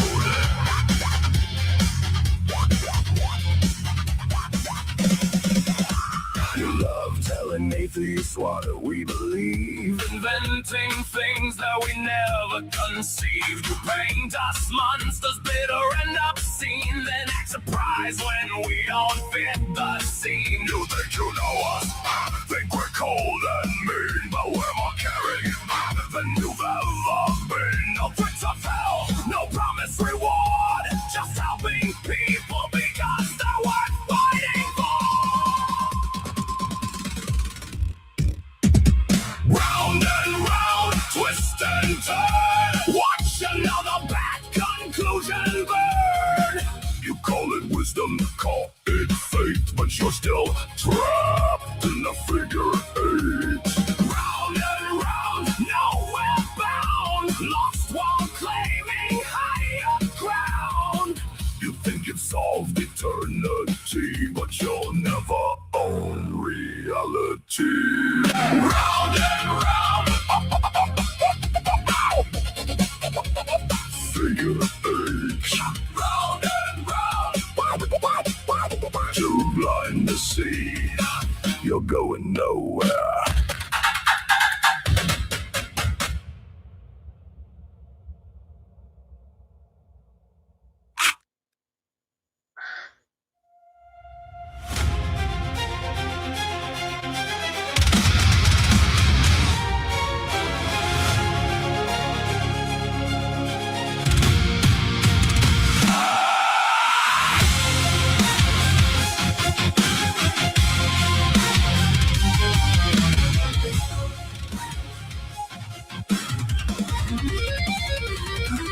Is it wrong or right for the fascist right to vote away our rights? But it's late at night, you're eating gummy bites and your J's are a light. How the fuck you all suck the fucking meaning out of right and wrong? It was inevitable you were gonna make me write this fucking song. It's like you're arguing from your very own kingdom on the clouds. The rest of us are in good here with the boots on the ground. You think we're down here missing the forest for the trees, but we're just trying to avoid getting caught up at the net. Your forests don't actually mean much when you talk so far above them. You miss the facts on the ground and don't know how to overcome them. You're light years away and 13 billion years behind, but tomorrow we'll be stuck here in a crystal fascist line. Zoom out higher, fuck that, look around below. History's not a parable, it's a warning that we know. When the boats start marching on your freedom and we'll be in power, we'll ignore your fucking agency and leave you bleeding. Morality is objective, objective, reactive, protective. After all the word salad, it's probably just reflexive.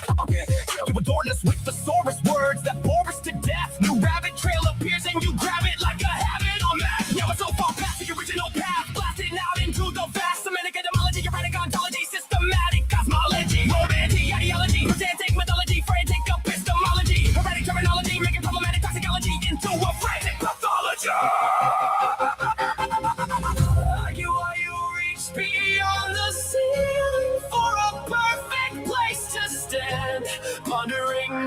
timeless way function makes a universal plan. But every time you leave this world to chase what's in your head, you miss the battles we're really fighting and lose reality instead. Deal with the world we're in, not the one inside your head. You get lost and fight your rhetoric, but you can't escape the dread.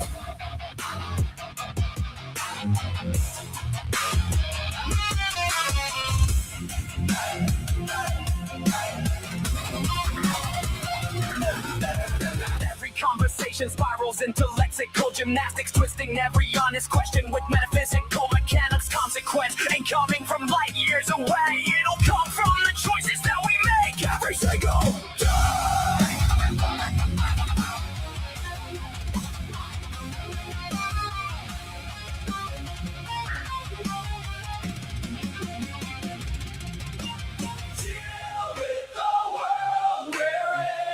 Not the one inside your head. You get lost and find your rhetoric, but you can't escape the dread.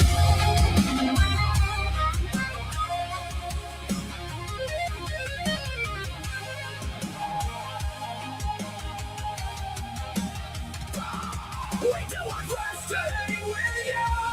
When you go unfiltered nerd, least you can do is try to hang with us here on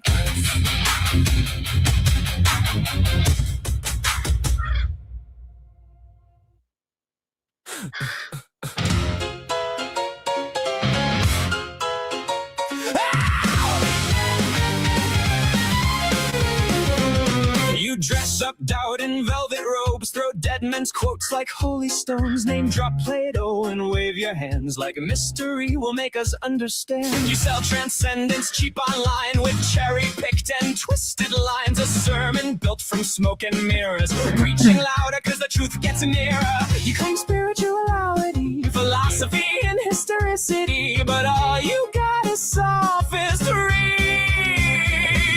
We don't believe your silly fairy tales, but we're ready to talk about it if you want to. We'll even fight about it if you need to. So light the match, strike up the choir, turn your doubt into wildfire. We're dancing on the altar rails tonight. You call it fake, we call it theater, cheap illusions dressed up deeper, but everybody loves a beautiful lie. Whoa, whoa, you want salvation with the spotlight glow. Whoa, but the house always wins the holy show.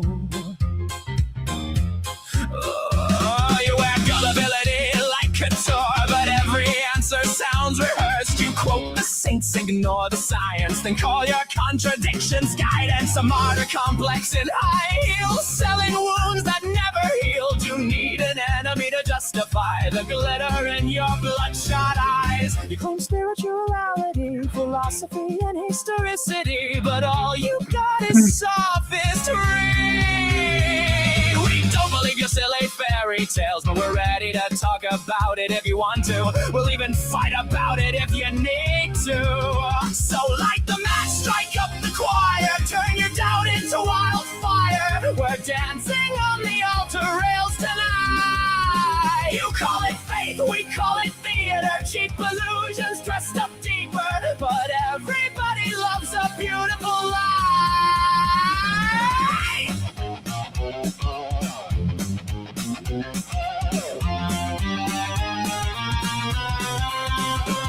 And if heaven's just a green room backstage, then who's been writing all your lines? You pray in public for the applause, then curse the crowd when they don't buy.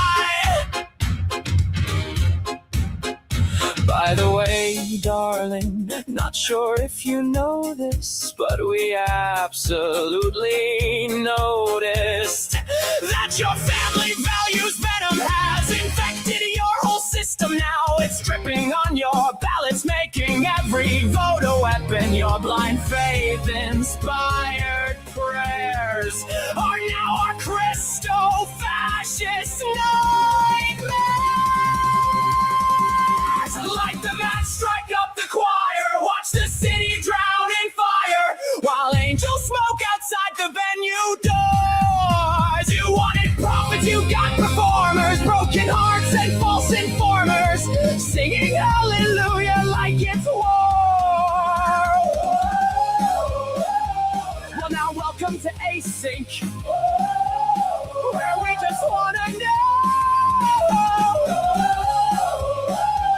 all the fears, ideas, dreams, and doubts that you sow.